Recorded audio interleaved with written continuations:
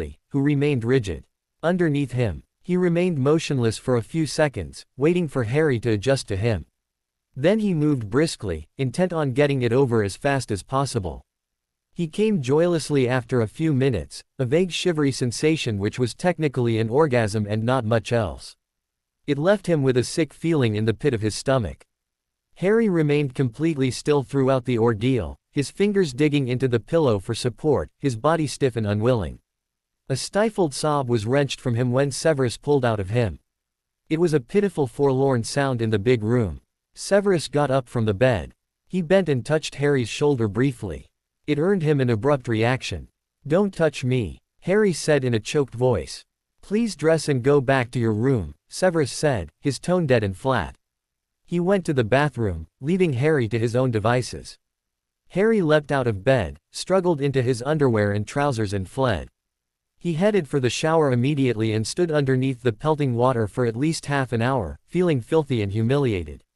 Sobs escaped from his. He scrubbed at his body until his skin protested by stinging and turning red. He repeatedly applied soap to that part which had been robbed of its sanctity. He had not felt any physical pain. Severus had been brisk but careful with him. The silence during the act had been crushing enough. The worst had been the cold dead look on his husband's thin pallid face, the harshness etched upon his features. "Never again," Harry whispered, "I will never ever let anyone do this to me again." He got out of the shower. He looked down at his left ankle and saw that the dark red band had disappeared. He wished it were still there. Never again. Harry went to bed curled up in a fetal position, knees pulled up to his. He felt cold in spite of the warm bedclothes. He knew it was the shock. He also knew that it would take time to get over the emotionless mechanical coupling with his husband. He clenched his fists, hate for Severus overwhelming him. His husband. He wanted to vomit at the thought. His husband. The next morning found him in Severus's library, simply staring ahead of him. He had not crossed the potions master as yet, but he would have to see him at some point of the day or the other. Sure enough, Severus entered the library after Harry had been there for an hour, a book in one hand and a glass of water in the other. He gave Harry a level stare, and his mouth became even thinner. "I bet you enjoyed yourself last night," Harry said. A spark of rage flickered in Severus's dark eyes. "And what makes you come to such a brilliant conclusion?" he asked, his voice nearly a whisper. Harry recognized the threatening whisper as a danger sign. He had heard it more than enough times as a student. He stood up and took a few steps towards Severus, who narrowed his eyes slightly. "It was easy for you to just get on top of me and FK me." He spat. Severus's left hand twitched, as if he was about to raise it and slap Harry in the face. He maintained control, however, and mastered the impulse, simply directing an icy stare at Harry, making the young wizard flush. "Everything is about you, you and you. Harry Potter, so heroic, such a martyr. Do you think I leapt into matrimony with joy?" "You," Harry began, but Severus quelled him with another murderous gaze. "I have gone through hell to protect your Sori all these years. I have lied to the Dark Lord and given my life to protect your worthless self. I did what I could to alleviate any pain you would feel during the act, and you knew that we both had no choice. The headmaster answered all your questions and provided you with more than enough information. I had to take a potion. in order to be able to complete the act. Do you honestly think I would have been able to be aroused at the mere thought of what both you and I had to do?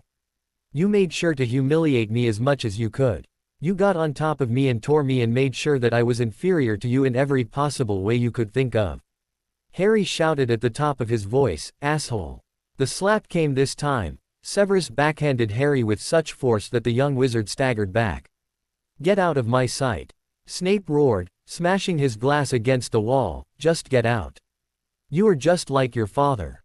Self-centered and arrogant." Harry stared at him, his breath coming in shallow sobs now, burning tears running down his face. "You have no heart, you cannot feel," he whispered before running to his room. The door crashed closed behind him. Their row made things even worse than Harry could have possibly imagined. In the afternoon, Severus knocked on Harry's door, and when Harry opened, he fixated him with an icy stare. "I have the misfortune of continuing your education, beloved," he said scornfully. "I therefore suggest that you stop pining for your lost ity."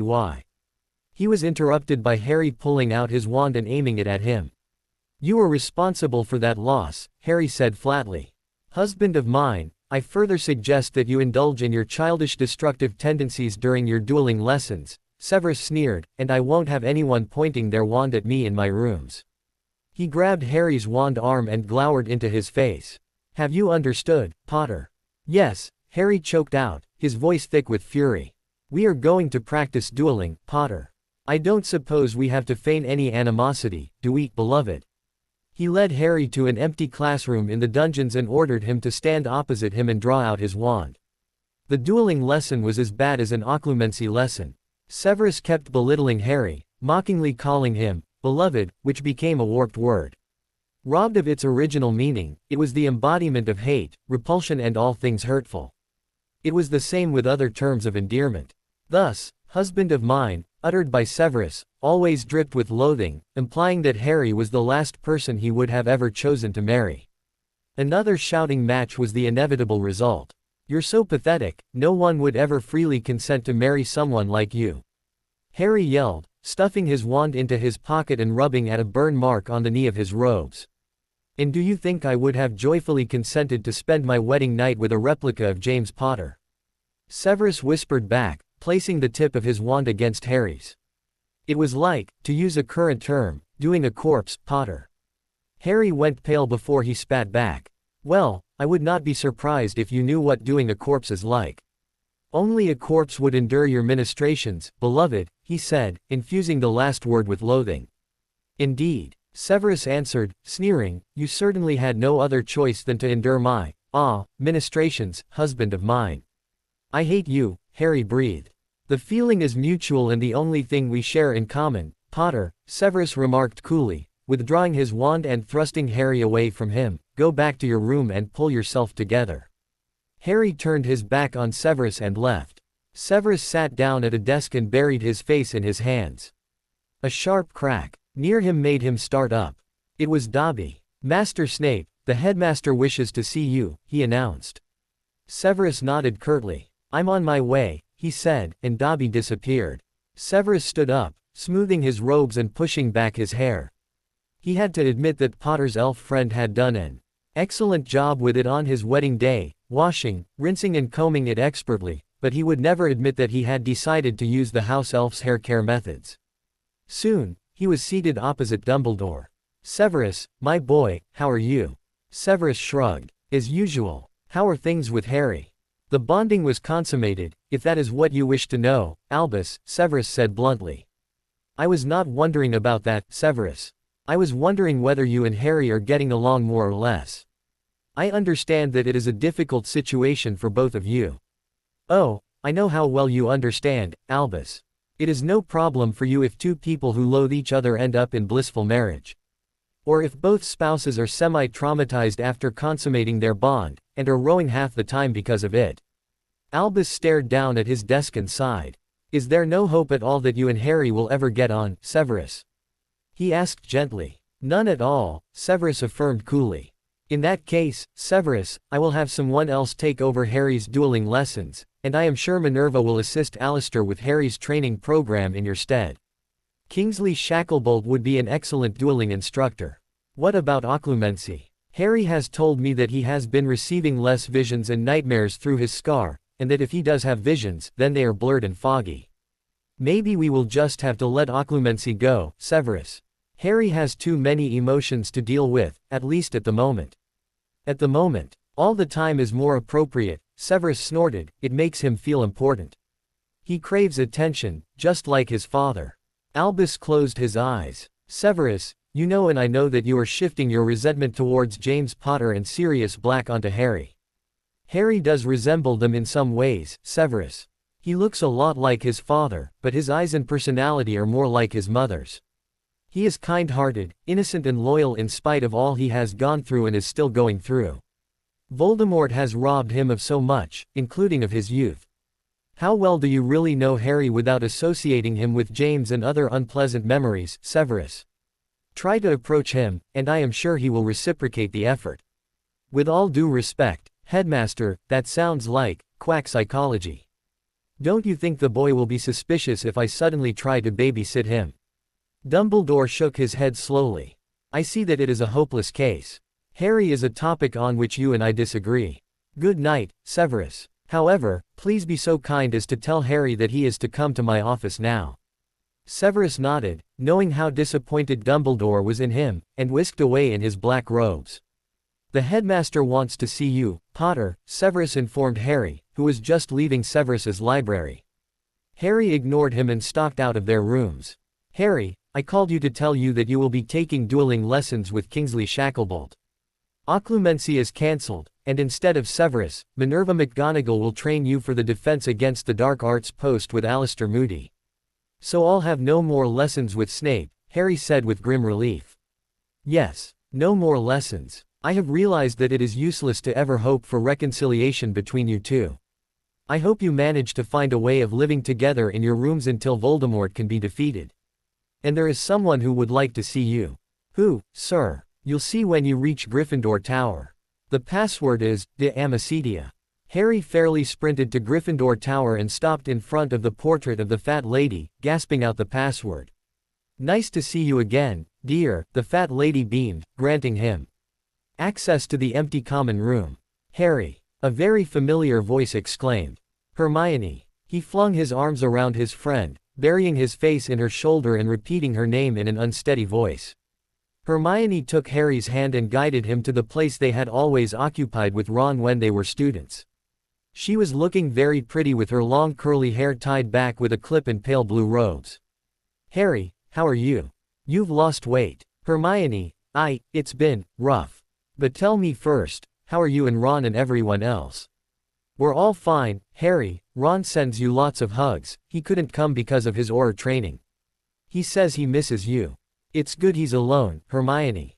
I always got the impression that he felt like he was standing, you know, in my shadow.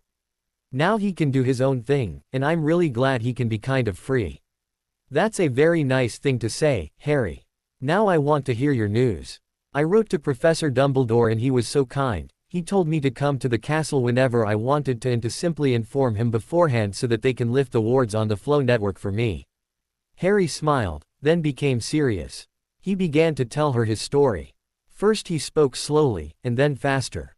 He described the consummation of his bonding night very briefly. It was too personal, too raw, too hurtful, and it also involved Severus's privacy. He finished with Dumbledore's statement that he had given up hope where Harry's and Severus's relationship was concerned. Hermione listened to him without interrupting him, pressing his hand from time to time. She was silent for a few moments. Harry, I know that this is hard for you. But maybe you should think what Snape feels about it all. I mean, you're in the media, you're getting all the attention, people are wondering whether you're happy, even though it's a nuisance to have your life dragged out all over the papers. You said that the worst of the Howlers were directed at him. But no one bothers about Snape's feelings. What must he feel like reading all the rubbish about him using you as his big toy and stuff? And he, too, was forced to consummate the bond against his will. I bet he feels awful about it. I know I would feel miserable. He has no heart. How can he feel anything? He is not heartless, Harry.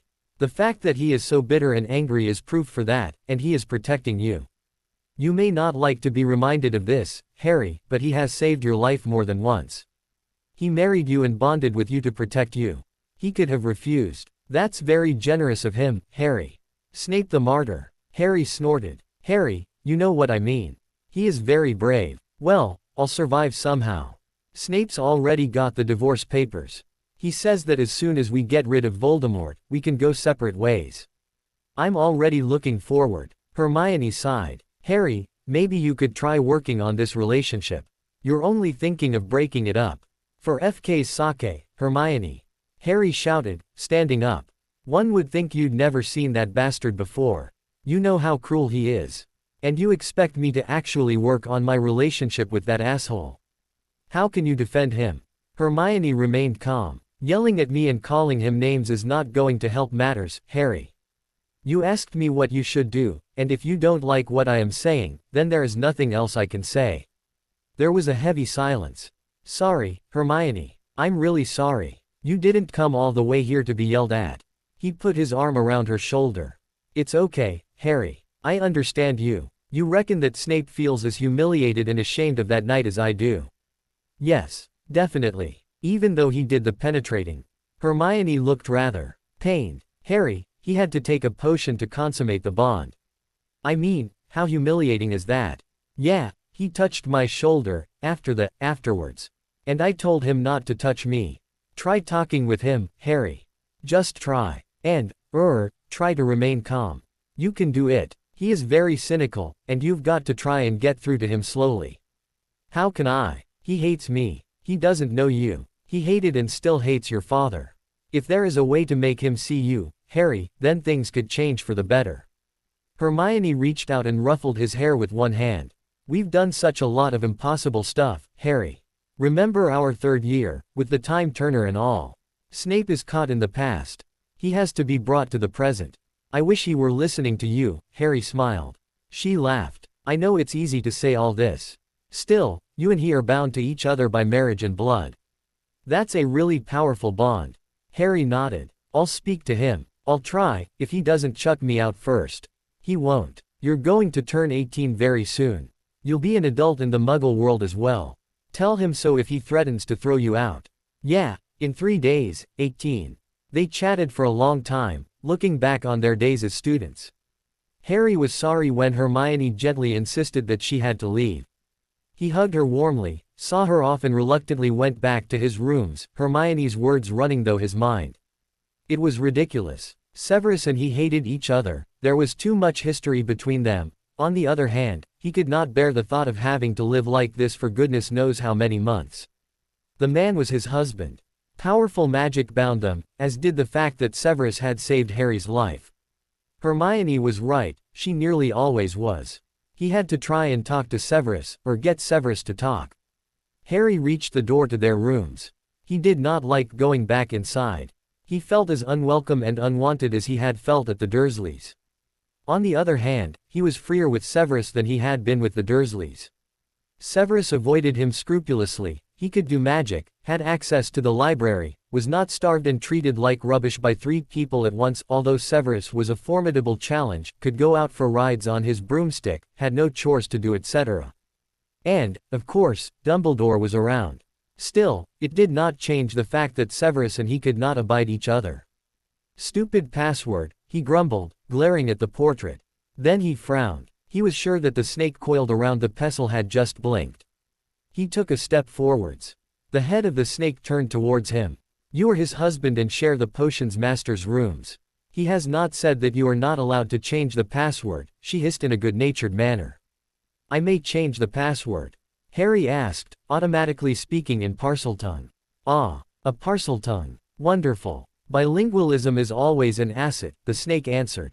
Well, I actually found out by accident that I can speak Parseltongue, Harry said uncomfortably, remembering what Dumbledore had said about Voldemort unintentionally transferring some of his powers to him. A modest wizard, too. Perhaps a little insecure, somewhat like the man who lived alone for ages in here before he married you. Harry preferred not to dwell on Severus's insecurities or on his. I am Harry Potter. And you are. Who doesn't know who you are? All the pictures in the castle are speaking about your marriage.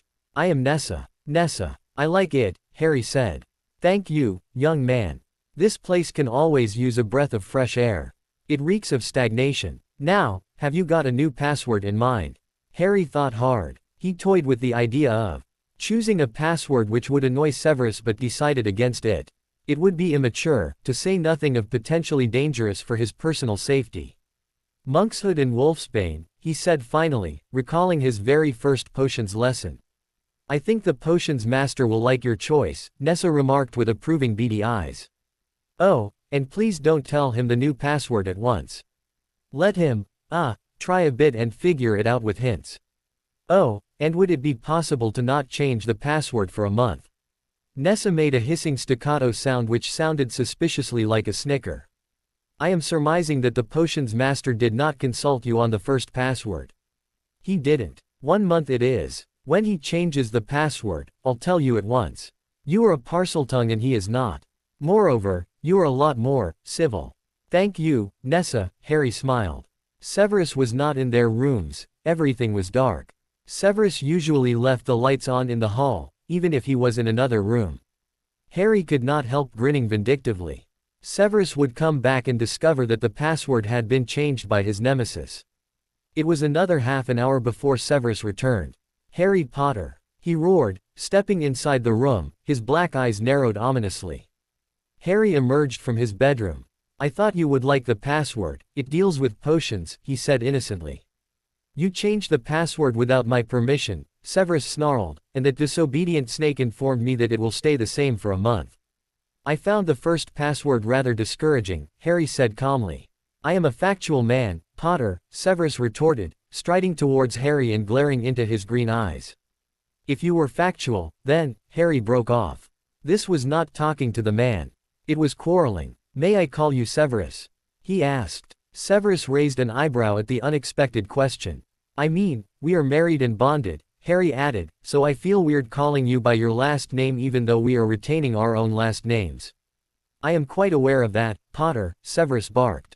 But don't ever expect me to deign to call you by your first name. And there's another thing. His gaze crackled. You accuse me of being a beep and have the gall to point out that we are married. He breathed fiercely. Severus, I wanted to talk. I mean, you know, I don't want to quarrel with you anymore and I'm sorry for yelling at you and saying what I did. Severus stared at him. Are you sure you are feeling well, Potter? Harry flushed angrily. We're going to have to live together for quite some time.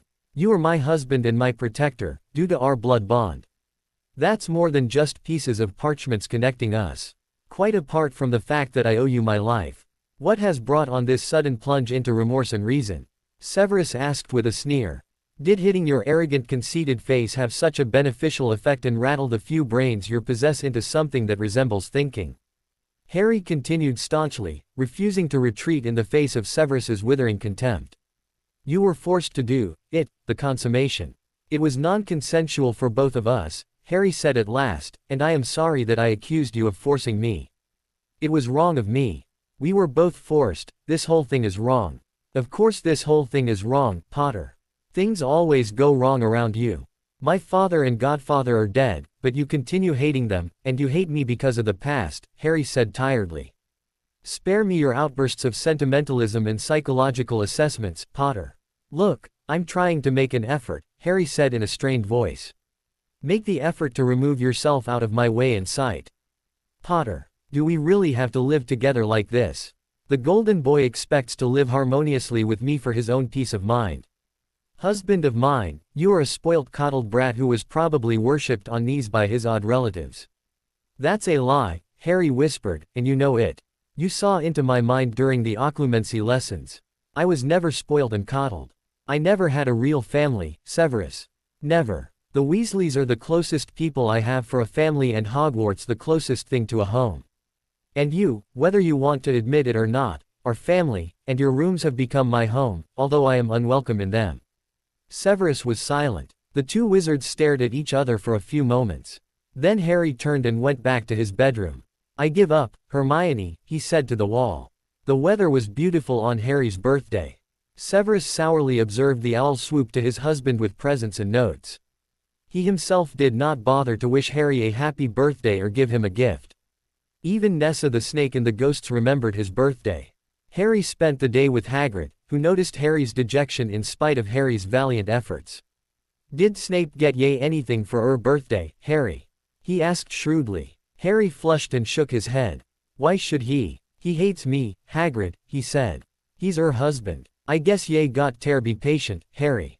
"Snape's a bit sensitive," Hagrid said delicately. "His birthday is on January 9th. It's on our marriage contract. Still got plenty of time to think of what to get him. Perhaps something with which to decapitate me." "Ah, Harry. Ye'll see. Things'll settle down. Got ter think positive. Snape's her protector. He'll take care of ye, and I bet ye'll take care of him too." He patted Harry on the back, and Fang put his head on Harry's knee. Severus was absent when he returned to the hostility of the dungeons. When he came back, he found Harry sitting on the sofa, reading. "Your intellectual pursuits do not impress me, Potter," he drawled. "Where were you?" Harry asked curiously, looking at his husband's traveling cloak. "Where do you think, beloved?" Severus snapped. "Did Voldemort call you?" "Do not say his name. I am your husband, not your student." Harry flared. "Most unfortunately," Severus remarked coolly, removing his cloak. "Was the meeting, okay?" Harry asked persistently. "It was wonderful, Potter. The Dark Lord hosted a cocktail party and played the fiddle to us afterwards," Severus said acidly. "I just wanted to know," Harry said, his temper starting to wear thin. "The Dark Lord wasn't as especially interested in my explorations of your scrawny body, Potter." Harry stared at his feet. "Entertaining him with elaborate fake memories is so relaxing, Potter. You can't imagine it," Severus whispered furiously, striding out of the room and slamming the door. Harry stood up and slowly went back to his bedroom. What a way for his birthday to end. He sat down on his bed, surrounded by the letters and presents from his friends. He felt better after going through them all again. Severus Snape was sitting on his bed, staring at the wall, hands folded. He went over his conversation with Voldemort. "Tell me, Severus, how is the boy doing? Is he docile?" "He is still rather squeamish, my lord. Recalcitrant. It makes it quite entertaining, actually." "Ah, Severus, I always knew you had a decidedly naughty streak in you," Voldemort said appreciatively. "Do you heal him afterwards or let him be a bit uncomfortable?" "I prefer healing him so that I can get the most out of my pleasure. He is so much more tight when healed. And the others in the castle would notice if he were to adopt a straddling gait." "Severus, you think of everything. It is truly admirable. Thank you, my lord. I am also thinking of using other methods and tools on him. He does tend to struggle. Torture him into submission, Severus. As I said, he may be more fun to keep alive and train as one of my faithful servants." Severus felt sick. He had had to show Voldemort fake memories of verbally and abusing Harry. Voldemort had half closed his eyes with pleasure. He had also displayed an even more harrowing version of their consummation. "You took him by force, Severus. This is marvelous news." But he had taken Harry forcefully. He had had no other choice. The preparation, the potions and all that he had used to facilitate penetration and take away as much of the discomfort as possible seemed to be nothing than a lame excuse for justifying Beep. He felt like a rapist, in spite of what Harry had just said beforehand. The young man had even apologized for their situation. Harry's apology was wrong. His accusation, that Severus was a Beep, seemed closer to the truth. He recalled the consummation, Harry's sob in the end and that fierce, "Don't touch me." When he had laid his hand upon Harry's shoulder, a clumsy and completely useless gesture of apology. Severus had a poor opinion of love and social interaction. Dumbledore was the only person he could call a friend. On the other hand, he desperately craved warmth and some kind of companionship. A few desperate trysts and a night of frantic beep with men encountered in both Muggle and Wizarding gay bars from time to time, captivating their senses with his voice, eyes and feline motions, hair tumbling over his shoulders in soft waves, wearing mysterious black, and then, at Hogwarts, reverting to what was normal to him, the students and the staff, gliding around greasy-haired, his mood nasty and all the more cynical after giving and receiving superficial physical satisfaction, if satisfaction it was. Such furtive and empty pleasure turned sour, reinforcing the notion that he could never be loved. But then, who could possibly love someone like him? He made sure to be cruel and keep everyone at a distance. It was better to rot behind a secure iron wall than to be hurt repeatedly. He could hardly feel any more. Harry had accused him of lacking feeling and a heart. Fuming, Severus got up and removed his cloak. What did he care for the words and silly insincere apologies of a snotty brat like Potter? It was bad enough that he was James Potter's son. A loud yell startled him, penetrating through all the closed doors. It sounded quite demented. No. Severus stood up hastily and marched towards Harry's bedroom, from where the cry had issued. The door was ajar. He pushed it wider, sneering at the presents and letters on Harry's bed. One of them, a bag containing turquoise pastilles, was open. There was a scuffling and beeping sound coming from the adjoining bathroom. "Potter, what are you caterwauling about?" Severus called, irritated, knocking on the door.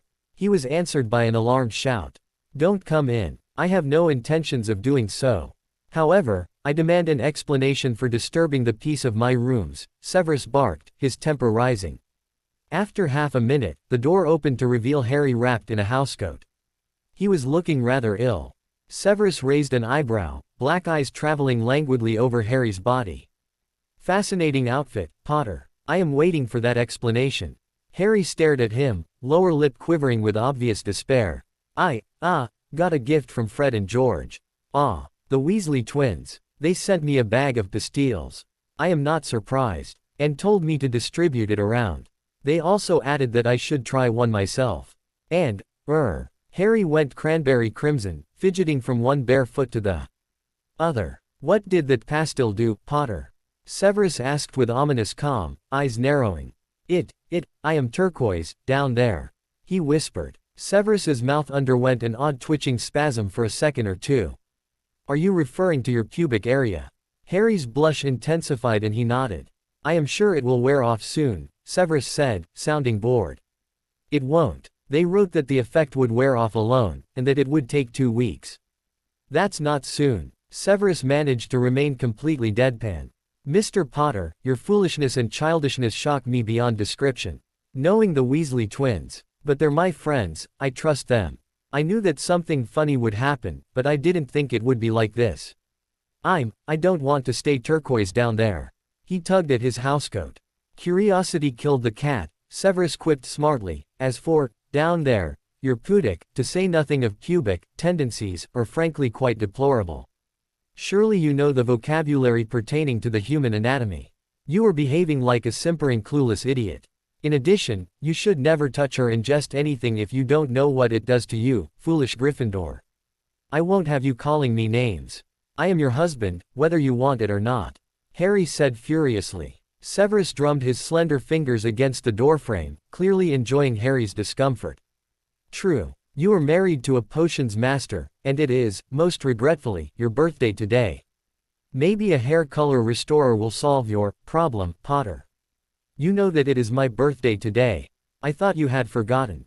Did you actually have the audacity to expect a gift from your abusive spouse, my beloved husband? You're the last person I'd expect anything from," Harry spat. "I'm trying to work on our relationship, and you're doing all to break it. In that case, I am sure you will manage without a restorer. Potter darling, can you break something that is already broken? This marriage is purely a convenient tool. One can repair something that has been broken, and that requires work." "On both sides," Harry retorted. Severus began to laugh tauntingly. "Potter, I am amazed at your optimism. Truly amazed. Do you think the divorce forms serve a decorative purpose? I agreed to marrying and bonding with you more for the headmaster's sake than for yours." He strode from Harry's room and returned to his bedroom. He was about to remove his robes when the door to his bedroom banged open to reveal Harry, now dressed in jeans and a t-shirt. Severus stared at him without moving. "I told you that you would be very sorry if you entered my bedroom. Especially without knocking, or without my permission. And I refuse to be treated like garbage. Let's talk about our relationship in plain language, Severus. Get out of my bedroom immediately," Severus whispered, stepping towards Harry. Harry didn't move. His green eyes were blazing. "I told you that I am your husband, not a student you can bully." With a sudden movement, Severus grabbed Harry's wrists and pressed him against the wall, digging his fingers into Harry's skin, his body crushing Harry's. "Fine. Let us get this straight, husband of mine. You are garbage. Happy birthday." He released Harry. Now get out before I am forced to resort to. You already resorted to manhandling your husband. How pathetic, Harry said softly, making no sign of leaving the room.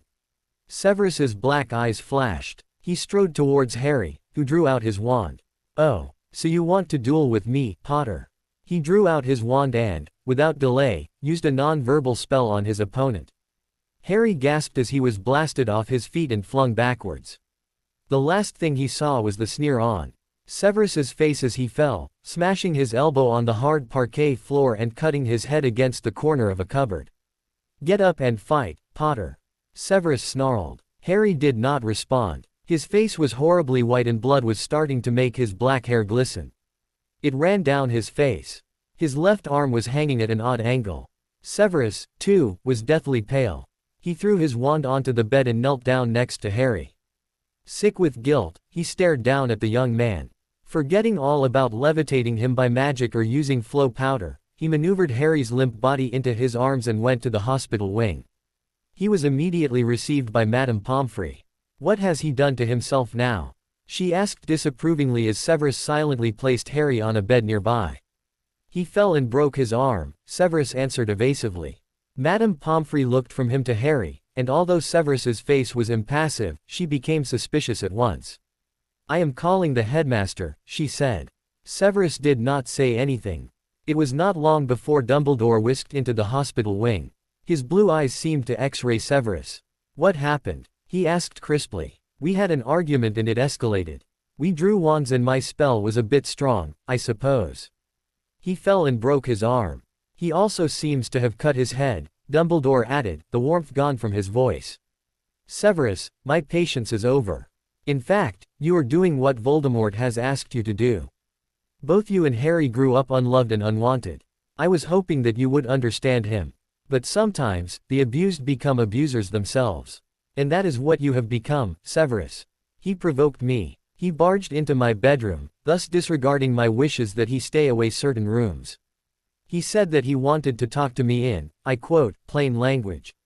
I had no desire to do so. He insisted. Did you have an argument before the fight in your bedroom?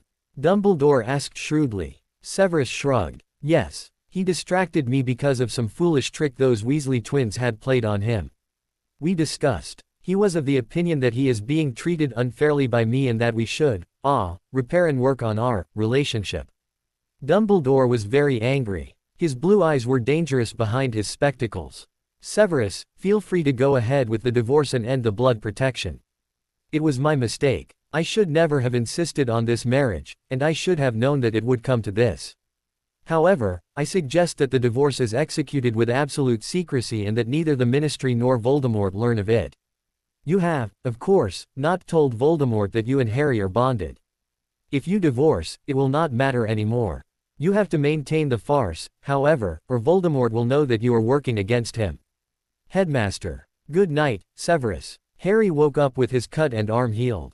It was morning. He reached for his glasses and sat up. Madame Pomfrey went over to his bed, checking him. How are you feeling? She wanted to know. Harry flexed his arm. I'm fine, thank you, he said. You'll have breakfast here and then you may go back.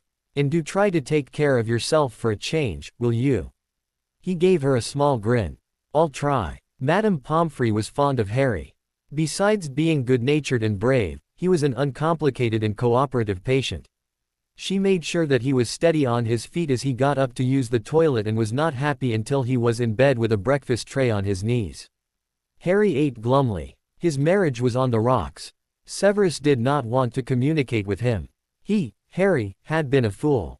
Too much was broken between them. He had just put the tray aside when Dumbledore walked gracefully into the ward and pulled up a chair to his beside. Good morning, my dear boy.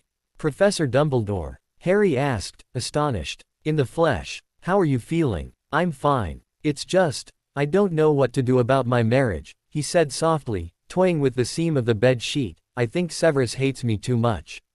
I have suggested to Severus that you divorce and keep it secret from everyone, except for your friends. I tried to work on it, sir. I tried talking to him. Asking him questions, making him discuss our conflict and find a solution. He refused. He mocked me. Dumbledore sighed. I am sorry your 18th birthday had to end like this. Severus is so difficult sometimes. Mixed emotions welled up at the word, birthday.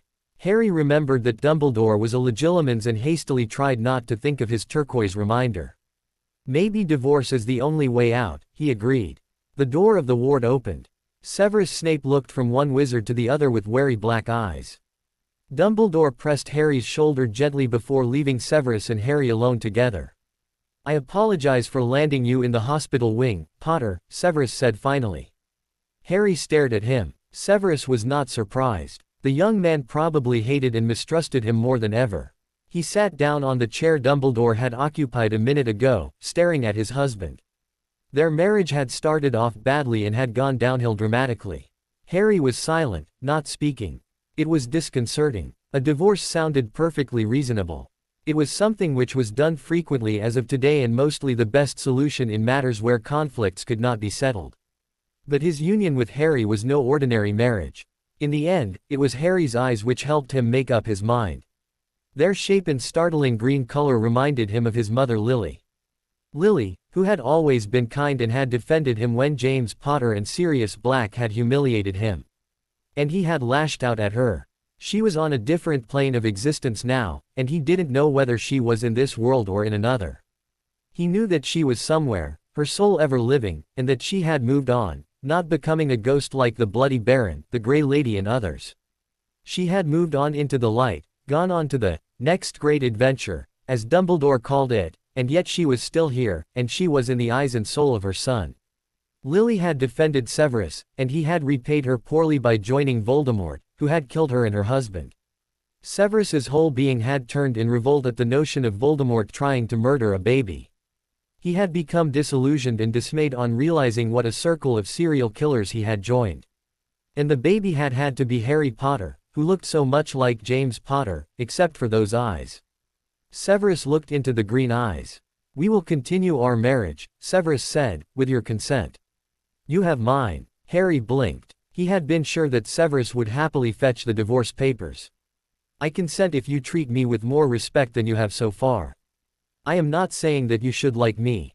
It is enough for me if you realize that I am a sentient thinking being, though I may be inferior in brainpower and talent to you. Severus was silent, still staring into Harry's eyes broodingly. It should suffice to sustain us for a year, he answered. After Harry's return from the hospital wing, they were usually completely silent around each other, treating each other with indifference. Harry expected to be glad about no longer being the main target of Severus's bad temper. Instead, he began to stifle in the loneliness. Severus and he lived in two separate worlds.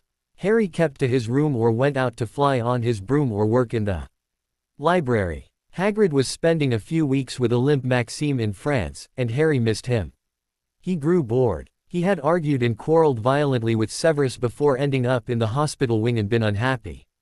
Now he was just as unhappy with his isolation, partly self-imposed, partly brought on by Severus's cold attitude. He wrote a lot to his friends and read their letters several times, saving up all of them. He insisted to himself that he was content, and then he would recall that he and Severus were married and that Severus was his protector. The man had had to sleep with him to fulfill the bonding ritual. Their intimacy had been as forced as their distance from each other was. Harry felt that he could not be himself or behave naturally in Severus's presence, and it was probably the same vice versa. At last, he found a confidant in Nessa. Nessa would obligingly uncoil herself from her pestle and converse with him. Harry found himself talking to her about his marriage a lot. He did not mention his marriage in his letters to his friends except in very brief terms. In his letters, his marriage was fine, or quite okay. Nessa soon knew better. Severus is just waiting for the day we divorce, Nessa. But he is my protector besides my husband, and I want to know him better. I don't know how to reach out to him. I am at my wit's end. We live and eat and breathe separately. It's like suffocating, and it's as bad as the arguments in its own way. Your husband has been suffocating for years, Harry Potter. He no longer knows what it is to feel. He is half dead in his heart. He is too used to suffering. Don't become like him, otherwise you will wake up and no longer know how to smile or how to appreciate a small but sublime moment. He is in a chasm. Climb down to him, and he will pull you down with him. He has to climb out on his own, brave one, and look for you. He will never do that. Not without guidance, and he hates guidance. You have tried, young one, and he broke your arm and cut your head. I saw him carry you out past my portrait. I heard you and him arguing inside. And now I feel the distance between you. There is always a way, Harry Potter, and one day, both you and he will find it and take it together. Go out for a walk. Enjoy the rain, enjoy the sun, enjoy whatever is outside. Taste the sweetness the world has to offer and bring it back with you into the rooms you and the potion's master share. Nessa's words gave Harry both hope and a strange sadness. You speak poetically, Nessa. Ah, poetry is beautiful, young one. Poetry is not only in words. You have to experience it in your own way. Tell me, what do you like to do in your free time? I like to read, I love going on my broom for rides, listening to music, writing to my friends, sketching a bit. Sketching. I believe that there will be a sketching and art class next term, young one. I was wandering through the portraits at night and heard the news. You think I should participate?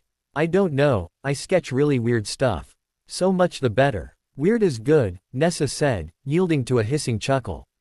Your emotions swim at the tip of your tongue, young one. It is the complete opposite with your husband's feelings. He doesn't like to talk at all. Perhaps it is not through speaking that you will find a way to each other, but through something else. She winked at him with her beady eye. The door suddenly opened. Nessa wrapped herself around the pestle and Harry leapt back to avoid being knocked down as Severus stepped out. The door closed behind him. Still there? Nessa asked humorously. Yes, Harry said. Incorrigible. Showing off your Parselmouth skills, Potter, Severus snarled, brushing past Harry. That's what I mean, Harry muttered. To Nessa. Severus stopped and slowly turned on his heel. What did you just say, Potter? A loud hiss from Nessa startled them both. The serpent had opened her mouth and was displaying her fangs, her beady eyes glaring at Severus. It was a warning. Severus's eyes narrowed to slits. You willful reptile. You have the impudence to disobey the one whose rooms you guard. Nessa turned her head towards Harry. Tell him that they are not only his rooms but yours as well. Harry looked into Severus's eyes and repeated Nessa's words. Nessa says that they are not only your rooms but mine as well. You will hold your forked tongue and continue doing your duty, or I will replace your portrait, Severus threatened. Nessa hissed out an answer. Harry translated it. She says that she will tell all the other pictures about your behavior and make sure they don't do your bidding. Severus stared at the serpent for a few moments. Then he marched away, shoulders stiff with anger. Harry stared after him. Thank you, Nessa. How do you communicate with him if he doesn't understand Parseltongue? Harry wondered. Oh, I can write with my tail. She waved the tip of her tail at him. Parseltongue is a purely oral language. I use English as a written language. The one who painted me was very skilled. He poured his art and spirit into me and gave me all he had before he died. I never knew his name. Go out into the sunshine, Harry Potter. The wise snake closed her eyes, ending the conversation. Harry smiled and followed her recommendation, strolling around in the grounds and drinking in the sunshine. He felt refreshed after his stroll, just like he did after flying on his broom. He reluctantly returned to his rooms. Severus was sitting near the hearth, reading. Harry silently went to his bedroom, leaving the door ajar for the admittance of fresh air, although he could have used a charm to drive out the stuffiness. Hedwig had placed 2 notes and a timetable on his pillow. One note was from Kingsley Shacklebolt, telling him that he was coming to Hogwarts on Monday to give Harry dueling lessons and that he was looking forward to the occasion. The second note contained information for his training for the Defense Against the Dark Arts position and was signed by McGonagall and Moody. The timetable listed his dueling and training lessons. Smiling, Harry first used a charm to make a copy before uttering a non-verbal spell in his mind and flicking his wand. The timetable stuck itself to the wall. He picked up the copy. Although Severus was completely disinterested in what he, Harry, did, Harry felt that Severus should know. He ventured over to the hearth. Severus? He asked tentatively. Irritated black eyes surveyed him from behind an ancient tome. I just received my timetable for my dueling and defense against the dark arts training. I thought I'd give you a copy that way you know where I am. A slender hand took the timetable without comment. Harry stood around hesitantly. Anything else, Potter? Because I am going to a muggle bar for a drink. Alone. I am not interested in your company. A Muggle bar. To avoid being recognized. Just imagine if the Ministry or a spy of the Dark Lord saw me in a bar. They would think my marriage is disintegrating, and we don't want them to think that. What do you mean? Harry asked, feeling a certain disquiet. I am interested in other company than yours. Harry looked at him suspiciously. Are you dating someone? He asked slowly. Are you going to indulge in a scene of jealousy? Harry's hackles were rising. If you are seeing someone behind my back. Severus rose, his black eyes boring into Harry's. This marriage, Potter, is only a convenient plot. I have no commitment whatsoever. Where you are concerned except that I am your protector. Are you sleeping with someone else on the side?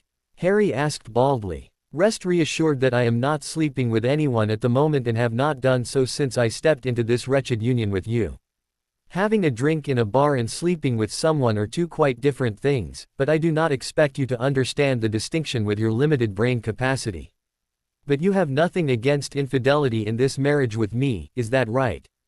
Harry asked angrily. Severus shrugged. Our lives are separate, Potter. Listen to me, Severus. You had the opportunity to divorce me. Merlin knows why you didn't go running for the divorce forms when I was in the hospital wing. I would have consented. You announced your decision first, not me. Nothing has changed since our last argument. Nothing. If you have such little self-respect, then how can you respect others? You feel no guilt going to a bar and having a drink and flirting with strangers while I am back here at Hogwarts. How can I trust you? And how can you trust me? What is the sense of marriage and responsibility if you behave like this? He was not conscious of the tears filling his eyes. You and I share a blood bond and you go and forget it. I see that you hate me too fixedly and that you have no wish to really know me or to talk to me or to. His anger choked him for an instant. You see what you want to see. You don't know me at all. Go. If you think that the protection lies only in the blood, then leave. Step out of this F-King marriage. Don't let me pin you down. I would have thought it natural to long to be on talking terms with someone who has saved my life, agreed to marry me and establish a protective blood bond with me. But if you consider it so abnormal, then why should you still disagree to a divorce? Why stick with me if it is more for Dumbledore's sake than for mine? He stepped back, covering his face with his hands for a moment. Then he pulled off his wedding band and flung it defiantly at Severus. Use it as a potion's ingredient. He shouted. Severus had become very pale and had not moved or even attempted to speak during Harry's outburst. He flinched slightly as he heard the crashing slam of Harry's bedroom door. Within 10 minutes, however, Harry had emerged, his trunk gliding behind him. Where are you going? Harry did not answer. He headed for the room. Severus followed him and gripped his shoulder. Harry rounded on him. What are you going to do? Break my arm, he snarled, sounding uncannily like Severus himself. He shook off Severus's hand and marched out of the room. Nessa opened her eyes. Harry Potter, don't leave, she called him, but he didn't pay attention. Breathing through clenched teeth, he left the dungeons and finally arrived at Gryffindor Tower. De Amicitia, he panted. Are you feeling well, dear? The fat lady asked anxiously. Yeah, I'm fine, thanks. May I go inside? Of course, dear. Harry climbed into the Gryffindor common room. He went over to the sofa he had always shared with Ron and Hermione. He buried his face in his arms and cried, so immersed in his unhappiness that he did not notice the door open a second time. Severus Snape walked hesitantly inside the room, his black eyes locating Harry on the sofa and his trunk lying in the middle of the room. Potter. Harry looked up with a start, wiping at his face. How did you? I followed you. You will kindly return to the dungeons with me. I shall do no such thing. Harry shouted. I really must insist, Severus said. And I really must resist, Harry retorted. We are going back. Harry's tear-stained face was stubborn. No, we will not. With a spell, Severus made Harry's trunk rise from the floor. Then, before Harry could move or speak in protest, he scooped up his husband and proceeded to carry him out of the room. Severus Snape, put me down immediately. Harry yelled at the top of his voice, struggling and trying to hold on to Severus at the same time. You are being shockingly recalcitrant. Anyone would be recalcitrant if they were married to you. Potter, please don't scream in my ear or I shall be forced to cast a silencing spell on you. I want that divorce. I do not want the divorce. Harry was so shocked that he fell silent before renewing his struggling and shouting. I still want a divorce. The portraits on the walls looked on interestedly. Some of their subjects even left their frames and followed the couple by jumping from picture to picture. Severus sighed and shifted Harry in his arms. You are truly deafening me, Potter. One more loud sound, and I will use that silencing spell on you. You're heavy, by the way. Then why don't you put me down? My overwhelming weight is a perfectly valid reason, even for you, Harry snapped.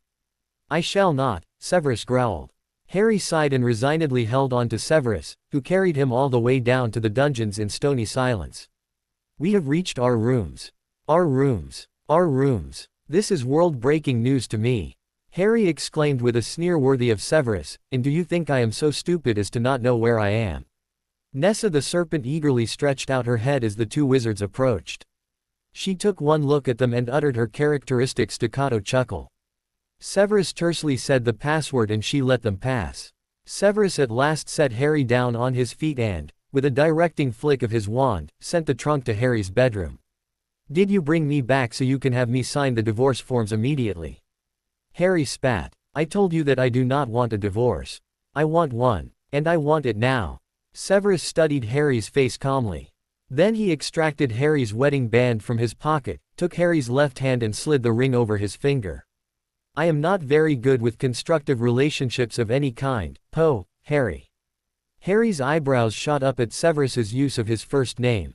Yeah, well, I noticed that, he said rudely, you're wonderful when it comes to destructive relationships. Then he realized that Severus was trying to apologize and how much effort it was probably costing him. Harry took a deep calming breath. Okay, so why don't you want a divorce? He asked. Harry, we both have one enemy in common. It makes sense that we defeat him together and that you have blood protection. Well, political reasons are always strong ones to keep a marriage going, Harry remarked acidly. Anyway, I don't want to delay your trip to that bar. He yanked his hand out of Severus's. And I don't see why I should stay down over here. I'll talk to Professor Dumbledore and ask him whether I can move out altogether. You are my husband. You will not live anywhere else. Severus said, his anger mounting. You will not do this, you will not do that. Is that all you have to say to me? How promising for our relationship. And see what happens. We just have to open our mouths to speak and we're already arguing. You are a bully, Severus Snape, and I'll wear this damned wedding ring for the sake of defeating our common enemy, as you put it. And what difference does it make where I live? I live separately from you anyway. We don't share a room or a bed or any sympathy, for that matter. Look, I'm tired of discussing with you. I know that you'll be flinging insults at me any moment, so I'm going back to my room and I'll keep out of your way like I've been doing since my stay in the hospital wing. You hate me, and you'll only smile once you read my obituary.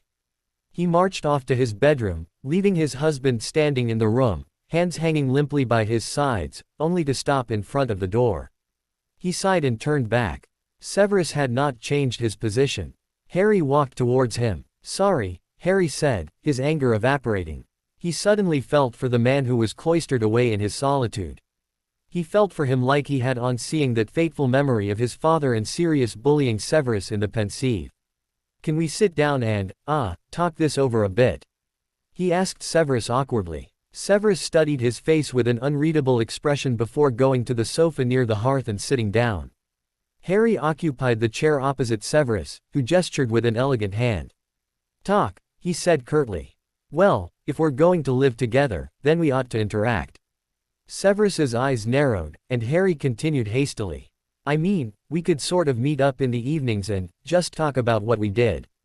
Or if you don't like to talk, maybe we could do something which doesn't involve too much talking. I could help you with slicing up potions ingredients or something. You help me slice up potions ingredients?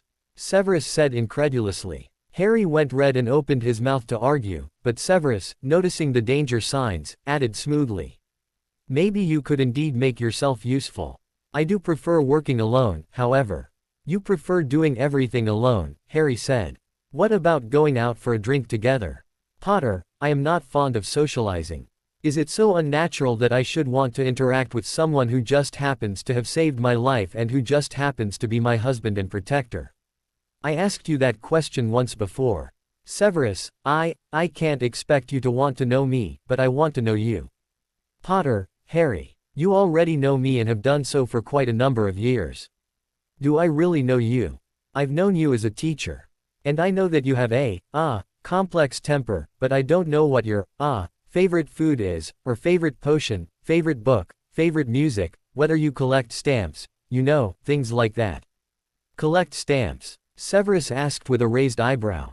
Oh, I forgot that wizarding people don't use stamps. Once long ago, Ron sent me a letter and the envelope was covered with stamps. The Dursleys were really hacked off.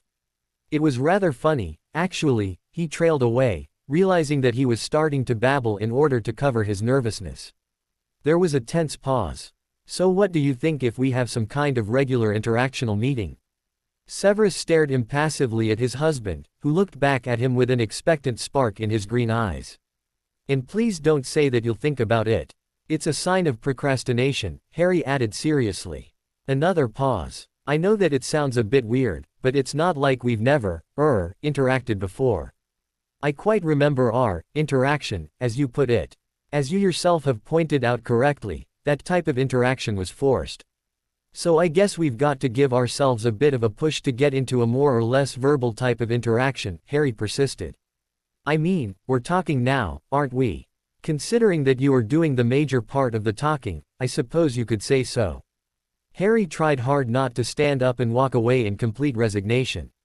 Let's meet up once or twice a week in the evening and just exchange news or do something together. You are a very organized and scheduled person, and we could fix the dates and times. Potter, you are starting to babble. Harry's voice became unsteady. His nose was still slightly stuffy from crying. He stared at his feet for a few seconds. Then he rose. Give me 5 seconds. Severus shrugged nonchalantly and picked up a book which was lying on the table. Harry went to the shelf where the flask containing their bonding blood was. He grabbed it and stamped up to the sofa, sitting next to Severus. To his surprise, Severus shut his book and took the flask. Looking into Harry's desperate eyes, he murmured the bonding words which the witch had recited to them during the ceremony. My joys will be yours, as your joys will be mine. My sorrows will be yours, as your sorrows will be mine. I am your protector, and my blood will merge with yours. Tell me, Harry, what joys have I to share with you, or you with me? Would you ever want, here his satiny soft voice became harsh and hoarse, the sorrows of Severus Snape to become yours? After our most romantic consummation, Potter, can you imagine what the emotional exchange would be like? Can you imagine it? He shouted out the last sentence, his knuckles whitening as he squeezed the flask. Harry reacted with complete calm.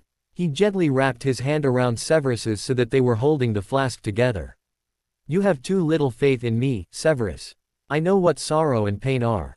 Give me a chance to prove what I am saying. We don't have to exchange strong emotions all the time. I just want to do things together with you, if you're willing. I want to know you. Do you know what you are asking for? Severus whispered. Harry looked into his eyes and smiled a little. Not completely. But I want to find out. On your head be it, rash Gryffindor. And wipe that childish smirk off your face. His tapering fingers relaxed around the flask, and it slid into Harry's grip. It binds us together on a level which transcends the symbolic border, Harry said, choosing his words slowly and carefully. Severus sneered slightly. That may be the case, Potter, but I will tell you this, you and I will never bond together spiritually or emotionally. Never say never, Harry answered undauntedly. Severus snorted and got up from the sofa. Have we finished our most enlightening discourse?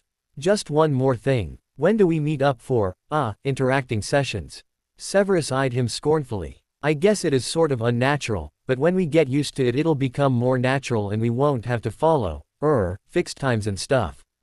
Potter, I am not at all surprised that Professor Trelawney was so shocked at your divination skills. Look, why the hell did you carry me back all the way here and refuse a divorce if you are so pessimistic about our relationship? Harry said tiredly. Were you not paying attention? The chances that we can defeat Voldemort if you possess blood protection are better, Severus spat. He grabbed the flask containing their blood and whisked past Harry. Harry returned to his room, downcast. He felt that nothing fruitful had come of their discussion and that they would continue living separate lives. He ripped the wedding ring off his finger. "You're too good for a wretched union like this one," he said to it. "You should have been given with love. Instead, you were given with hate." Nessa noticed Harry's glum mood the next evening. "He doesn't want to know me, Nessa," Harry said unhappily. "I think I'll just leave the dungeons for good." Nessa unwound herself with such force from the pestle that the potions tool rocked. "Don't," she hissed. "I'll stay married to him, Nessa." "But why did he carry me back, as you saw, and then make it clear to me that he would never connect with me emotionally or spiritually? Nessa, I don't want a repetition of the time when I grew up without warmth. I can't," he choked back a sob. "My friends are not here anymore. I can only get to them via owl post. Even Dobby can't be his usual self when he comes to Severus's rooms. I don't appreciate being buried alive and have only a few training lessons and broom rides to look forward to until the students come back, and that's still a couple of weeks away. He will be very angry, Harry Potter. I don't care. Someone has to stand up to him. The next time I return it will be because I want to, without being carried away like a sack of potatoes." Nessa laid her head upon a coil of her body, gazing at him sympathetically. "Come down and visit me from time to time," she said softly. Harry smiled and nodded. When he was sure that Severus had retired to bed, he and his trunk, which he still hadn't unpacked except to get fresh clothes, glided out of the dungeons to Gryffindor Tower. The wedding ring was in his pocket. "What? Back again, dear?" the fat lady exclaimed. "Yes," Harry said wearily. He went up to his old dormitory, now reserved for the next batch of Gryffindors. He removed his shoes and lay down on his faithful four-poster bed, trying very hard not to think how Severus would react once he found out that Harry had forsaken the dungeons for the second time. In spite of the havoc in his marriage and the emotional turmoil, or precisely because of them, Harry slept like a log, tucked away peacefully. He woke up early in the morning with the realization that it could not go on like this and that running away was not a good solution, least of all for a Gryffindor. But of what importance were house values in a situation where Voldemort was spreading such terror? And he refused to return to the dungeons where he was not wanted. With a sigh, he got out of bed, showered and changed. He glanced at his trunk and grinned. If the trunk would speak, it would probably give him a sound tongue lashing for rushing up and down between the dungeons and Gryffindor Tower. Dobby brought him breakfast. Harry noticed that the things on the breakfast tray were rattling due to the elf's trembling hands. "Dobby, what happened?" "Harry Potter, Master Snape is very angry."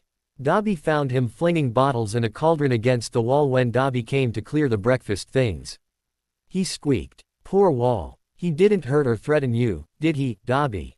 Dobby shook his head. "No, but he gives Dobby such a look." Dobby shivered. "I'm sorry about that, Dobby. It's actually my fault." While he ate, Harry mused about the future. He could not stay forever in Gryffindor Tower, the students would soon come to Hogwarts. He would have to ask Dumbledore for separate rooms and hope he did not sound spoiled or something. If being forced together promoted hostility instead of reducing it, then it seemed the best solution. A divorce would end his blood protection, and thus sever an efficient avenue of defense against Voldemort. He pulled out the Marauder's map after brushing his teeth and scanned it. The dot labeled, Severus Snape, was pacing up and down in the dungeons. As he watched, it stopped pacing and headed for the exit. To Harry's consternation, the dot moved up several flights of stairs, disappearing from time to time as it took a shortcut through a tapestry. "Crap," he whispered. The dot had reached the 7th floor, its destination was only too clear. "He's going to kill me." His fingers left moist traces on the piece of parchment. Scared of Severus Snape after battling dragons and Voldemort. "Boy, Harry," he said to himself, trying to make himself grin. It didn't work at all. The dot was moving towards Gryffindor Tower. Harry cleared the map and stuffed it into his trunk. He quickly slid his wedding ring over his finger in case Severus misinterpreted its absence as another plea for divorce. He was wondering whether he should sit or stand when the door fairly burst open, revealing an irate Severus Snape. His face was bleached with fury and his body rigid. A muscle was jumping in his jaw. Harry involuntarily took a step backwards. He had never seen Severus so angry before, not even after Sirius's escape on Buckbeak or after the mortifying Pensieve incident. "So," Severus hissed. He took a step towards Harry. Harry Potter was not treated like royalty, therefore he decided to flee. And they call you brave. Harry did not dare to speak, gazing back steadily at Severus instead. Severus strode over to him and stared into his face. I am protecting your ungrateful ass, he spat. Then talk to me if you take your duty as my protector so seriously. Harry shouted. Don't raise your voice, Severus breathed, grabbing Harry's arm and flinging him onto a sofa. Harry landed on his back. Severus stooped over him. Get up. You will not give me orders. Harry answered. Get up. Severus roared. No, I am not a patient or a nice man, Potter, Severus said, his black eyes flashing, nor am I fond of tantrums thrown by spoilt coddled heroes. I was never spoilt. You saw into my mind during the occlumency lessons. Harry yelled. He took a deep breath.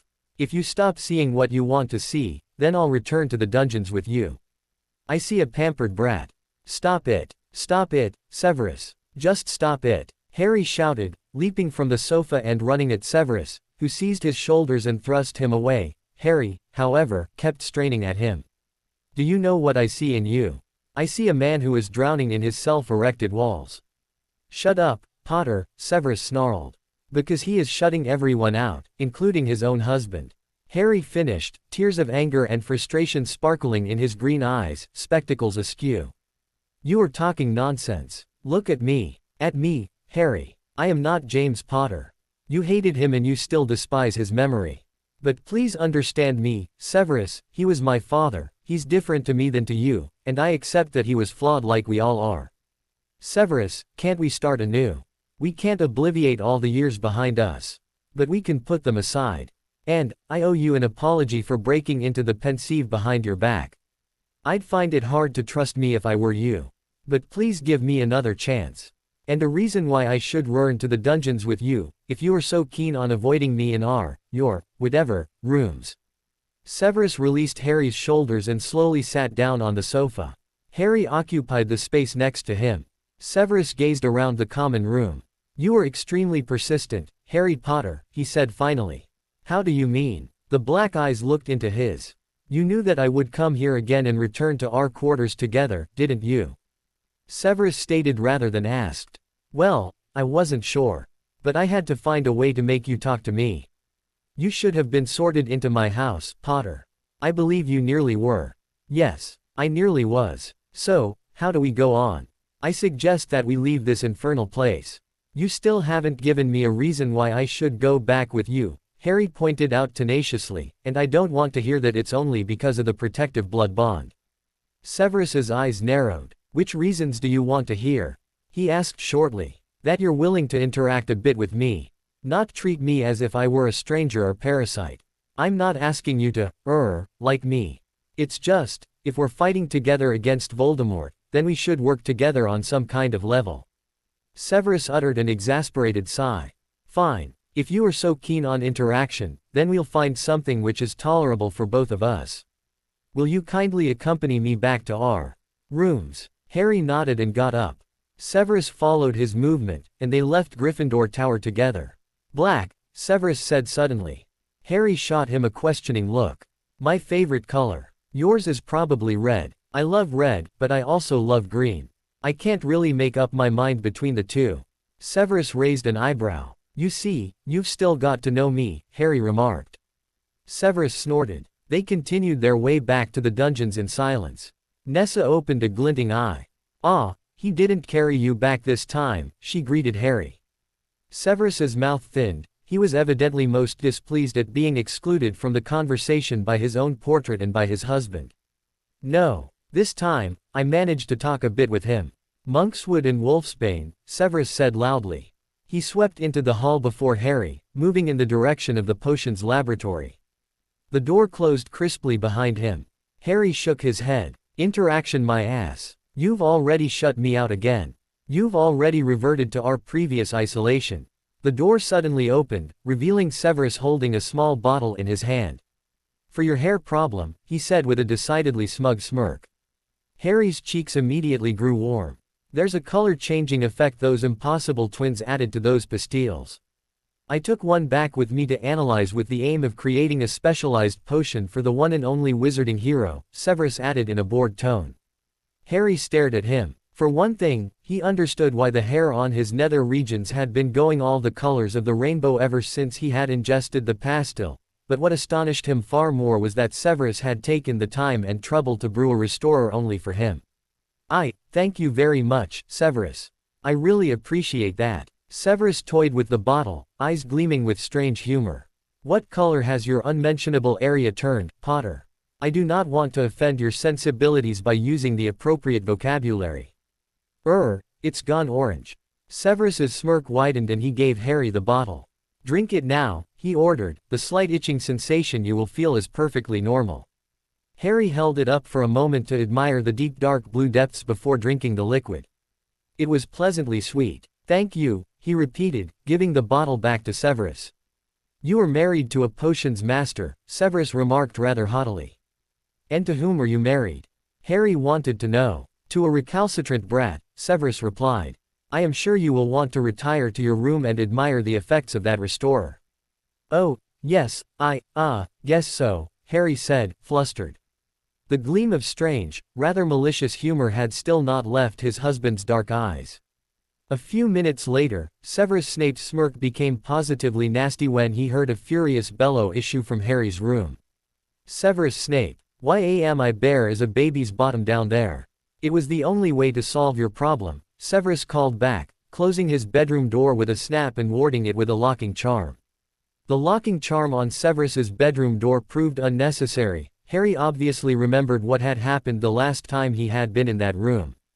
He preferred fuming in the hall, waiting for Severus. Severus's potion had solved his problem in a radical way which he had never taken into consideration. Now, Potter, there is no visible damage, is there? Severus asked him silkily when he found Harry waiting for him in the hall with flashing green eyes. You told me that it would restore the original color. Harry exclaimed. I may have implied something of the sort, Severus breathed.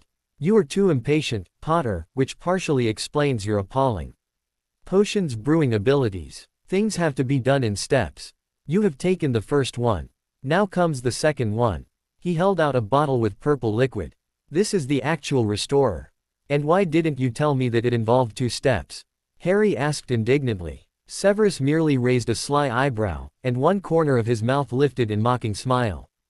Drink that, was all he said. Harry cast him a look of deep distrust. How do I know that this won't do something unexpected to me? Severus lowered his eyebrow and raised the other one. The headmaster would be rather displeased if I conducted further experiments on your pubic area. Harry glared at him and gulped down the contents. It tasted of cough syrup. Thanks, he said cautiously. Spare me the details of the results, Severus said disdainfully, marching away with the empty receptacle. But your tresses should grow back sufficiently to form an ideal nest for a family of birds. What? Harry was starting to sound slightly hysterical. Tresses. Birds. I recommend that you simply drop your pants, Severus said, closing the door behind him. Harry rushed back to his room. His nether regions were itching mightily, worse than when he had fallen an unknowing victim to depilation. Harry pulled down his trousers and underwear for a quick inspection. After what Severus had said about a bird's nest, he had panicked and feared the opposite of a baby's bottom, plagued by visions of bristling hedges. Oh, good. Right color, too. He hauled up his clothes again with a relieved sigh and went to wash his hands. He wondered whether he should tell Fred and George that Severus Snape, of all people, had managed to find an antidote to their pastilles. And that the man had a particularly vindictive sense of humor. Harry discovered that he was smiling. On Monday, Harry's busy training schedule started. Kingsley Shacklebolt turned out to be an excellent teacher, combining patience and friendliness with a firm and demanding attitude, thus motivating and challenging Harry. Harry also had regular lessons with Professors McGonagall and Moody, who took turns at instructing him. Now that Harry was busy, he felt more confident, encouraged and less prone to thinking all the time of his unusual marriage. Severus, in the meantime, was involving him to a minimal extent, as Severus himself put it, in his potions work and research. The dour wizard treated him with cool detachment, rarely speaking to Harry unless it was to ask him to chop up potions' ingredients, swooping to Harry's table every now and then to make sure that he was cutting them the right way, shelf new books in the library, label potions jars, stock the ingredients cupboards, etc. Harry worked neatly and quietly, very often with Severus brewing some nameless potion or the other. Once, an enormous cloud of bright pink smoke issued from the cauldron, covering everything in a dense clingy fog. Harry's eyes began to tear and he coughed. His knife slipped and he cut his finger. Ouch! He did not dare dispel the smoke with a charm in case it was part of whatever experiment Severus was conducting. He heard some dark muttering from the thickest point of the smoke cloud, including a few four-letter words. Then the smoke suddenly vanished. Severus marched over to Harry. "Are you all right?" he asked abruptly. "Yes, I'm fine. I just cut myself when all that smoke appeared out of nowhere." "It appeared from the cauldron, Potter," Severus said irritably, taking Harry's hand and studying the cut finger. He extracted his wand and passed it over the cut, murmuring softly in Latin, leaving the skin unblemished. "Wow. Thank you, Severus," Harry said, smiling at him. Severus did not respond, walking back to his cauldron. Instead, Harry resumed his work. It was a bit better than it had been in his days as a student in Severus's class. They were interacting, but it was still very distant, glazed with ice. Severus did not seem to take a personal interest in Harry or in what he did. Harry was genuinely curious about Severus and his research but was rebuffed on asking Severus questions concerning his person or his work. The short-tempered Slytherin informed him that he was not interested in boring small talk, and that he didn't see why potions would interest Harry, considering his past, abysmal performances, in his classes.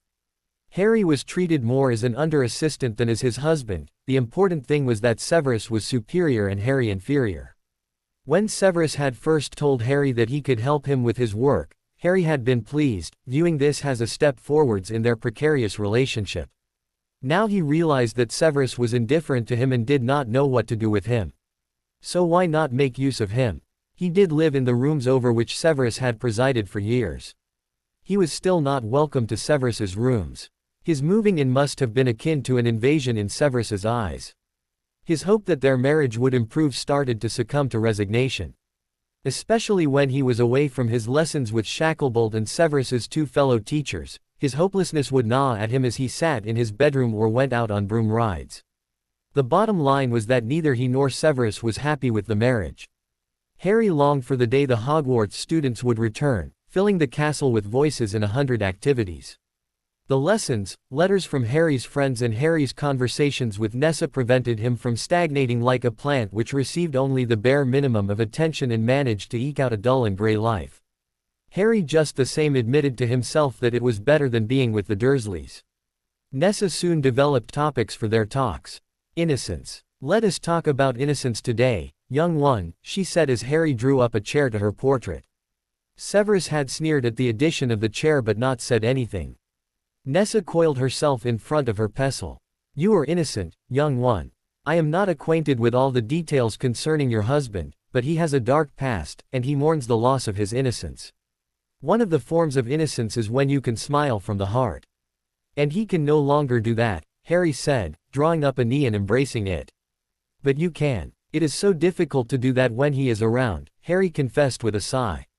"I am sure the headmaster was thinking of that aspect when he arranged your marriage," Nessa said.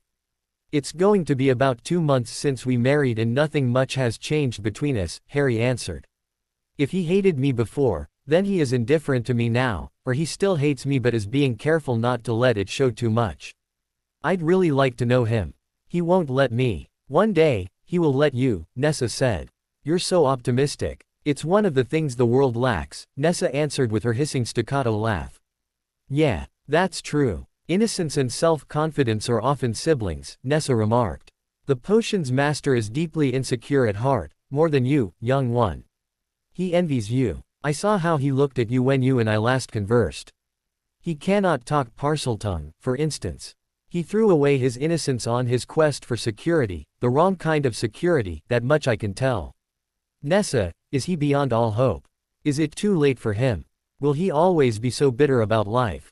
Not unless something changes. Not unless he can taste and cherish a drop of innocence." Harry smiled a little, bitterly. He took my innocence, you know.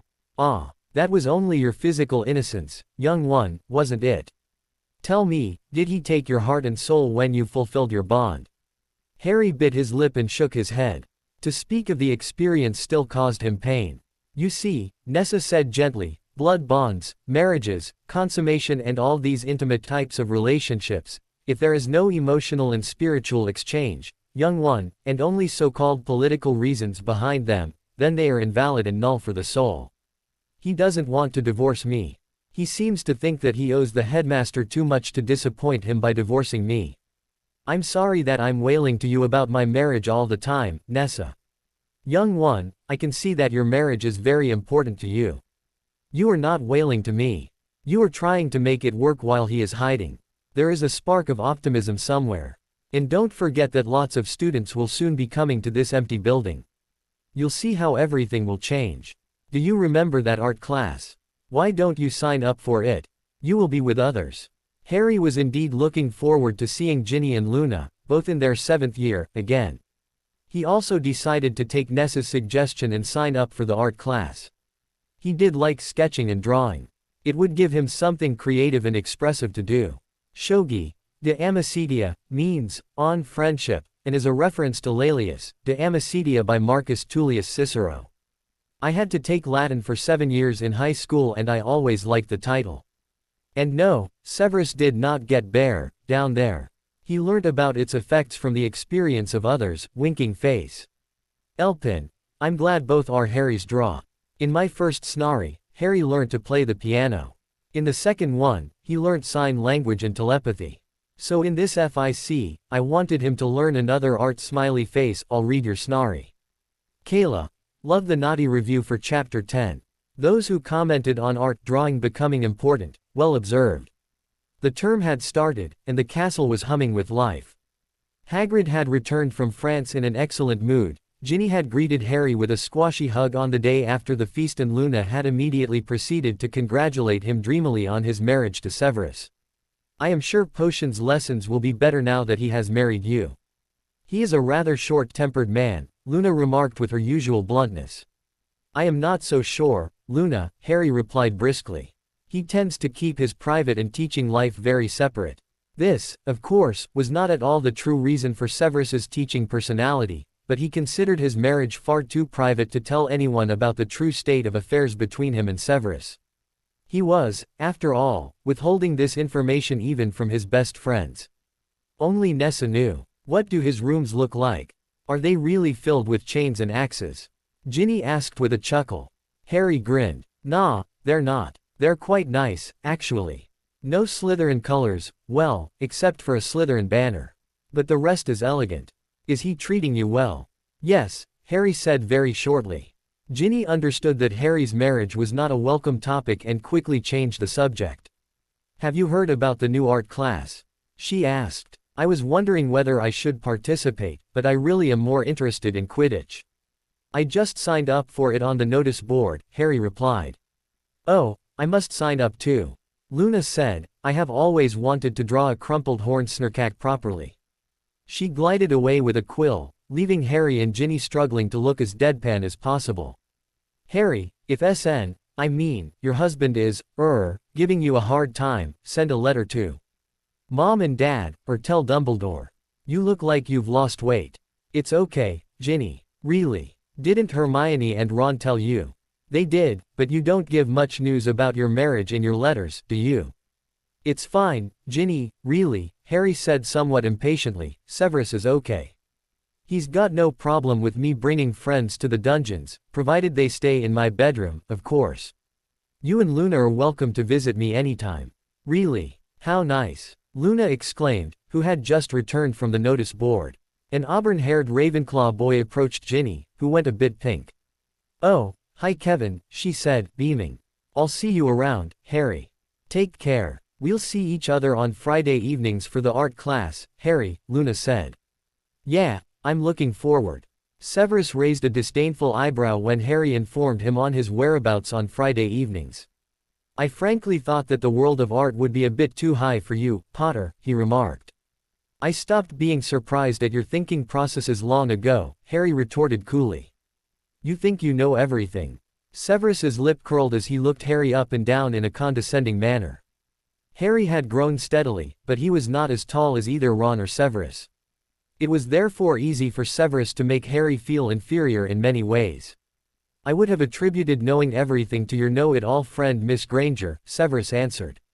You dislike Hermione because she's brilliant and not a show-off. And because she's Muggle-born. The black eyes narrowed. Be careful, Potter. You had better be careful, Harry hissed. You can't deny that you never praised Hermione for her potions, and hers were always the best. You never ever gave her any credit. Severus stepped towards Harry, who stayed where he was. Are you trying to tell me how to teach a class, Potter? He spat. No, I'm not doing anything of the sort. I just refuse to have you criticize my friend for no reason at all. And if someone criticized you, I'd defend you, because although you are not interested in me and in what I do, you're still my husband and protector. I've got to go for my training lessons now. Harry turned and marched off. Friday evening arrived. Harry and Luna went together to the classroom and eagerly stepped inside. A black cloak was neatly folded on a chair and a pretty woman of Indian descent was tapping her wand against a large case on the floor. It sprung open, revealing all kinds of drawing material. Workboxes filled with drawing tools were lying neatly on each table. Ah, that must be Professor Mukherjee, a student behind Harry and Luna said in an odd voice. Her art is being exhibited at the Wizarding Art Gallery in London, someone else whispered. The witch turned and smiled at them, her blue sari making a rustling sound. Her eyes were as black as Severus's, but they were bright as a bird's. She was about Harry's height. Please sit down, she said in a cheerful voice which matched her eyes and smile. A large crowd of students ranging from 4th to 7th year trooped into the classroom. A scraping of chairs ensued as people sat down. The witch's keen eyes traveled over them. Harry thought he saw a flicker of recognition as she looked at him. I am very happy to see so many of you who have come to attend this class. I feel honored to teach you the principles and technique of sketching and drawing at this school. My name is Sonia Mukherjee, and instead of simply reading out your names, I think it would be nice if each student introduced himself and herself. Please tell me and your fellow students what you find interesting about art and what you expect from this course. She gestured at the student closest to her. Harry, who was sitting right in front with Luna next to him, thought of what he wanted to say. It would be his turn in another 30 seconds. Soon, the witch nodded at him. My name is Harry Potter. Many heads turned in his direction, but Harry was used to this by now, although he disliked it. He continued, I actually graduated this summer, but I have to stay at Hogwarts for safety's reason.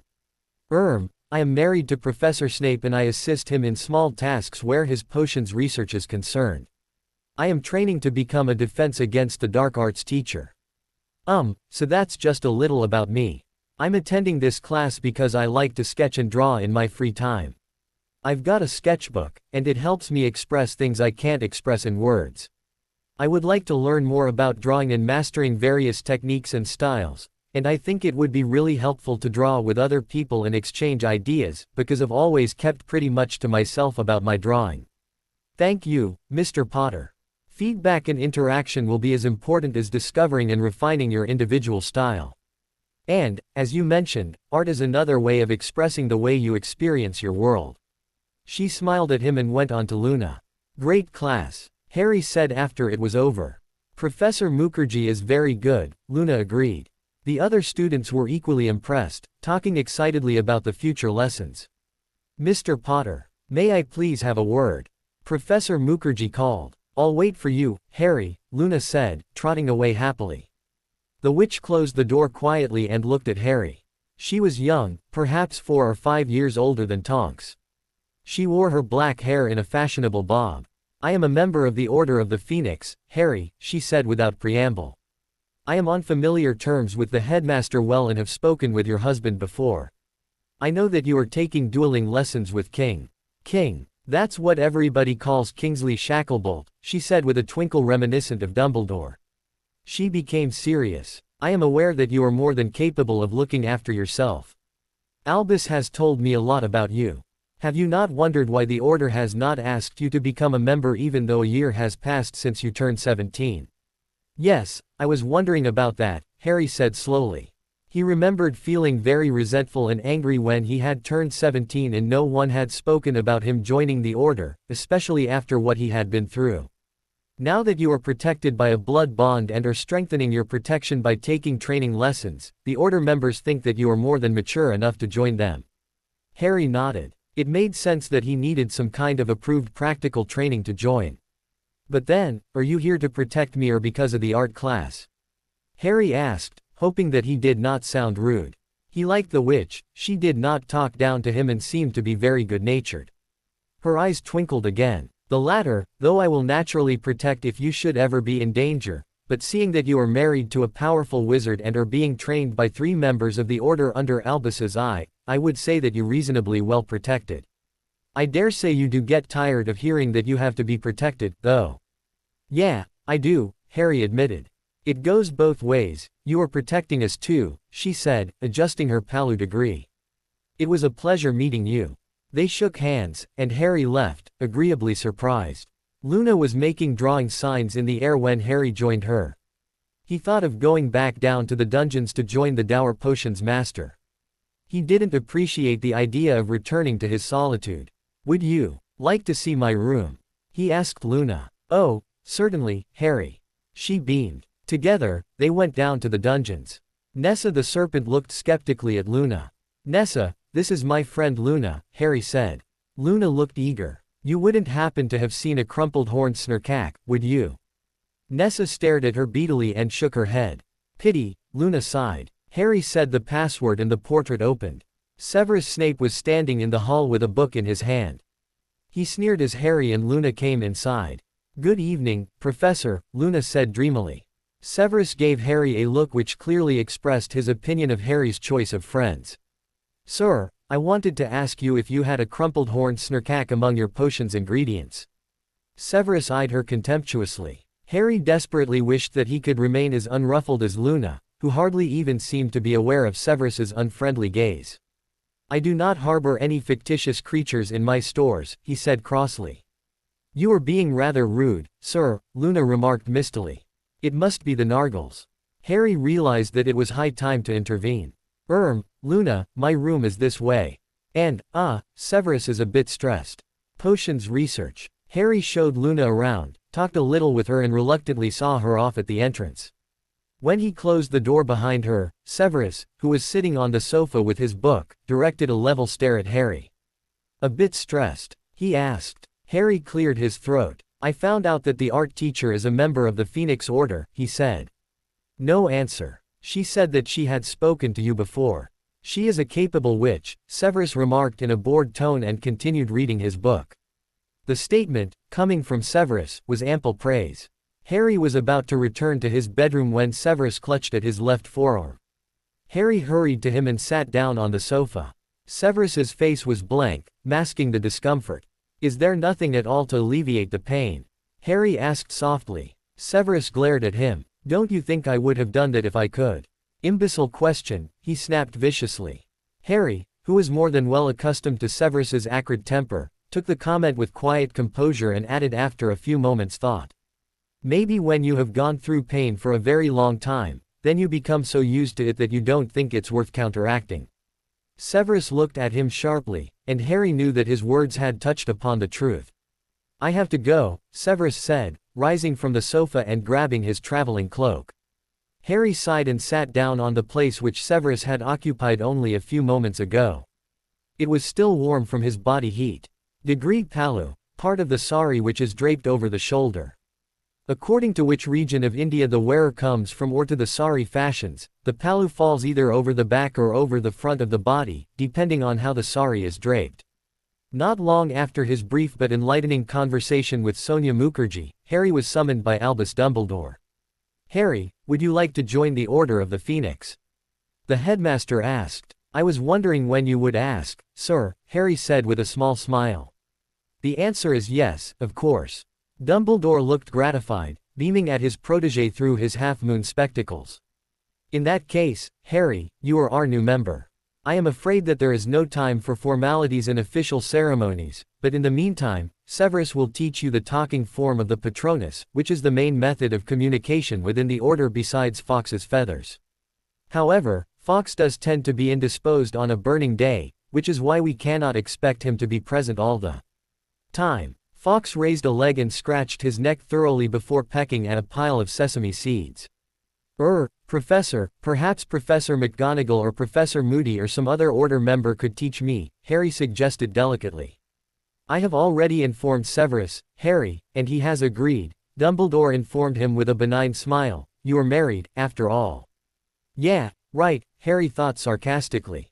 Okay, fine, good, he said aloud, hoping that he would prove more adept at producing talking Patronuses than mastering occlumency. I'm sure that it will be fine, Harry. Welcome to the Order, my dear boy. Thank you, Professor. Dumbledore rose and patted Harry's shoulder as Harry left. Arriving at Nessa's portrait, Harry promptly gave her his news. I've got to take lessons with Severus. He is to teach me how to produce a speaking Patronus, he told her glumly. The pictures in the castle know that you are very good with casting Patronuses. What is there to worry about, young one? Nessa asked. Well, the teacher, Harry said meaningfully.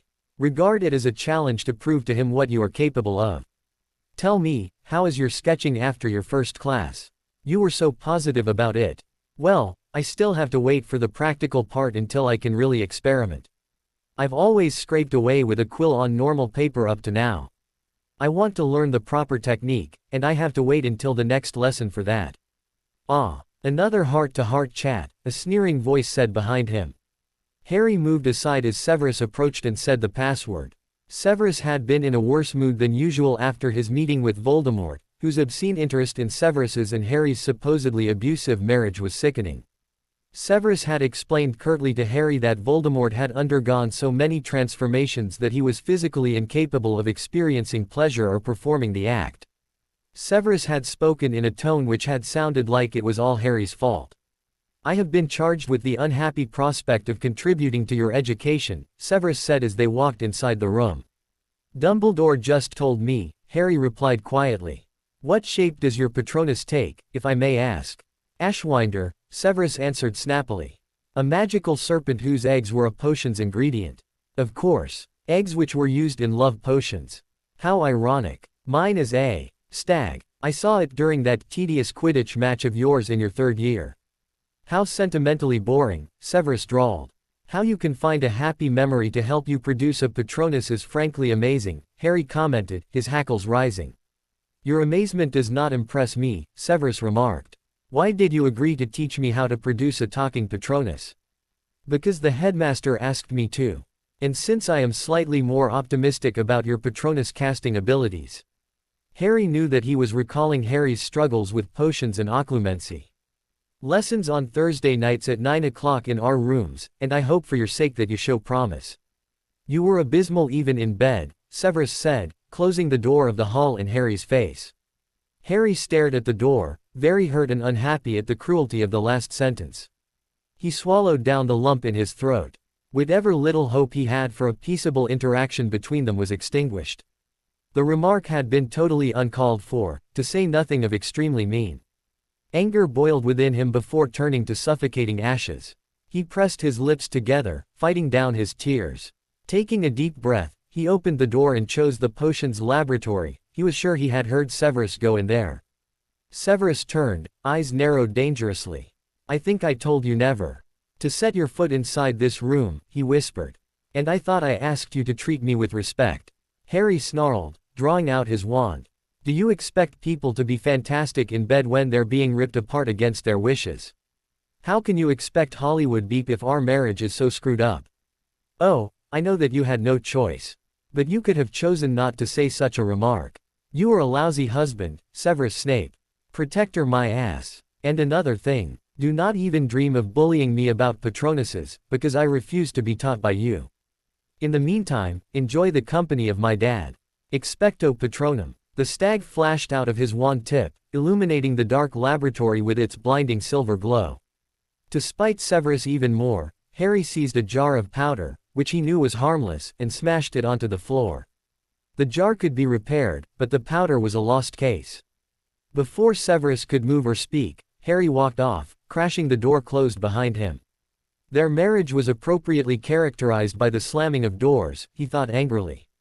In the evening, a few hours after his umpteenth clash with Severus, Harry, fed up of staying in his bedroom most of the time, slipped out into the hall with the art class syllabus and a book on sketching technique. He settled down on the sofa, which was Severus's favorite piece of furniture. Harry didn't care. Hadn't Nessa told him that Severus's rooms were his as well? He was sure that this could be safely applied to at least some of the furniture. Bedroom furniture was another matter altogether, of course, considering that Severus and he had separate bedrooms and beds.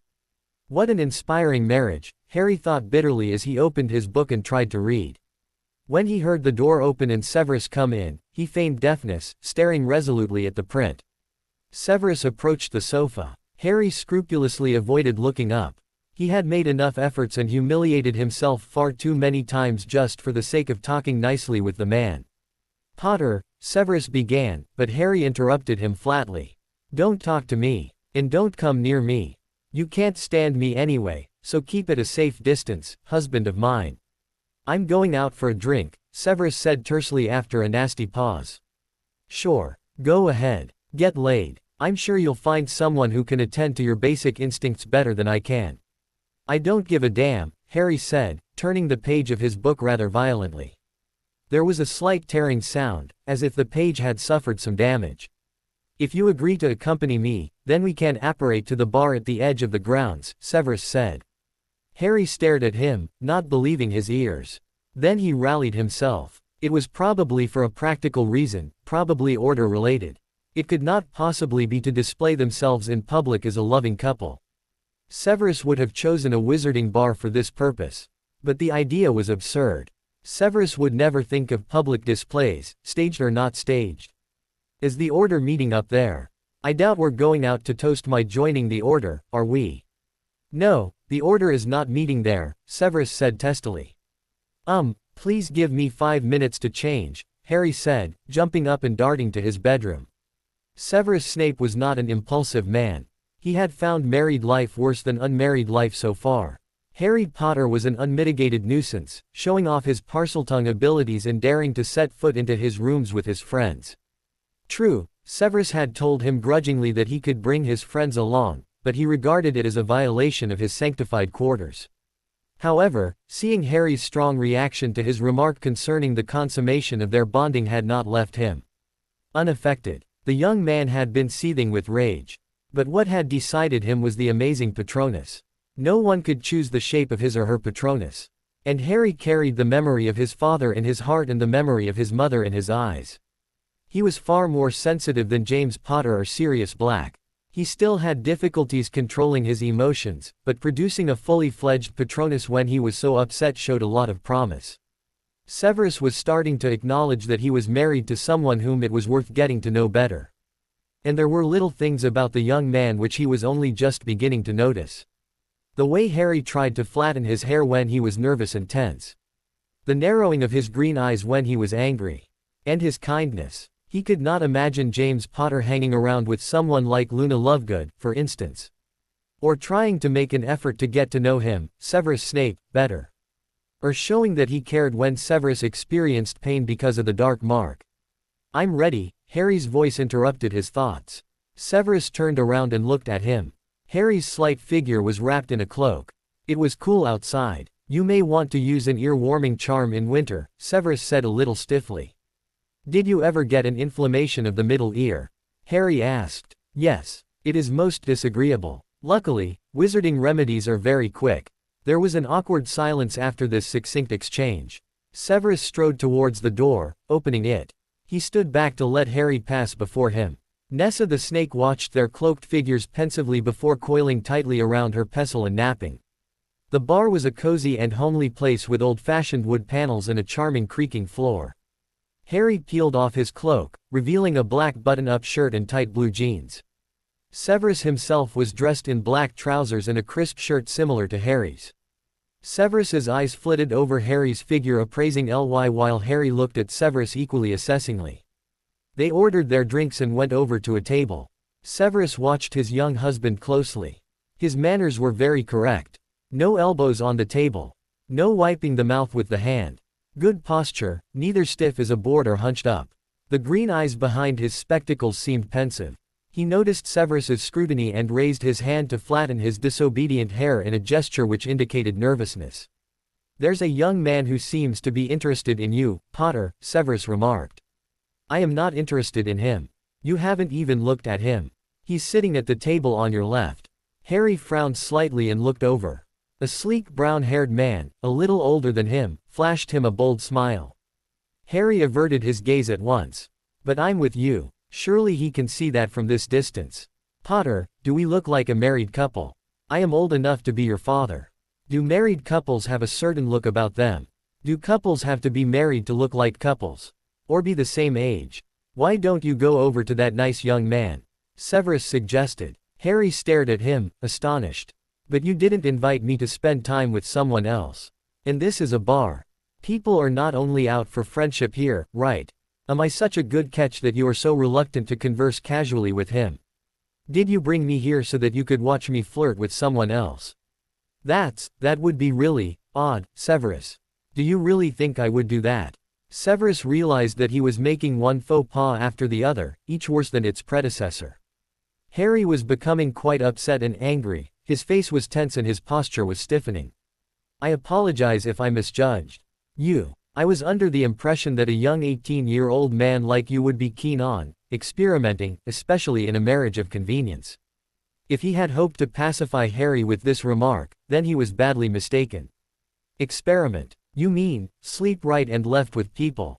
Okay, I don't want to sound judgmental. Some people do it, and it's their business as long as they use protection. I just do not happen to be the type. I'm not saying that I haven't done a bit of self-exploration." He broke off, going very red. Before Severus could comment or respond, he plunged on. "And I guess you know about Cho Chang and how it ended, but apart from the fact that I'm not the fling type, I don't think a relationship would be safe for my partner with Voldemort after my ass. And talking of Voldemort, where's there time to think of dating and stuff? And last but not least, I am married. I have got a sense of commitment. You really don't know me well at all, Severus." There was an awkward silence during which they both looked away from each other. The brown-haired man had found someone to talk to in the meantime. "What about you? I mean, have you had many relationships?" Harry asked, expecting to be snarled at. Severus shrugged. "Never anything serious. Every once in a while a man from a muggle or wizarding bar. And if they'd try to talk me into excluding protection, then I would hex them." "Hex them? How?" "Make them suffer from impotence for a month and modify their memories afterwards." 1 month. Merlin. But they must have gone hormonally overboard after that 1 month, or suffered some, physical damage. Severus's mouth curled in a rather malicious smile. "I wouldn't know," he said silkily. Harry was quite bewildered. He could hardly believe that he was talking to Severus about intimate relationships, of all things. Or that he had implied to Severus that he pleasured himself. Severus, for his part, decided that Harry was innocent verging on charmingly naive. His shocked reaction when Severus had suggested that he talked to someone else in the bar had said everything he had ever wanted to know.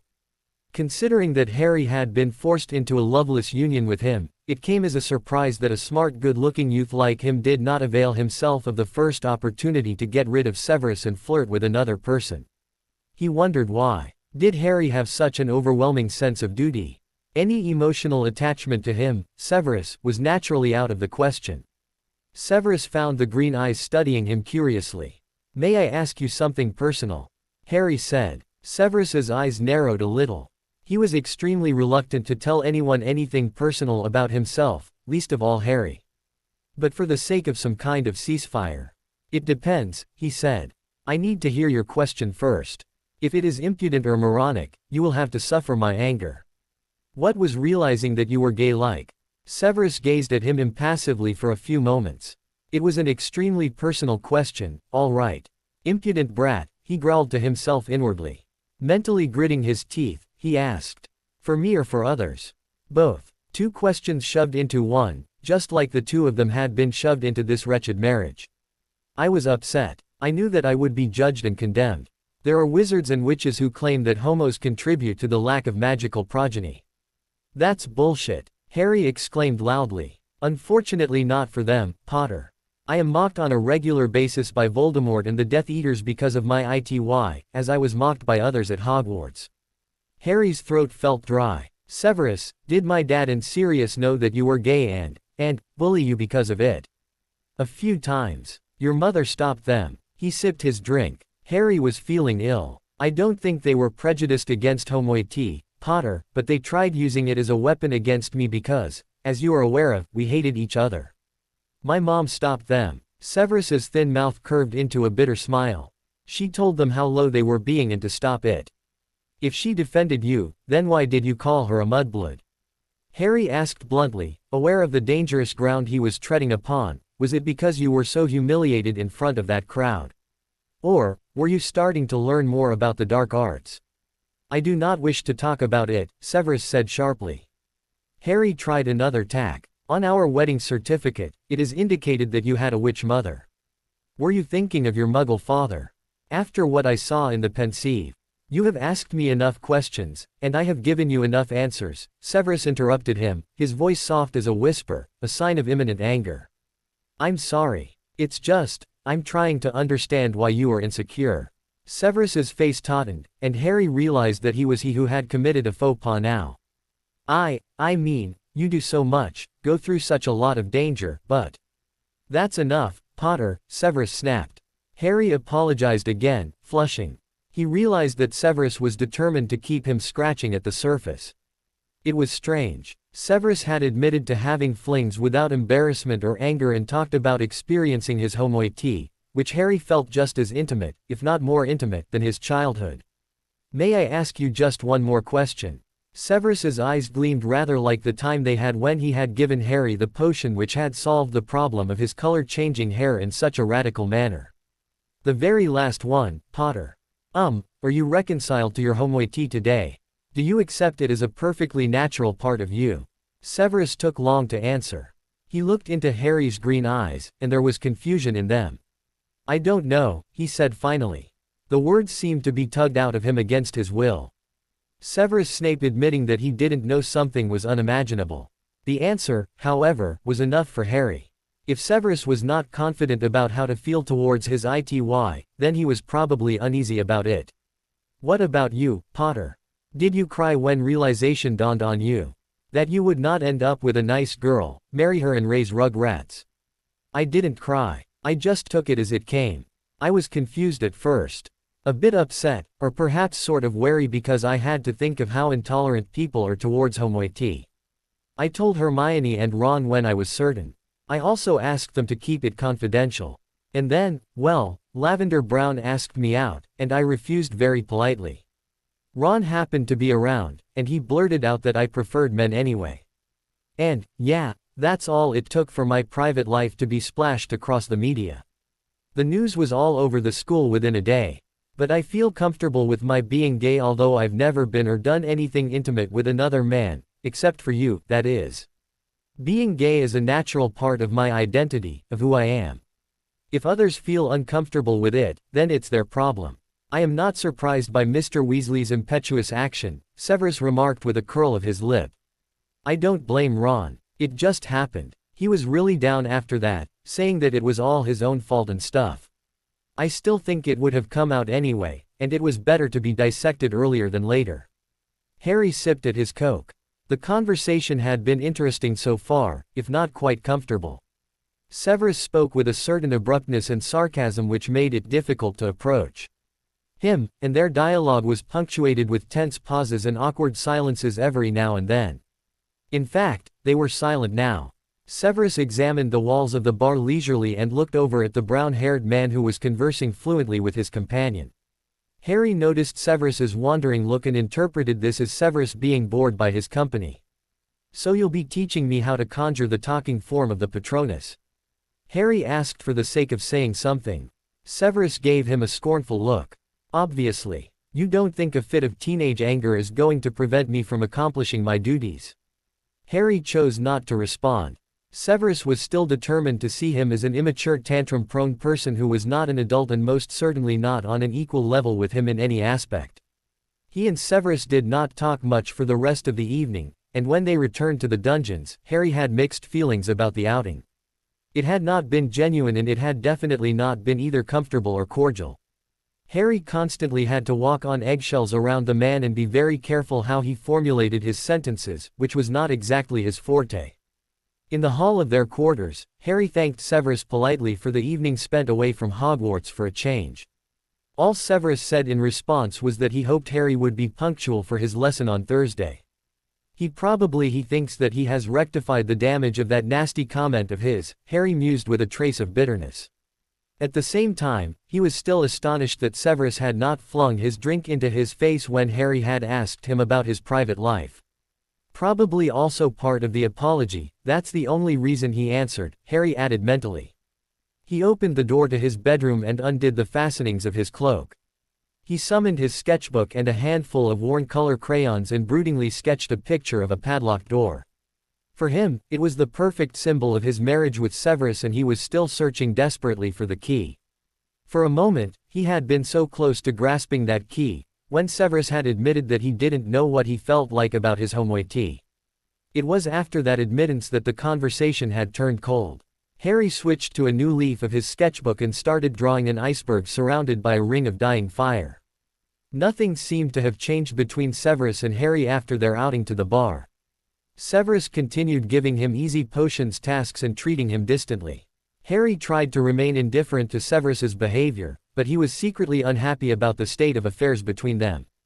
Although he was used to the cold atmosphere in the rooms he shared with the potions master, it was uncomfortable and dispiriting, and if he had thought that learning how to cast a talking Patronus was easier than mastering occlumency, then he was sadly mistaken.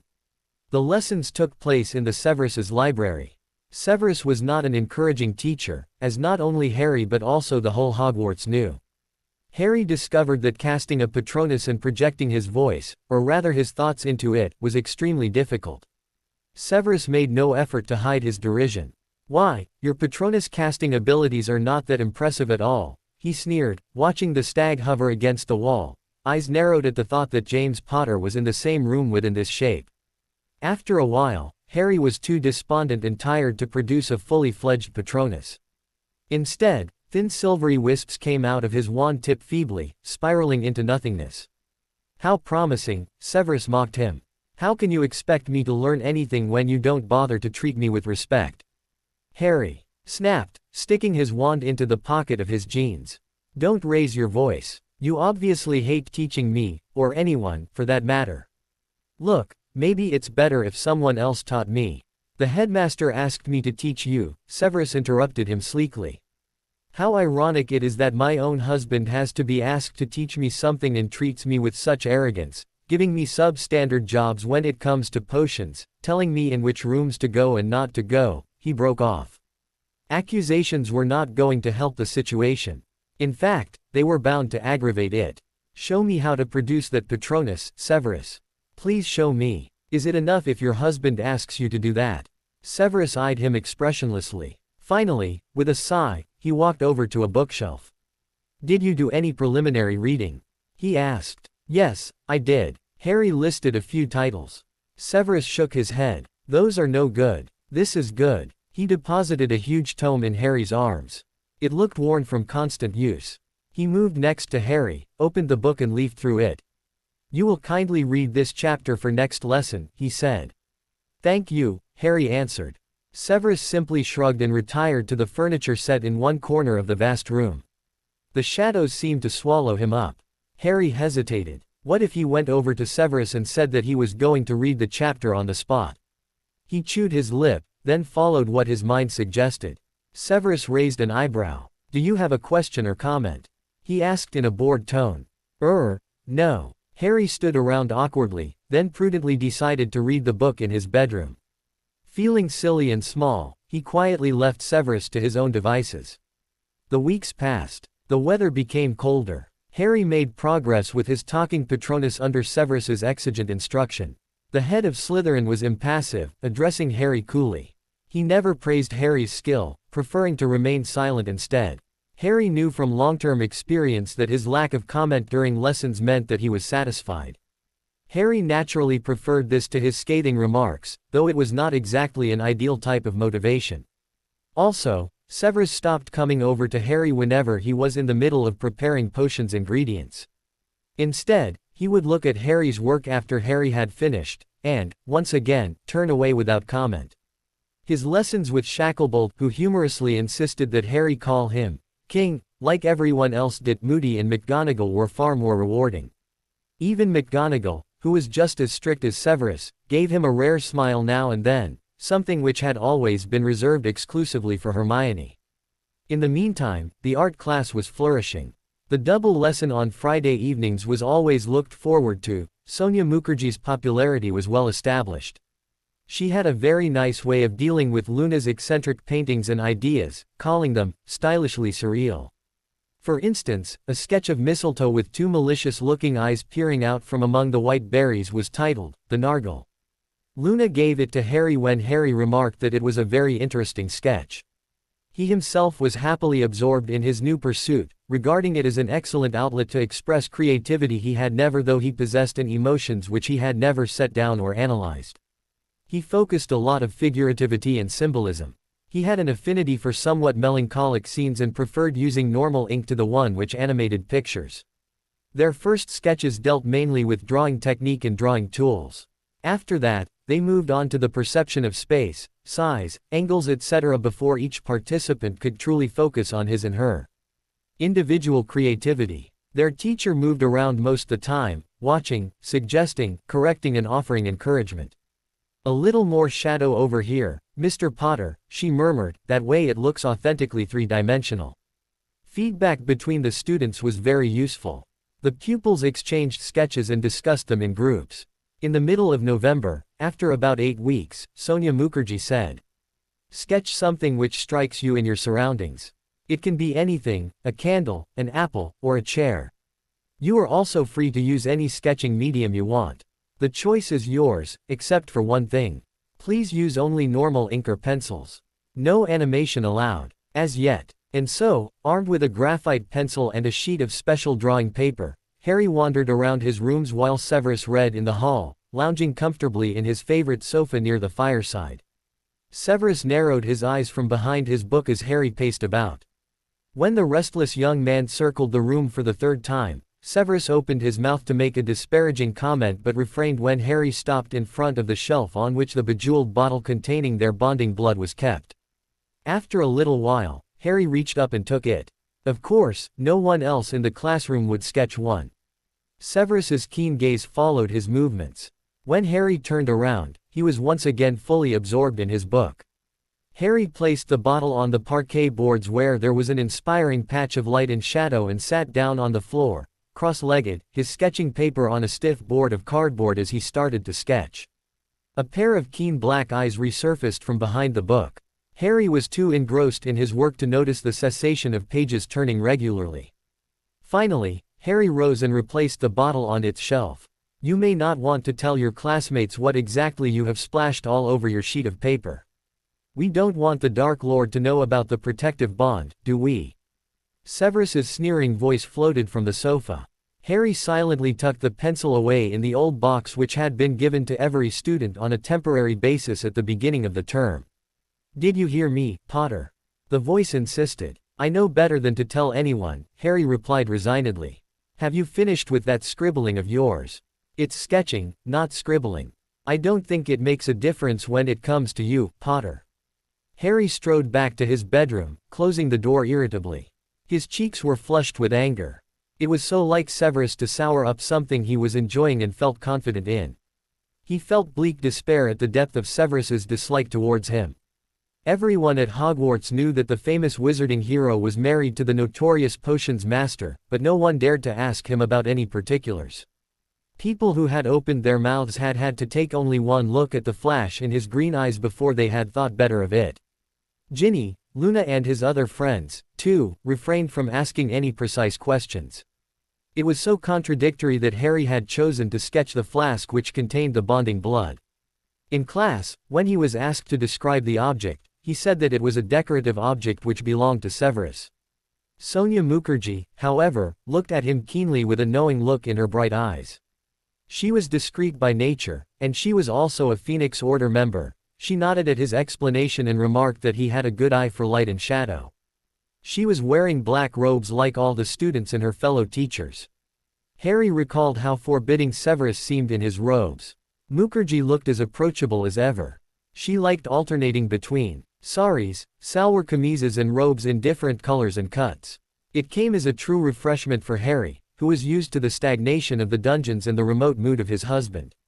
When he went back in the dungeons with his corrected sketch, he discovered Severus on the sofa with a cup of tea before him on the table and, naturally, a book in his hand. He did not look up when Harry re-entered their rooms. As soon as Harry had passed the fireside and had his back towards him, he lowered his book, his dark eyes traveling over the slight form of the young wizard as he stood in front of the shelf, comparing his sketch with the bejeweled flask. He casually turned a page as Harry retraced his steps, now heading for his bedroom. The next day, Severus watched Harry through a haze of smoke while he brewed a potion and Harry chopped up piles of fresh mint leaves. His eyes lingered on Harry's hands before traveling to his face. A cloud of steam escaped from his cauldron, covering Harry's glasses with mist. Harry removed them. Snape cleared the steam with a flick of his wand, tracing the lines of Harry's face with his penetrating gaze. Only 18 years old, Severus mused. A man in the freshest blossom of adulthood. Harry shoved his glasses onto his nose and continued reducing the last batch of mint leaves to fine little shreds. "I'm done," he said to Severus, who rose and wordlessly transferred the chopped mint into a glass vial, which he then emptied into the cauldron. "Please stir this slowly in a counterclockwise motion," he said to Harry. Harry blinked. Then he warily approached the cauldron and patiently stirred the heady-smelling contents until Severus told him that it was enough. The slender fingers took the stirring stick from Harry, the potion was tasted, pronounced satisfactory and bottled up. To alleviate the symptoms of stomach flu, Severus explained impassively to Harry. "I am experimenting with a new flavor after universal complaints about the taste." Harry managed not to blink again. Severus usually never bothered to explain what kind of potions he brewed when Harry was around. Harry wondered if this had to do with the fact that he had chosen to sketch the symbol of their blood bond. Harry was standing in the middle of his large bedroom, wand raised. "Expecto Patronum," he said, then closed his eyes, summoning his magic and transferring his mental voice to the stag which erupted. It was very difficult because he not only had to speak for the Patronus but also guide its movements. The Patronus announced, "Beware, here I come." Harry suppressed a grin, holding on to his concentration. He practiced for another half an hour until he started to feel tired. Then, feeling up to no good, and knowing that he was being rash, he uttered the incantation a last time and opened his bedroom door. The stag floated out into the hall and into the library. He knew that Severus liked to spend Saturday afternoons closeted with his books as he wrote an extensive research paper. Harry left his bedroom door ajar, closing his eyes and concentrating with all his might, wand hand still outstretched. A few seconds later, the door of the library was ripped open and a flurry of robes approached his bedroom at alarming speed. "Potter!" Harry's bedroom door bounced back against the wall as Severus obscured the doorway, eyes blazing with anger. "I was just practicing," Harry said innocently. "Practicing? When did I ever teach you to make your Patronus say, 'Hey man,' to me?" "Ah, so you understood what it said," Harry replied calmly. Severus gave him a withering glare and did not deign to say anything more. He turned on his heel and strode back to the library. Harry covered his mouth with his hand, trying not to laugh loudly. He sat down on the small carpet on the floor and pulled out a book on sketching. He had just opened it when something thin and silvery floated into his room. It was an ashwinder. Its eyes glowed at him as Severus's voice, now soft and silky, said to him, "If you disturb me one more time, Potter, then you will be very sorry indeed." It disappeared. Harry discovered that he was not intimidated by the threat. He sent forth his stag with the message, "Very sorry. Why on earth? It looks like you can discontinue the Patronus lessons and dedicate yourself fully to that complicated research paper." Severus Snape's eyes narrowed dangerously as Harry's Patronus trotted nonchalantly into the library for the second time and talked to him. "Impertinent," he growled after listening to it, rising and leaving his books in quest of his rebellious spouse, whom he found sitting cross-legged on the floor, reading. "Potter!" he roared, high cheekbones flushed with irritation. "Oh good, you came. I wasn't sure you'd be dragged out of the library again, Harry said boldly, getting up. Severus walked over to Harry slowly, his body language and gaze menacing. He stopped walking when their bodies and noses were nearly touching. And why did you have the audacity to disturb me? Well, I wanted to thank you for teaching me how to produce a talking Patronus. Severus's stare did not soften. Couldn't it wait? I prefer thanking my husband in person. Husband? Severus snarled, grimacing as if he was saying something distasteful. He continued drilling into Harry's eyes with his fiery gaze. Harry looked back steadily. Severus realized that he was so close to him that one of the unruly strands of Harry's hair was touching his forehead. He could see the tiniest part of the scar behind the messy fringe. He noticed the endless black of the pupils and brilliant green color of the irises, and the darker circle which separated them from the white. He was looking into the face of a youth adult, and his sensitive nostrils, so used to potions' ingredients, were inhaling the smell of Harry's freshly showered body. His mind began to separate the information his nose was transmitting to him, and it also started to analyze the person to whom he was married. He averted his eyes and stepped away from Harry, now looking around the room. He had never bothered to even glance at the interior of his husband's personal architectural sphere. The room was surprisingly neat. Obviously, growing up had mercifully equipped Harry with a sense of organization. Or was it his upbringing with the Dursleys, who, to give the devil his due, were extremely disciplined about order? Or was it being married to a no-nonsense potions master? You actually read, he stated rudely, seeing the many books on the shelves. Amazing, isn't it? Harry asked sarcastically. Very, Severus answered coolly. He reached out and extracted the book he had lent Harry for his Patronus lessons. I assume that you won't need my book anymore, he added and whisked out of the room. Harry rolled his eyes and closed the door. The next week was eventful. Professor Mukherjee gave the students an even more interesting assignment than last time. They were to pair up and one was to draw the other's face till the neckline, and, the week after that, switch roles. Luna and Harry decided to work together. I'll draw you first, Harry, Luna said happily, already taking his measurements with her eyes. You may dress up and paint your faces, girls and boys, Mukherjee said, but don't overdo it. The class was delighted. I'm going to dress up as one of those classical music composers, with powdered wigs and stuff, someone giggled. I'll stay the way I am, another student said hastily. Harry silently agreed with her, but Luna was going through all kinds of creatures of dubious existence and wondering how to apply them to Harry. They were both rescued by Ginny, whom they met after dinner and who suggested that Harry would look good as a type of seductive vampire she had read about in a Muggle book filched from the twins' room. I really don't know, Harry said tentatively. Don't worry, you don't know how much makeup my roommates have been accumulating in the dorm, Ginny reassured Harry. I'm sure the girls will lend me everything they have if I tell them whom I'm going to make up. Luna looked delighted. Harry swallowed. Look. Come on, Harry, Ginny insisted. Harry looked from bright brown eyes to dreamy pale blue ones. Yeah, okay, fine, he muttered, shuffling his feet. We could come down to your rooms, Harry. I do think Professor Snape's taste in lighting is quite inspiring, Luna remarked. I'd love to see what his rooms look like, Ginny said interestedly. Fred and George are going to be mad at me having got the privilege instead of them. Well, Severus, Snape said that I'm to keep my friends only in my bedroom. Luna seemed disappointed. I'll ask him. I mean, they're my rooms as well, he's just not used to, sharing after living alone for such a long time. Ginny and Luna nodded gravely, but Harry knew that they probably knew that he was just being polite about Severus's reclusive habits. Still, true to his word, he explained the assignment to Severus and asked him whether Luna could sketch him in the hall because the effect of shadow and light were more interesting than in his bedroom.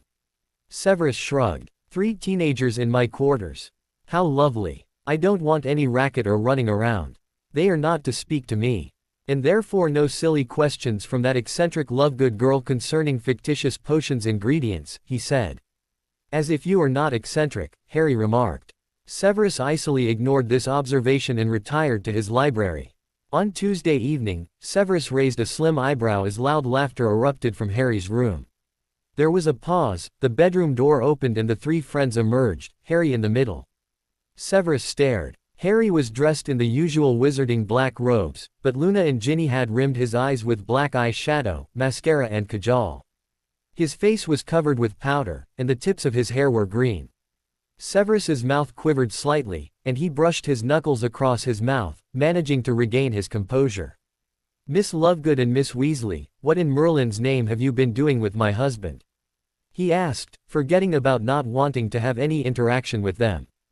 "Ginny helped me to give him a vampiric touch," Luna explained in dreamy tones. "Vampiric touch?" Severus said incredulously. "We thought fangs would look a bit trashy, though," Ginny said brightly. Severus eyed Harry critically, savoring the long-suffering look in the green eyes. "You may want to take off most of that awful powder. Also, lining the inner rims of the eyes with that black stuff is extremely unhealthy. However, since this is hopefully just the one occasion, it shouldn't harm him. You may want to rouge his mouth a little, though," he addressed Luna and Ginny. All three teenagers blinked. Severus raised both eyebrows this time. "Rouged lips, my dears, are said to be most sensual in both Muggle and wizarding fiction, even if it may not correspond to the facts. An androgynous look is very popular in literature, art and other domains. Call it artistic license." Harry flushed underneath the white powder coating his face. "Sensual." And the way Severus had pronounced it. "Sensual. Oh, I think I've got a small pot of red lip gloss with me," Ginny said, bounding back to Harry's room. The black eyes studied Harry keenly again. "Which of you chose those green highlights for your hair?" he asked. "Ginny did," Harry said, smiling. "I bow to your impeccable hair-styling taste, Miss Weasley," Severus said, inclining his head gravely towards Ginny as she returned with the red paint. "Now, what about that rouge?" It was in a state of complete astonishment that Ginny, Luna and especially Harry accepted Severus's involvement in their project. Severus himself dabbed rouge on Harry's mouth with a pencil. He had scrupulously disinfected it beforehand with a cleaning charm which had caused a few hairs to fall out of the brush. For some reason or the other, Harry discovered his cheeks growing very warm indeed as Severus gently dabbed a tiny amount of crimson color onto his lips. Ginny in the meantime removed the white powder from his face. Once she had finished touching up his makeup and hairdo, she had to leave for Gryffindor Tower and do her homework. Luna and Harry settled down, and Severus retired to the sofa, alternately reading and watching Luna sketch Harry with crayons. Finally, the drawing was accomplished. Severus remarked that he was no artist but that Luna's painting looked quite passable. Beaming, Luna thanked Harry with a beep on his powdered cheek, politely said bye to Severus and drifted out of the dungeons, humming with her portfolio underneath one arm and her bag over her shoulder. Severus's black eyes swept over Harry's face. "I have got something which will remove all that paint," Severus said, summoning a jar and a mirror. Instead of handing them to Harry, he murmured a cleaning charm over his hands and dabbed the fragrant contents of the jar over Harry's face. "It smells so good," Harry said, inhaling the scent deeply. "It contains magical evening primrose, among other things," Severus murmured, gently working the milky cream into Harry's skin. "Now close your eyes." Harry obeyed and felt Severus touch his eyelids. "Look up at the ceiling and don't blink." He applied some of the cream to the blackened inner rims of Harry's eyes. Then, with a flick of his wand, he vanished the cream, and Harry's face was completely unpainted. Severus held up the mirror. "Wow. Brilliant," Harry said. "How come there's no cosmetic range of yours on the market, Severus?" "Something like Snape Deluxe." Severus snorted and paced back to his cherished sofa. "Magical accidents involving facial paint are very common," he remarked. "It is a perfectly standard tool. I make it at least once every 2 weeks for Pomfrey's stores." "Yeah, but you make it." Severus didn't really know what to say in return. He buried himself into his book instead. When Harry was back in his bedroom, he lowered the tome. "Snape Deluxe," he muttered, shaking his head. His thin lips, however, curved into a faint smile. In his room, Harry was grinning to himself. "Sensual," he laughed, shaking his head as well. And it was odd how Severus had fairly spat out the word husband during their staring match and then asked his friends what they had done to my husband. Harry pensively drew out his sketchbook. "The snicky snoofs were invented by me." Vampiric touch. Nessa's staccato hiss made Harry grin as he sat in front of her portrait telling her about the sketching session. Nessa had been very curious about Luna and Ginny accompanying him down to the dungeons with bags brimming with styling and sketching equipment. Yes, and Severus gave us suggestions on how to improve my, pseudo-vampire look. He applied some rouge to my mouth.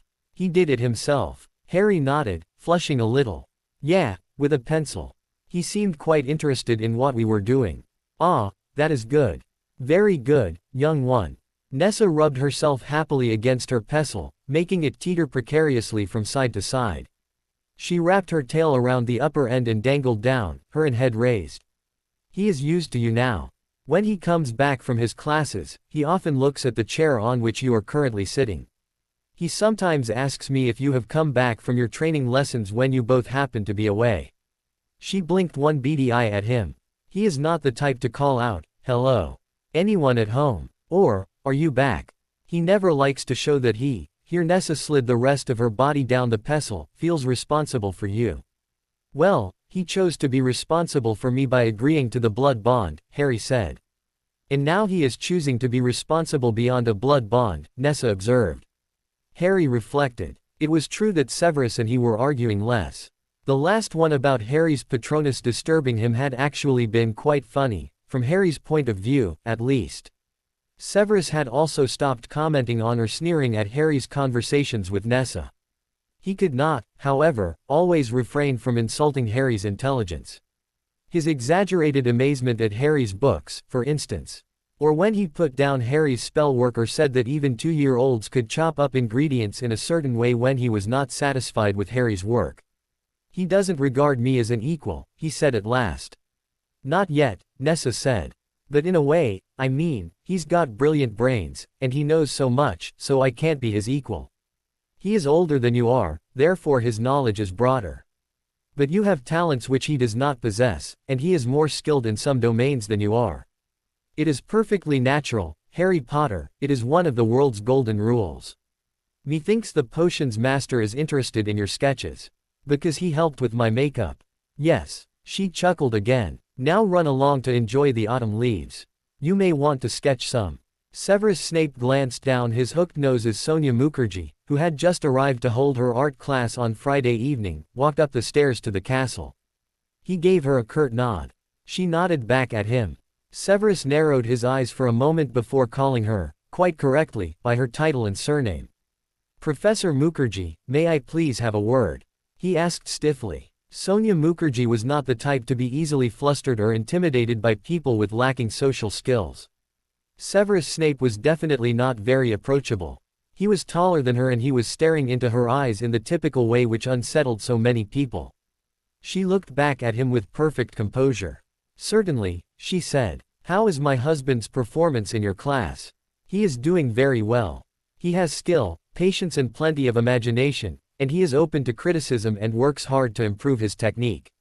He shows promise. Oh yes, most definitely, Professor Snape. There is plenty of depth in his drawings.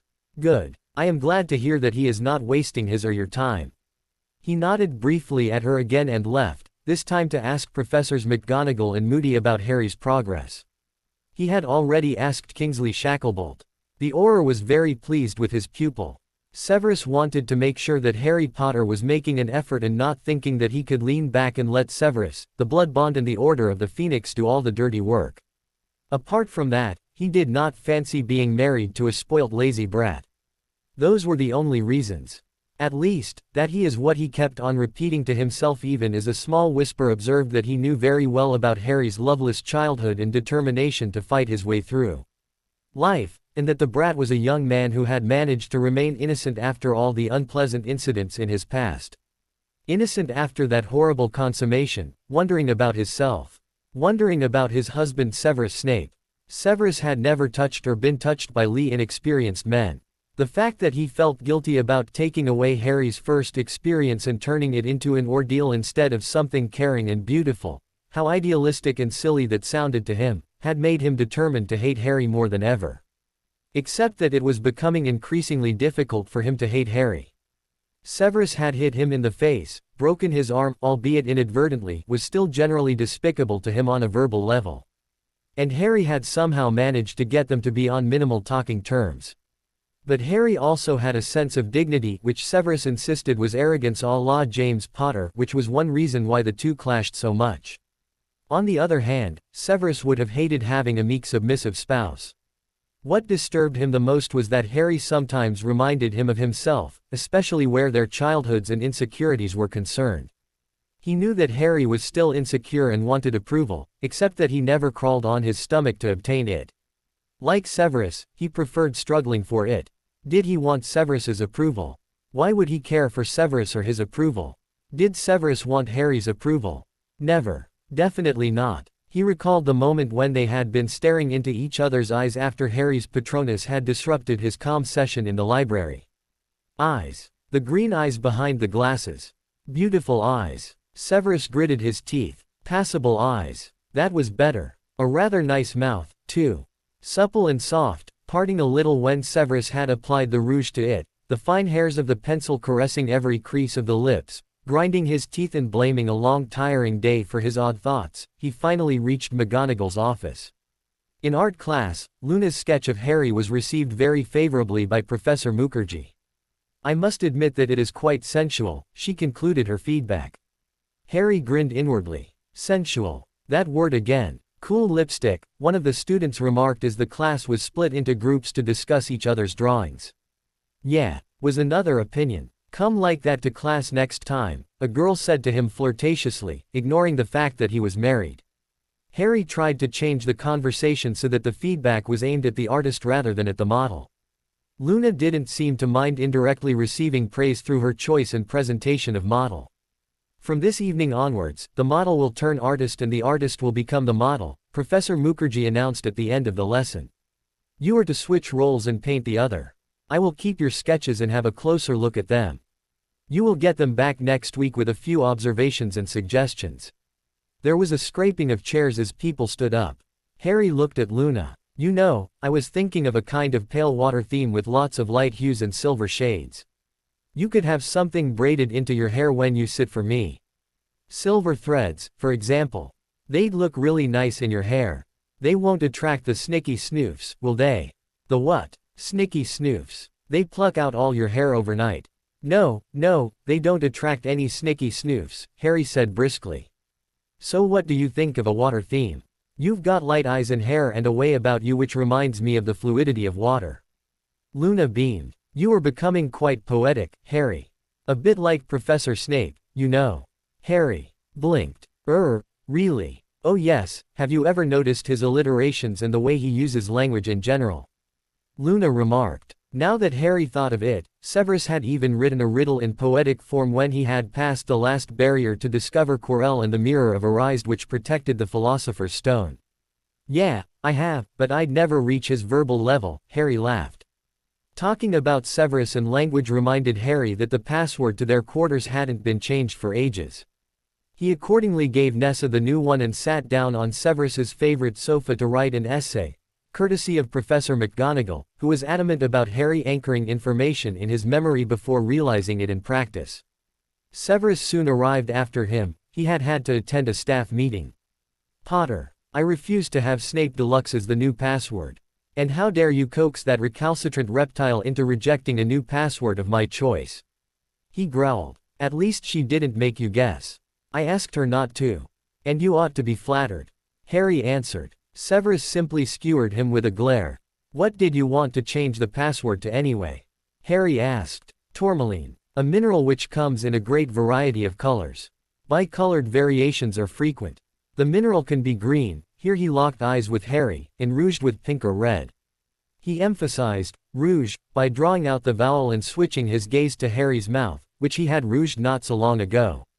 I'll just be a minute, Harry said, bounding out into the corridor.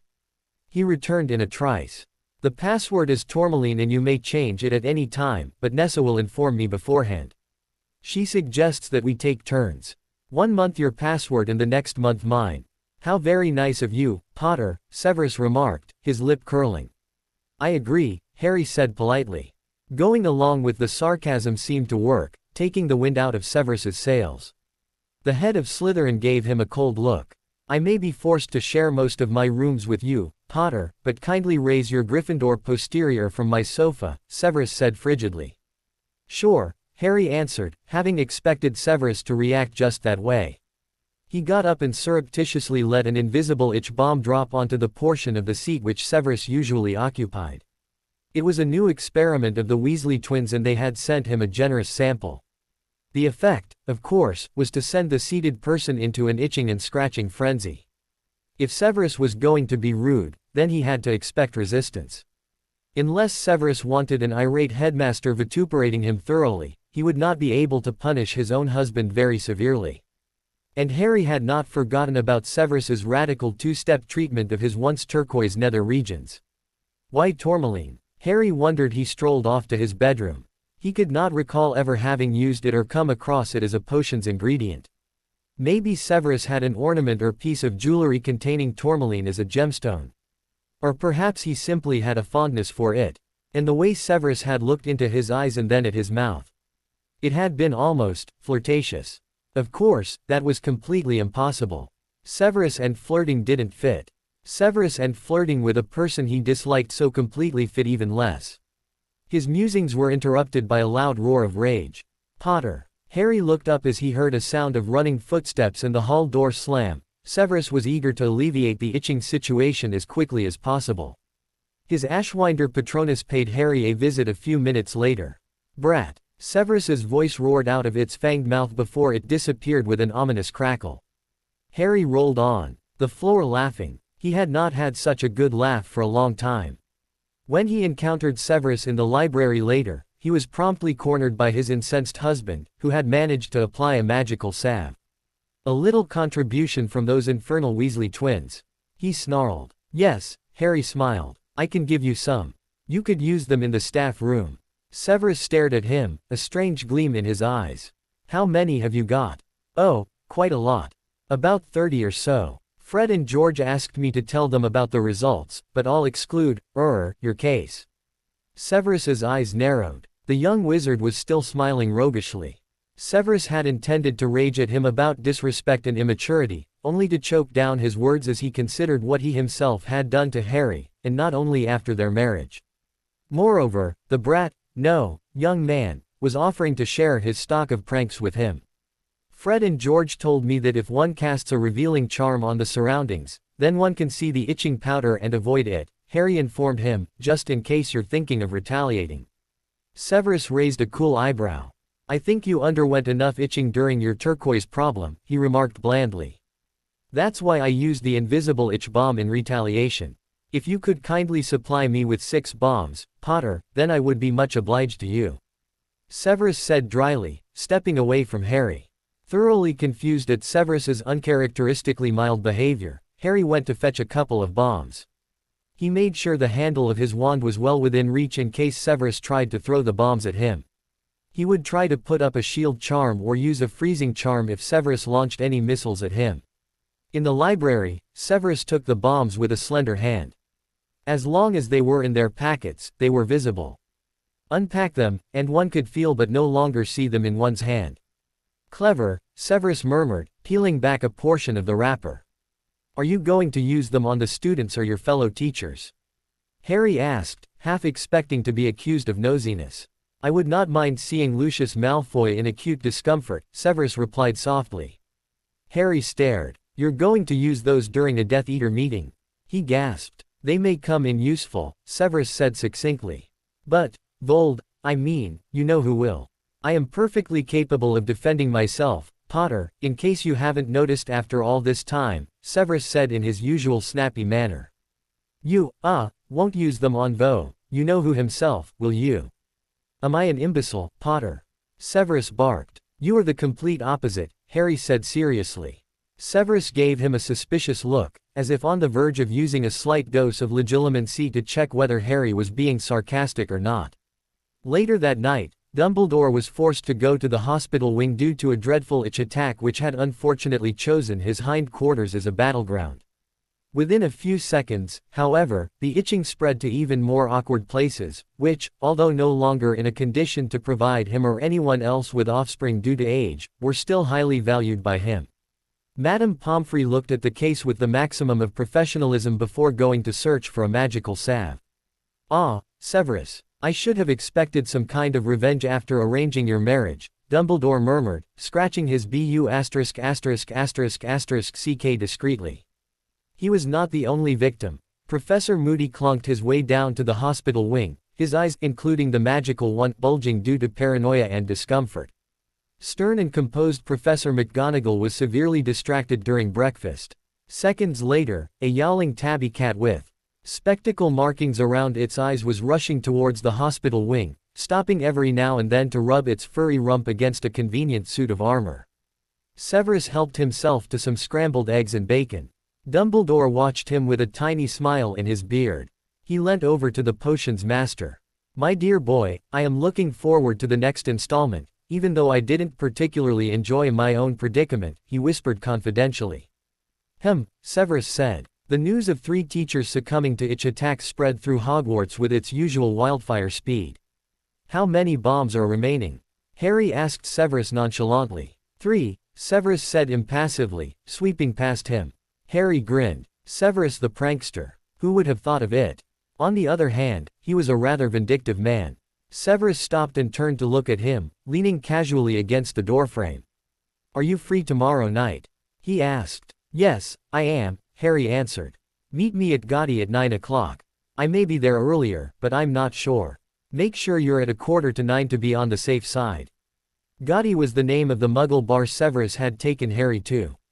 It struck him as ironic that solitary black-clad Severus Snape should have chosen a place bearing such an unsubtle name. But maybe the "opposites attract" cliché had actually turned out to be true for once. The next night, Harry was sitting at a table in the bar, looking around nervously and checking his watch.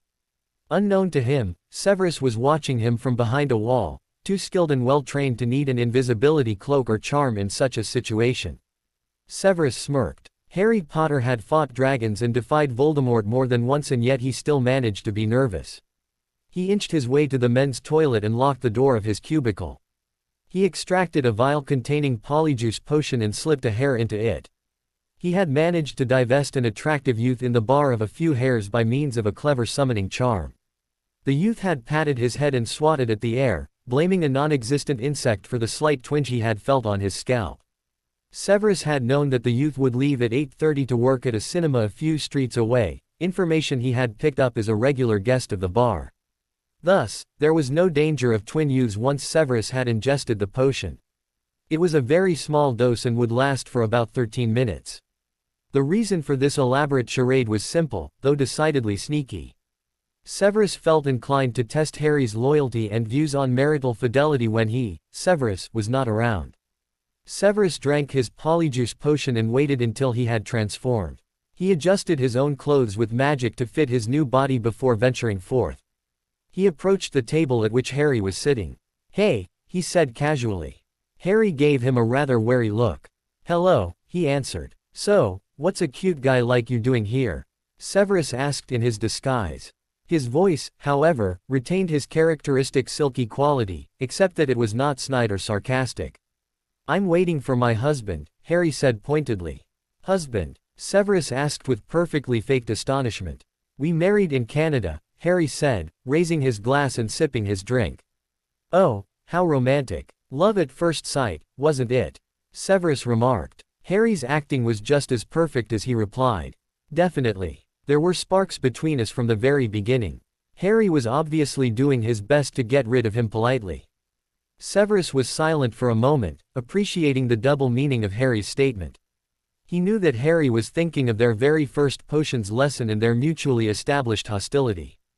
"Didn't I see you once long ago over here? I think you were sharing a table with a thin morose guy." "I bet you didn't marry that stick," Severus said, feeling decidedly annoyed at having to resort to self-insult. But then, he did not have a very high opinion of himself anyway. He discovered himself looking into a pair of flashing green eyes. Harry pushed back his chair roughly. "That thin morose stick happens to be my husband, you jackass," he said in a hiss worthy of Voldemort himself. Severus simulated complete embarrassment and humiliation.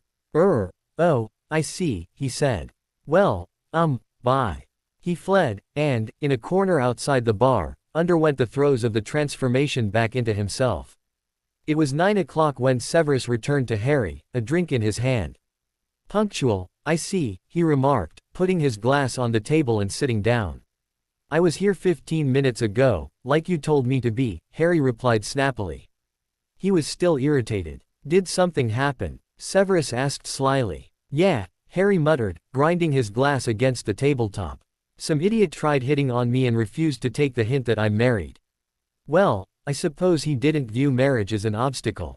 Not like you do, with your romantic views on fidelity. Harry flushed. I simply like to think that I am responsible. I think I said so before. In this very bar. There was a small silence. McGonagall and Moody tell me that you are doing well in your lessons. Shacklebolt is also pleased. They're good teachers, Harry observed. Severus laughed softly. Contrary to me, he murmured. Harry remained composed. You don't exactly take pains to be liked by the students, Severus, he said frankly. May I ask you why not? Severus shrugged. I've got to earn my living somehow, Potter. Do you think anyone else would engage someone with my kind of past? Or appearance, he added mentally. He noticed a man looking at Harry.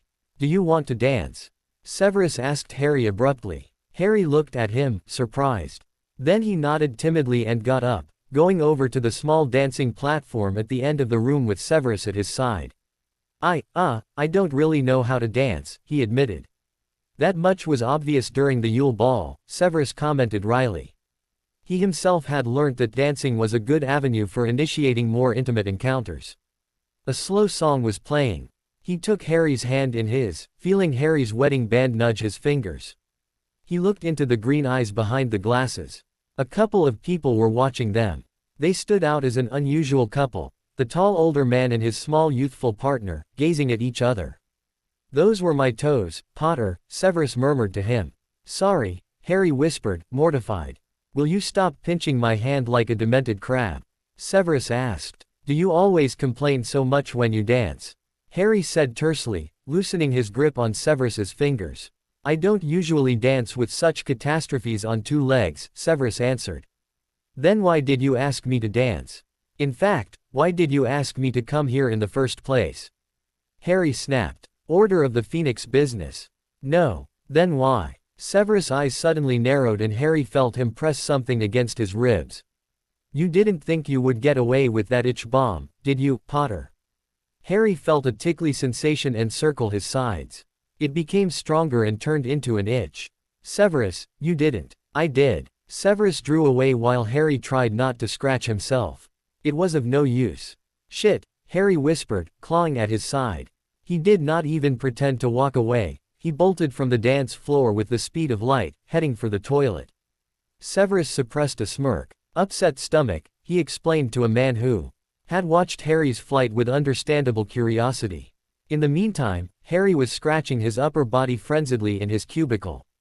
In the end, he managed to stumble out of the cubicle, make sure the coast was clear and apparate back to the edge of the Hogwarts grounds. Tripping and scratching, he ended up with Madame Pomfrey, who shook her head at the itch attacks which had been going on and promptly equipped him with the salve. When Severus returned, a glowering Harry was waiting for him, tapping his foot with impatience. Now I know why you invited me out, he growled. With his wand, he made a cushion fly towards Severus and thump him on the head. What? You have the audacity to fling cushions at me. Just wait. He hurled the cushion back at Harry with a powerful non-verbal spell. It hit him with such force that Harry gasped. Summoning all his power, Harry levitated the remaining cushions from the sofa. They flew at Severus, who deflected them with a shield charm. Harry leapt aside quickly, ducking at the same time. He directed the cushions back at Severus. The cushion duel went on with both parties showing equal resistance and skill until one cushion burst midair, showering them with feathers. They stared at each other breathing hard. Then Harry smiled. Feathers. Luna would look nice with feathers around her when she sits for me. He exclaimed. Severus rolled his eyes, cleared the mess and repaired the cushion with graceful flicks of his wand. I could imagine Miss Lovegood posing as a hen, he said unkindly. In spite of this, he did not protest when Harry brought Luna with him a few days later. Ginny was once again responsible for touch-ups, makeup etc. She had already woven delicate silver threads into Luna's long blonde hair and given her a set of silvery robes to wear. Artificial feathers hovered around Luna as she sat on a cloth on the floor. Ginny had given her face an airbrushed look with very little powder, transparent lip gloss and the slightest touch of pale eye shadow. Severus witnessed the operations as he sat the sofa from behind the rim of his book. He seemed more interested in watching Harry's movements than in Luna posing as a model. When Ginny left for Quidditch training, Severus lowered his book, scrutinizing Luna and Harry openly. Harry had his back towards Severus while Luna was facing, though not looking at him. Severus's black eyes latched onto Harry, following the movements of his right hand as he sketched Luna with pale crayons, lingering on the curve of his bowed neck, wandering over his messy hair. They traced the lines of his figure just like Harry was tracing Luna's outline on paper. When Harry and Luna had finished their session, Severus rose, gave them a curt nod and left. "Professor Snape is very interested in you," Luna observed with her usual directness. Harry looked at her, taken aback. Really?" he asked lamely. He had the feeling that Luna was very well aware of the fact that things between him and Severus were still difficult even a few months after their marriage. "Oh yes. He couldn't take his eyes off you while you were sketching me." He was smiling a little now and then. "It is rather sweet, isn't it?" Christmas was approaching, a little less than 2 weeks were remaining. Harry whiled the time away going out with his friends on Hogsmeade weekends, visiting them in Gryffindor Tower, romping with the others in the snow or on his firebolt, studying and practicing for his lessons, sketching, and thinking frequently about Luna's words and Severus. Luna was far more observant than her dreamy appearance and mien implied. Still, her remark about Severus watching and smiling from time to time while Harry had drawn Luna's portrait had surprised him. Harry had never seen Severus smile without sarcasm or mockery. What had made him smile genuinely when he had watched Harry sketch? Harry could not find an answer to this question. He himself watched Severus discreetly, always being careful in case Severus caught him staring. Severus, too, made sure that Harry didn't notice his black eyes on him, for Severus often glanced at his young husband through the misty vapors of his potions, his eyes picking up details such as a spike of black hair hanging in his face, or the slight concentrated frown between his eyebrows as he worked, his tongue darting over his lips to moisten them, and the startling green of his eyes whenever he looked up. Harry often wore and worked in jeans, which was his favorite kind of trousers for casual wearing, and in a plain t-shirt. Robes suited him well, but Severus preferred him in muggle clothing. He found himself stealing glances at Harry's figure. Lucky brat, he thought cynically, blessed with good looks, married to a gaunt hook-nosed and ill-tempered stick of a man and persecuted by a beaked psychopathic wizard called Voldemort. Severus had been summoned by Voldemort twice since the beginning of the term. Voldemort had fed on the fake memories of Severus, slowly brainwashing Harry and turning him into his beep. "He is still rather recalcitrant, Severus," he had hissed critically. "It only adds to the pleasure, my lord," Severus had explained suavely. Voldemort had laughed. "How wonderfully imaginative you are, my dear Severus." He had been pleased enough to let Severus go early and spare him the torture of the Cruciatus on the second occasion.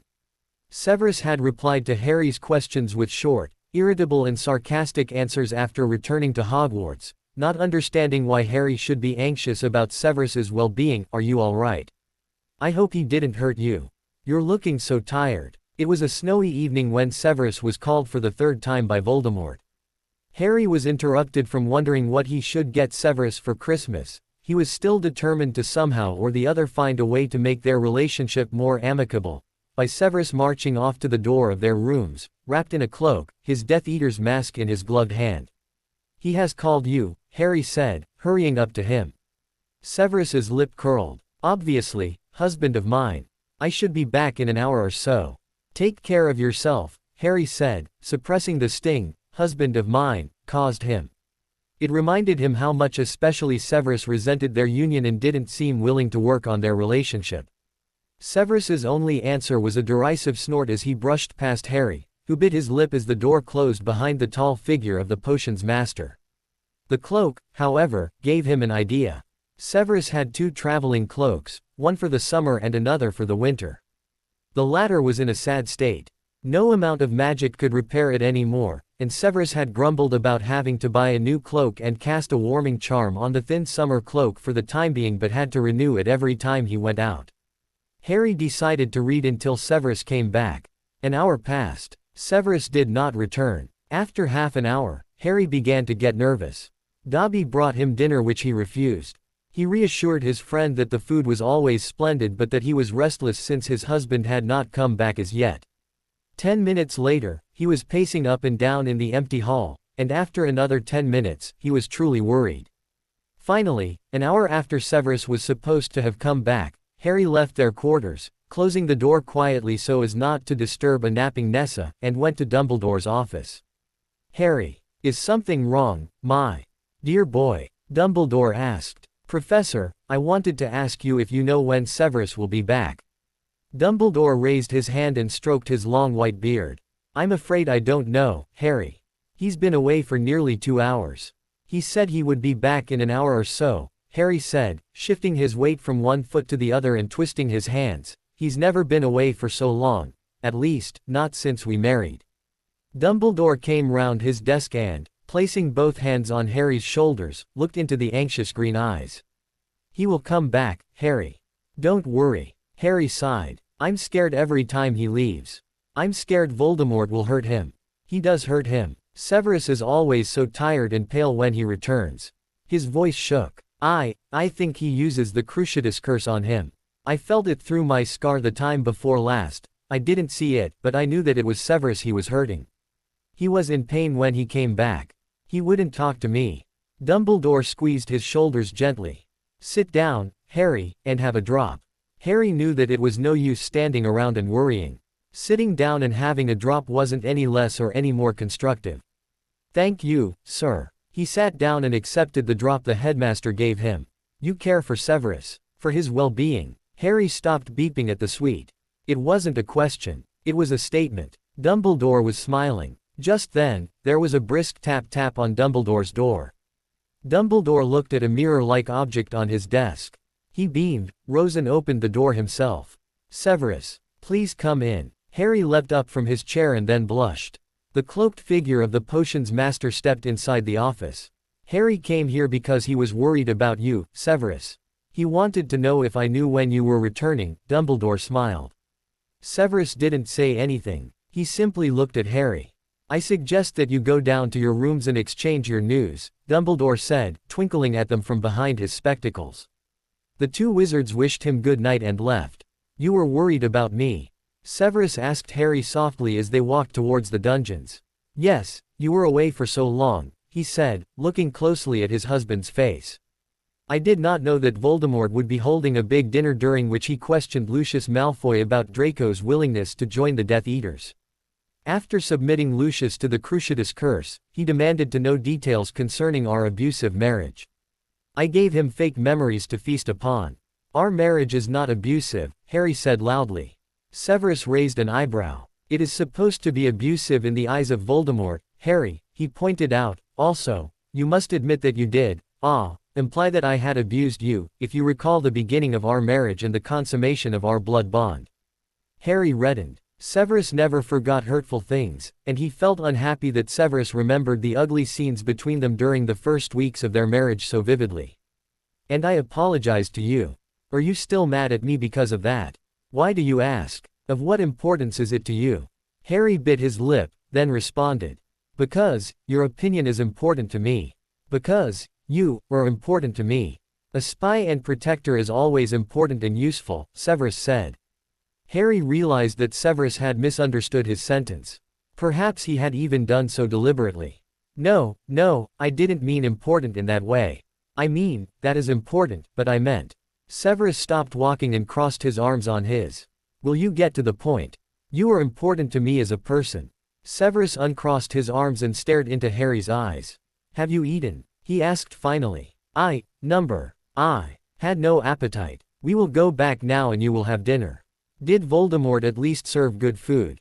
Harry asked seriously. To his surprise, Severus began to laugh merrily. The sound was uplifting. "I don't think I have ever laughed at a sentence which contained the Dark Lord's name, until now," he said, smiling. Harry's heart skipped a beat. He didn't poison us, we're too useful for him. Everything was well cooked. We were in Malfoy Manor, the house elves did all the slogging. And he ended up torturing the host. "Well, yes. Did he hurt you?" "Not this time. Is there really no way you can tell me when you'll be back?" Not without Voldemort knowing about it. It would awaken his suspicions. Now stop fretting. Has your appetite returned? Yes. They reached their quarters. Severus flung off his cloak. Harry watched it slide down his figure caressingly. Dobby, he called. The little elf appeared with a smile. I believe Mr. Potter refused his dinner. Dobby's ears drooped. He was too restless, Master Snape. He is no longer restless. Could you please bring him his dinner? Of course. Dobby squealed. Thank you, Dobby, Severus said genially. Dobby disappeared and Severus turned to Harry. I am going to have a bath, and you will eat. He gave Harry another long look before leaving. Shogi, yes, Severus is having a hard time producing those fake memories, and it's going to get harder. He called me by my name, and he pronounced Voldemort's name, Harry mused as he ate dinner in his bedroom. Both in the same sentence, too. It is supposed to be abusive in the eyes of Voldemort, Harry. He thought back to the consummation of their blood bond. How they had not had eye contact during the act. Would he have felt better if he could have looked into Severus's eyes? Or worse, seeing the loathing in them. Did Severus still loathe him? He had the feeling that Severus was used to sharing his rooms with him and was treating him with far less disdain. They had not argued for some time. He recalled the look Severus had given him when he had been in the process of explaining what a tourmaline was. Or the quick glances Severus would send his way when they were working together on a potion, with Harry cutting up some ingredient or the other and Severus stirring a complicated concoction in his cauldron, his thick black hair, velvety and soft ever since Dobby had arranged it on the day of the wedding and bonding ceremony, often tied back. When Severus moved, he did so with grace and fluidity. His tapering fingers were so agile that Harry was often astonished at the speed with which they handled potions' ingredients. At the same time, his fingers could be deliberately languid, moving slowly over the spines of books, or tracing his mouth when he was in deep contemplation. Harry would often catch a restless gleam in Severus's black eyes, hinting at the equally restless mind behind them, and he would wonder what Severus was thinking. Harry was becoming familiar with such characteristic gestures and habits, and he had discovered tonight that Severus could laugh very pleasantly and that his smile was rather charming, softening the grimness of his thin and pale face. Harry also realized that Severus's eyes were an extremely deep dark brown color in the daylight or when bright artificial light was shining fully upon his face. He had made this discovery during their past arguments, when Severus had come close to him and stared threateningly into his eyes. He tried to imagine what Severus would have been like if he had not come from a broken home. Whether he would have smiled and laughed much more often. After dinner, Harry tried to sketch a smiling Severus from partly his imagination, partly from the fresh memory of Severus laughing, but it didn't work. If he drew Severus, whether smiling or serious, then it would have to be the real thing, so to speak. He did not even have a photograph of his husband, and no pictures had been taken of their wedding. It seemed so wrong to him. Hermione and Ron had each other's animated pictures in their wallets. Harry sighed and crumpled up his botched sketches. He flicked them into the wastepaper basket, which emitted a sonorous burp.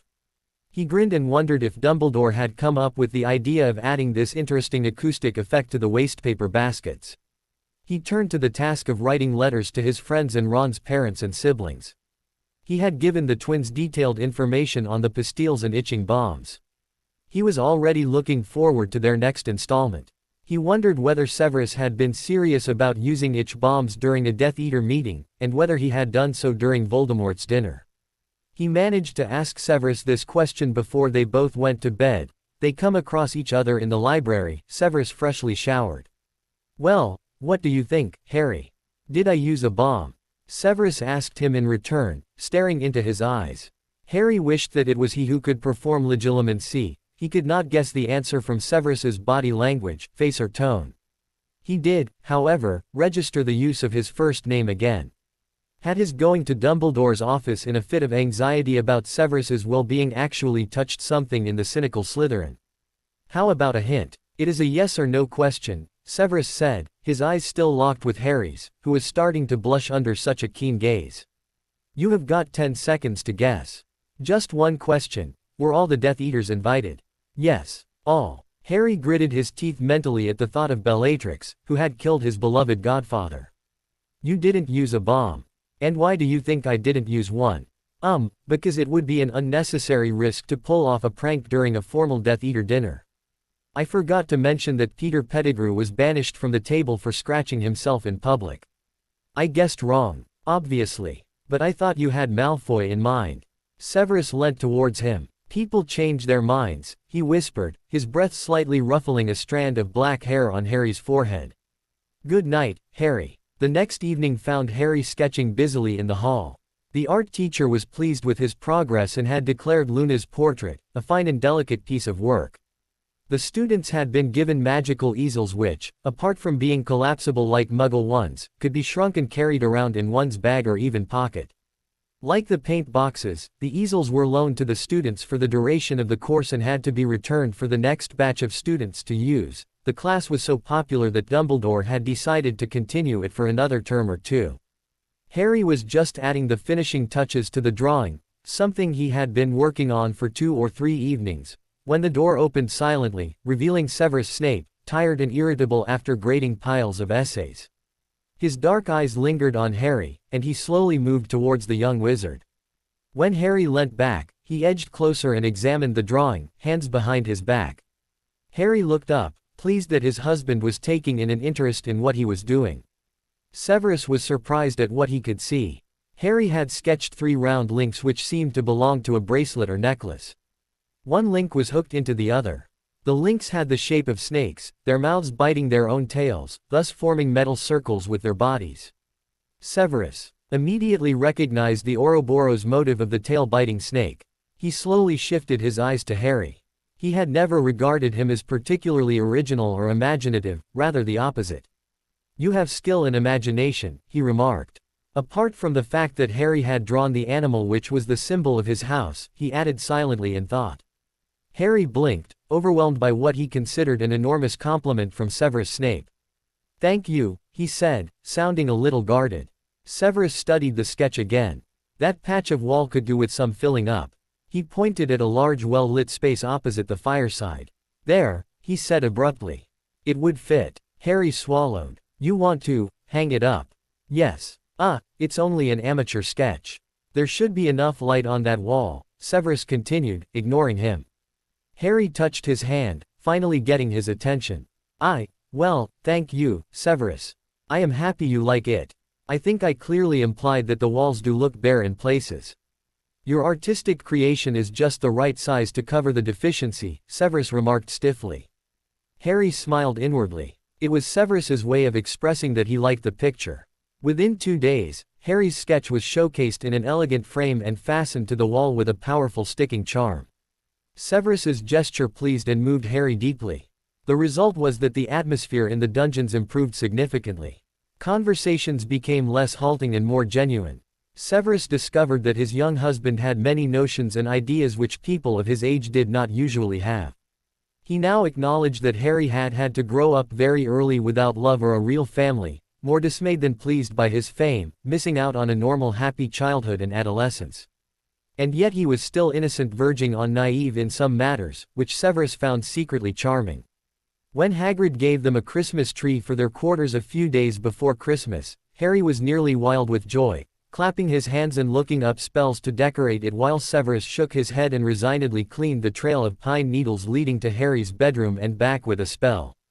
The Christmas holidays arrived with a thick blanket of soft white snow, glittering decorations, carols and pine trees in the Great Hall. A lull settled over Hogwarts as most of the students went home to their families over the holidays, including Ginny and Luna. Hermione and Ron had gone to Paris for a Christmas vacation. Nessa's picture was decorated with tinsel, much to Severus's disapproval. It looks absurd, he said to Harry. Christmas is the time of absurdities, among other things, Harry said cheerfully, adjusting the tinsel. Nessa, in order to remain perfectly diplomatic, reverted to the simple solution of pretending to be fast asleep. Her beady eyes, which, like most snakes, possessed transparent protective scales instead of eyelids, stared blankly into emptiness. When she winked, she accomplished this action by narrowing her eye to a slit. Inside the hall of Severus's and Harry's quarters, the Christmas tree was glittering near the hearth. Harry had bought a whole lot of decorations and a very pretty crib in Hogsmeade. He had also managed to talk Severus into helping him to decorate the tree on Christmas Eve. This tree is for both of us, so we should both decorate it, Harry pointed out. It is a waste of my hall space, Severus grumbled. Grinch, Harry quipped. Will you please hold this garland? Severus's view was suddenly obscured by a furry silvery boa which was dumped around his shoulders by his impatient spouse. This is atrocious, he said snidely. So is your festive behavior, Harry replied, fastening candle holders to the branches. Severus decided to be silent. Neither of them had had much opportunity to decorate Christmas trees in the past. It was the very first time for Severus that he was going to celebrate Christmas with someone in his own quarters.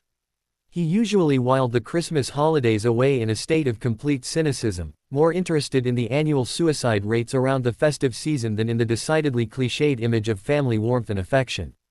His parents had never bothered about Christmas or exchanging gifts, and, least of all, about exchanging affection. He didn't know what it was like to decorate a tree with someone else. Harry had naturally been excluded from all festive activities by the Dursleys until he had started spending Christmases with the Weasleys and decorating the tree with them. He had a family in the Weasleys, and he regarded Severus, too, as family. He was quite used to Severus's waspishness and short temper and was learning to appreciate the finer qualities of the man, which, ironically enough, Severus was anxious to hide, regarding them as weaknesses. Okay, it's ready, Harry said as he levitated the angel onto the very tip of the tree. The two wizards stood back and admired their work. Quite passable, Severus said. Harry smiled at him. Now all we need is to dress you up as Santa Claus.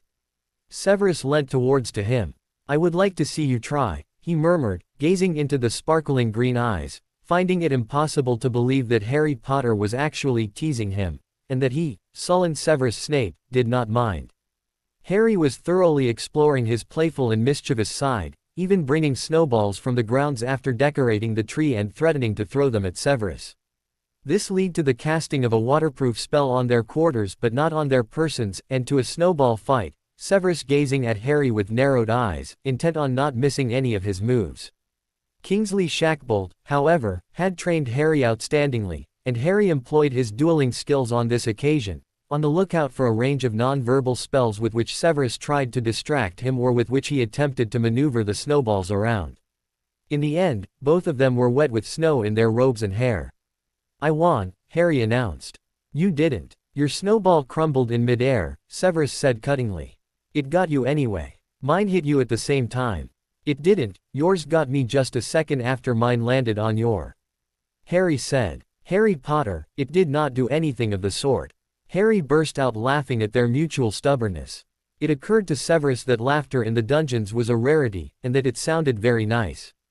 He was still deciding whether he should explore or drive away this thought when Harry cast a drying spell on both of them and went back to his bedroom. He returned with his sketching pad and began to draw a couple of the decorations which were glittering on the tree. Severus withdrew quietly. Seeing Harry's sketch seemed strangely intimate to him, something that he did not wish to intrude on, even though Harry did not seem to mind at all if Severus was nearby. On Christmas Day, Harry and Severus breakfasted together in their quarters. Dinner would be had with the staff and the few students who were staying at Hogwarts. Harry had been pleasantly surprised by Dobby, for whom he had bought a lot of socks, announcing that he and Severus would be having breakfast in the hall instead of each one eating his meal in the seclusion of his own room. Dressed in last year's Weasley jumper, Harry and Severus shared the handsome glass and steel table in the hall. After Severus's thorough ignoring of his birthday, Harry did not expect anything from his husband for Christmas. He was happy enough that Severus had helped him decorate the tree and, moreover, had sacrificed his very highly valued privacy in order to eat at the same table with Harry. He had dispatched Hedwig and some school owls with gifts for his friends and all the people who were close to him. Severus, for his part, searched Harry's face for the expectant look so many people had when they were wondering about what gifts were waiting for them underneath the tree. The young man looked happy, as if he was not longing for anything more than what he already had. When breakfast was over, Severus got up from the table and nodded at the tree. You have got gifts, Harry, he said impassively. It's already a gift that you're calling me Harry, Severus, Harry thought with an inward grin. So do you. Let's unpack Mrs. Weasley's gifts together, he said, handing Severus a fat parcel. Molly Weasley considered Severus as a family member because of his marriage to Harry and had sent him several packets with homemade delicacies and, much to Harry's amusement, a black jumper with a green S on the front. "Aren't you going to wear it?" Harry asked. Severus looked at the jumper, then at Harry, and back again. He was wearing trousers and a shirt instead of robes. He discarded the latter and pulled on the jumper, appreciating Molly's gesture of kindness rather than the actual gift. "See, now we suit," Harry laughed, who had just unpacked his new Weasley jumper. On a symbolic level, Severus commented dryly, "Now unwrap your other gifts." "No, I'll unwrap mine afterwards." "Unwrap yours first," Severus repeated, waiting until Harry had finished with all his gifts. He noticed that Harry carefully placed the cards and notes which came along with them in a small pile, saving them up for a second reading. "This is for you," he said, leaving the sofa and pressing a square package into Harry's hands. Harry stared at him. "You got me something." Then, hastily, as if afraid that he had sounded rude, "It is really sweet of you, Severus, and I know that you don't have much time. Open it, see if you like it and thank me afterwards if it meets your needs," Severus said curtly. Harry unpacked the gift while Severus watched him closely. An exquisite large box made out of polished dark wood emerged. It was a paint box, containing various kinds of pencils, ranging from paintbrushes to graphite sticks and crayons, both of the Muggle and the wizarding type. Harry knew that it must have been expensive and taken a good deal of thought and searching. Harry looked into Severus's black eyes. There was a funny lump in his throat. It's wonderful," he said at last when he managed to find his voice. He put his arms around Severus's neck and gave him a firm hug. Severus did not react for a moment. Then, awkwardly, in a manner which indicated that he was not used to either receiving or giving hugs, he embraced Harry, noting how warm the young wizard was and how perfectly he fit in his arms. "Thank you," Harry said, drawing back and reddening, running his palm across the lid. His eyes were shining. "You're welcome. I felt that it would be useful since you show promise in the domain of sketching and drawing," Severus answered a bit stiffly, "and I discussed various types of paint boxes with your art teacher." "I got something for you, too," Harry said timidly, handing him a package. Severus raised an eyebrow. "That is kind of you," he said, as if he did not quite know what to say. "Open it," Harry smiled, gaining courage from Severus's surprise at both the hug and his gift. He watched Severus unwrap it as keenly as Severus had watched Harry. The habitual mask of harshness or blankness dropped from Severus's face as he unfolded the beautiful dark green traveling cloak. It was embroidered with a silver pattern around the hem.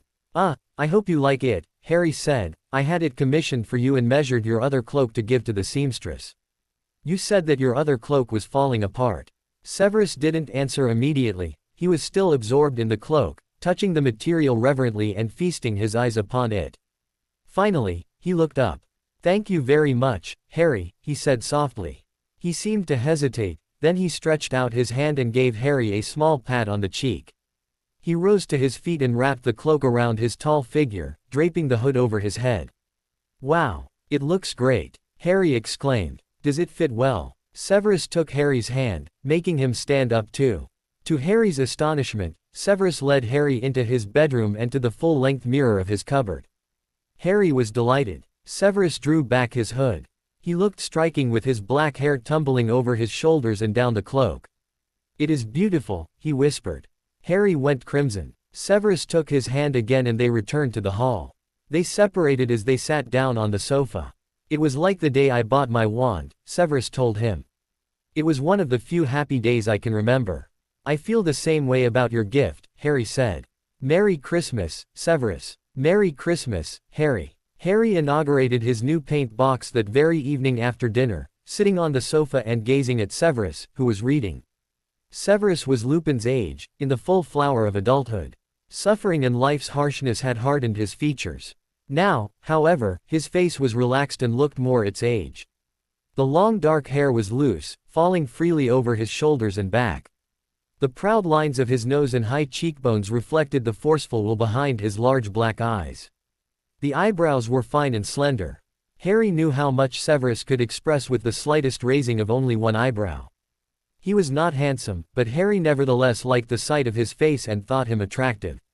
He could not imagine him in any other way. He looked at the full dark eyes again. "Why are you staring at me?" Severus asked abruptly, suddenly turning his face. "I like looking at you," Harry said without thinking. Severus's slender eyebrows climbed up his forehead, and he stared at Harry, who went very red. Indeed, was there a way to describe how he liked watching the firelight flicker over Severus's face, or that, very simply, Severus's face was becoming something important to him? "Would you allow me to sketch you?" Harry asked. Severus raised his eyebrows again. "You may keep the sketch afterwards, if you wish. If you think that I make an appropriate drawing subject." "I do. May I draw you now?" Severus's mouth quirked slightly. "Do I need to strike a pose?" "No, you've just got to be natural. Reading, or just sitting. Well, without moving around too much." "In that case, go ahead," Severus said languidly, a glint of amusement in his eyes. Harry went to fetch his drawing materials, already thinking of the best angle from which to draw Severus. He chose a graphite pencil, fetched a large sheet of special paper and a broad piece of smooth cardboard to serve as a base. He returned and sat down at the table, which gave him a perfect view of Severus's face and figure. The setting for the interplay between light and shadow was ideal. Soon, he was as absorbed in his drawing as Severus was, or seemed, in his reading. There was no sound except for the occasional rustle when Severus turned a page and the soft scratching of Harry's pencil. Harry chewed at his lip as he traced Severus's long hair, trying to give it as much of a soft, velvety texture as his pencil and non-professional skill would allow. At last, he was finished with the general sketch and ready to start with the little details, adding a line here and there, fine-tuning the shading, emphasizing the curves of Severus's mouth and neck, making the lowered eyelid more shadowy. He leant back, smiling. Severus looked up. "Are you done?" he asked. "Yes. May I indulge in narcissistic admiration?" The dry request made Harry laugh. "Yes, of course." Severus rose gracefully and approached Harry and the drawing. He examined it for a few minutes without comment. "May I keep it?" he said at last. Harry nodded, pleased. He wrote his initials and the date in the left-hand bottom corner of the sketch. "Thank you," Severus said, taking the picture in his slender hands. On the day after Christmas, Severus studied Harry's sketch for a long time as he sat in the library. It was a postcard morning, more snow had fallen during the night, and two of the students who were remaining at Hogwarts over the holidays had gone out into the grounds for a battle of snowballs. Harry and Severus were comfortably tucked away in the dungeons. Severus bent over the sketch. Harry had caught the angles of his face, the length of his tapering fingers, the atmosphere of the setting very well.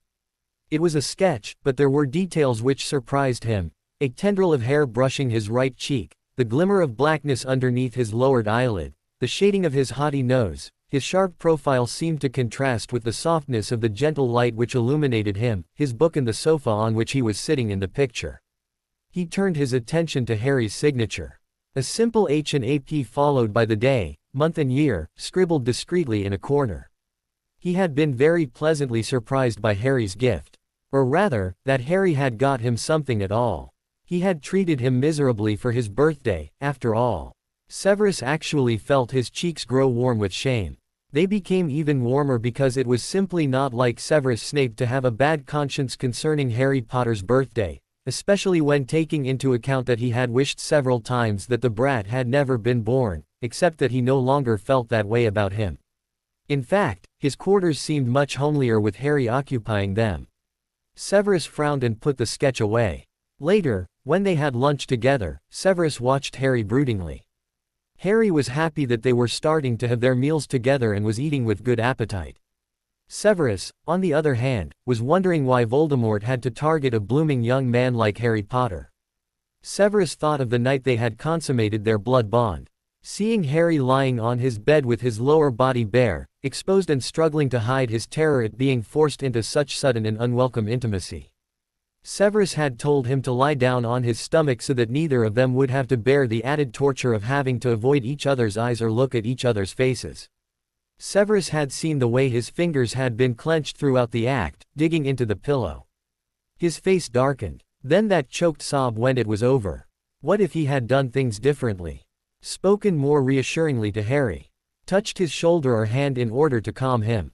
Or would that have made things worse? Maybe Harry would have recoiled from his touch. Their relationship had been extremely unpleasant at first, to say the least. If Harry managed to live through all the huge obstacles and challenges which were still awaiting him, would he be able to fall in love after his forced union with Severus? Severus had a cynical and scathing view of love. He had decided ages ago that he was not meant to love or be loved. Harry was attractive in many ways. And he, Severus, had ruined his first experience for him. And broken his arm, too. And Harry had just the same gone and bought him an expensive cloak. He had hugged him as well. Severus could not remember ever being hugged. Dumbledore had squeezed his shoulders at the very most. That was all he had known about friendly physical gestures until Harry had hugged him. He could still feel Harry's unruly hair tickling his cheek and his arms around his neck. He could still see the sparkle in his green eyes. And that smile. Harry liked to smile. He sometimes smiled when he was sketching, probably without being aware of it. It was a dreamy smile which made Severus wonder what was going through Harry's mind. Eyes and lips. Like a green and red tourmaline, Severus mused. Harry excused himself, got up and went over to the sideboard to fetch a tangerine. Severus followed him with his eyes. Would you like a tangerine? Harry asked him. Yes, please, Severus answered. Catch, Harry said, raising his hand. I don't appreciate food being thrown around in our quarters. You're just saying that because you don't want to miss, Harry said shrewdly. Severus's eyes narrowed. Aim properly, he growled. The tangerine flew towards him in a graceful arc. Severus managed to catch it, but the fruit slid out of his fingers and into his lap. Ha! Missed, Harry said. Your aim is atrocious. Thank goodness you're no longer on the Gryffindor Quidditch team, Severus grumbled. Trying to save face, aren't you? Harry said nonchalantly as Severus picked up the tangerine, peeling it deftly with his long fingers. He replied to Harry's teasing question with a snort. Harry's mouth quirked, and he went back to the table. They ate their tangerines in comfortable silence. What would you like to do on your birthday? Harry asked suddenly. Severus looked at him expressionlessly. Why are you asking? It is Christmas season, not my birthday, in case you have not consulted the calendar as yet. It will soon be your birthday. So what would you like to do? Nothing, nothing, nothing, Severus repeated tersely, transferring the tangerine peels to the wastepaper basket with a non-verbal spell and pointing gesture with his left hand. What about New Year? Harry asked persistently. I do not believe in countdowns, champagne and all that cliched nonsense, Severus answered in a bored tone. And I am amazed that you still haven't realized that I am not fond of social gatherings. If Severus had hoped that he would spend an uneventful the 31st of December, then he was mistaken. The Weasley twins sent Harry a lot of New Year gags, and Voldemort chose the afternoon to summon him via the Dark Mark. Severus immediately got ready and put on his cloak, the one Harry had given him, and turned to look at his husband's face. The green eyes were grave and worried behind the spectacles. Take care of yourself, the youth said. Haven't I always done that? Severus said, but his tone was without sarcasm, it was even gentle. Harry didn't respond, merely continuing to gaze at him. Severus placed his hand briefly on the messy hair before leaving. Fortunately, Harry didn't have to wait for as long as last time. Severus was back within half an hour. Harry was nevertheless shocked. Severus was extremely pale, and he brushed past Harry without a word, heading for the bathroom. He came out with water on his lips. He was still ghastly pale. Are you okay? Harry asked. Severus stared at him glacially. I am perfectly fine with supplying scenarios where I am raping my husband many times while the Dark Lord masturbates mentally, seeing as that he is incapable of doing so physically. I'm sorry, Harry whispered, placing his hand on Severus's. What for? For making you go through all this. It is my job. Suffering like this shouldn't be your job, Harry said. Severus stared into Harry's green eyes. Tell me, what did you feel like when we consummated our blood bond? Don't tell me that you didn't feel like you were being beaten. That you don't hold it against me, or don't want to see me suffer. Harry interrupted Severus by taking his hands in his. Severus fell silent. What did you feel like? He asked softly. We discussed this once. We were forced to do it. And I took away something very personal from you. You could not decide to whom to give it to. You had to give it to me, against your will. Severus, Harry squeezed Severus's hands gently. I knew that. It was expected of me and of you. We said yes to the marriage and to the bonding. We could have backed out. Things were very different back then between us. We couldn't talk like we're talking now. It was easy for me to accuse you of forcing me, especially since, well, you were on top. It wasn't your fault. He flushed, and the dark eyes searched his green ones again. Why on earth did the young man have to be so innocent and so perceptive sometimes? Severus, do you feel guilty? Severus nodded curtly. It was a hard admission to make, a big step to reveal part of his feelings to Harry. I felt guilty, you know. Once I had calmed down and spoken with Hermione, I often thought of what you must have felt during the consummation, Harry confessed. You were lying on my bed, only 17 years old, Severus said flatly, completely exposed. I had to take you. Like you were a piece of meat. I hated myself and I hated you. But you had to be the determined Gryffindor you are, didn't you? He pressed Harry's hands. You wouldn't give up. You refused to stay away from me. We match each other in determination, Harry. In other things, too, Harry said. They gazed at each other. Were you drawing? Severus inquired finally. How did you know? You have got charcoal on your nose, Severus said. Harry laughed and rubbed at his nose. No, over here. Wait, Severus said exasperatedly, rubbing at the corner of Harry's nose until the mark had gone. Thank you, Severus. I'm enjoying your gift, as you can see. There is no need to try and paint your face. Your natural charms are quite sufficient, Severus murmured, retiring to the sofa while Harry blushed again. Harry rubbed his temples tiredly. He was wondering what to get for Severus's birthday. The inspiration for the cloak which he had given Severus for Christmas had happened to come at the right time, and because Severus had been complaining about his old cloak. Harry could not recall Severus expressing a wish for something he needed, unless it was a wish for capable students. Not an evening went past when Severus did not make an acid comment about the students' lack of talent, attention, concentration, etc. It was the same on this evening. Severus swept inside the dungeons in a state of complete irritation. Well, you are rather strict, Severus, Harry observed gently. I seem to recall that your potions brewing abilities are not exactly impressive, husband of mine, Severus drawled casually. Will you stop calling me that? Calling you what? Husband of mine. Severus bent a little. Aren't you my husband? You meant it sarcastically. I enjoy sarcasm. So should you. Harry smiled a little. I can't really imagine you without sarcasm, he admitted. Your natural charms are quite sufficient. Harry could hear Severus's comment in his mind, feel his arms around him when they had hugged on Christmas. There had been no sarcasm in the comment. Severus, in the meantime, was studying Harry's smile. Now that he was used to Severus and his ways, Harry smiled and laughed a lot. The dull dungeons became alive as soon as Harry slipped into their rooms. Severus valued his presence but never said so to Harry. Instead, he preferred to show his appreciation in ways which did not require words.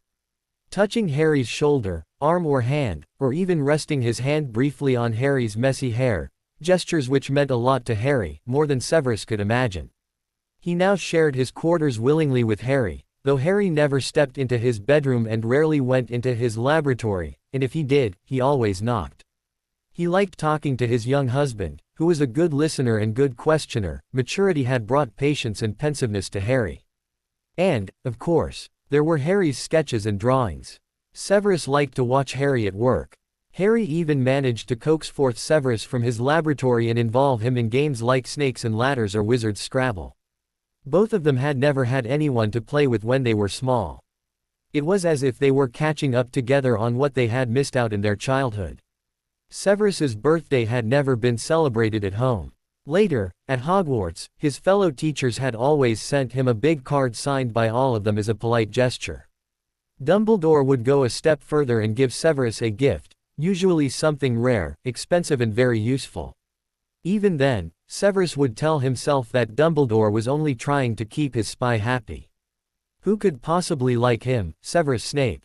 However, he knew that Dumbledore, with his astonishing capacity of seeing the good in nearly everyone, regarded him as a son. Dumbledore would often invite him for tea, or walk with him in the grounds, talking to him about things which did not have the remotest connection with his work as a spy. He therefore did not expect any birthday celebration, and in any case he hated events and gatherings, so when he left his bedroom, ready to teach classes, he had actually forgotten that it was his birthday, a clear crisp January day. He was reminded by Harry. "Happy birthday, Severus," he said, smiling cheerfully. Severus stared at him for a moment, then he snorted. "Birthday," he muttered contemptuously, brushing past Harry, whose smile only widened. After class, he took tea with Dumbledore, who gave him his gift, a brand new wizarding chess set of the rather pricey sort. Severus was a chess devotee. Dumbledore and he had spent quite a few sessions locked in mortal combat over protesting pawns. Severus had given up on Harry as a chess partner. The strategies and tactics Harry had learnt during his dueling lessons with Kingsley Shacklebolt had stubbornly refused to be transferred to a chessboard. "How are you and Harry getting on, Severus?"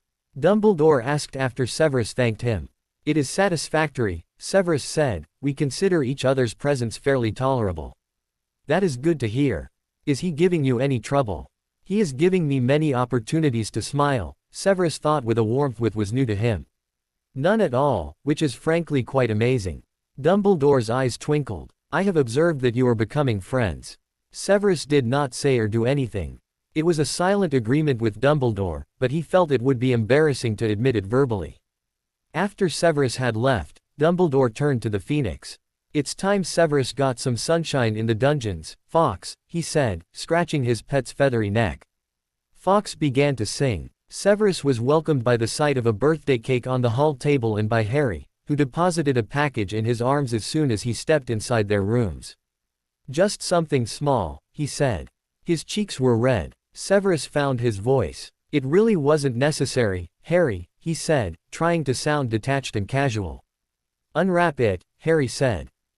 Severus hummed and examined the packet for a few seconds before opening it carefully, as if savoring the procedure. Harry watched him nervously. Severus drew out a large book. On opening it, he discovered that it consisted entirely of Harry's artwork. There were sketches Harry had made of him brewing a potion, drawings of potions' ingredients, scenes of the Hogwarts grounds, a close-up of Severus's own hand. I know it's nothing really practical or special, but I thought you'd like it. You gave me a lot of inspiration, Severus." He smiled a little. Severus closed the book slowly and caressed the cover with his hand. Harry noticed the gesture and knew at once that his gift was a huge success. "Thank you, Harry. I like it very much," he said, placing his hand on Harry's shoulder and looking into his eyes.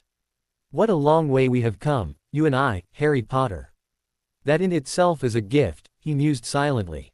"There's something else. You'll probably think it's sentimental or whatever, but I've got to say it. I want to say, thank you, for what you've done and are doing to protect me," he said somewhat shyly but clearly in a tone which revealed that he was not ashamed to thank Severus. Severus reached out with a spontaneity which came as a surprise to himself and put his arm around Harry's shoulders, drawing the youth to him. "It's the first time I'm having a birthday cake, well, apart from Albus's chocolate monstrosity."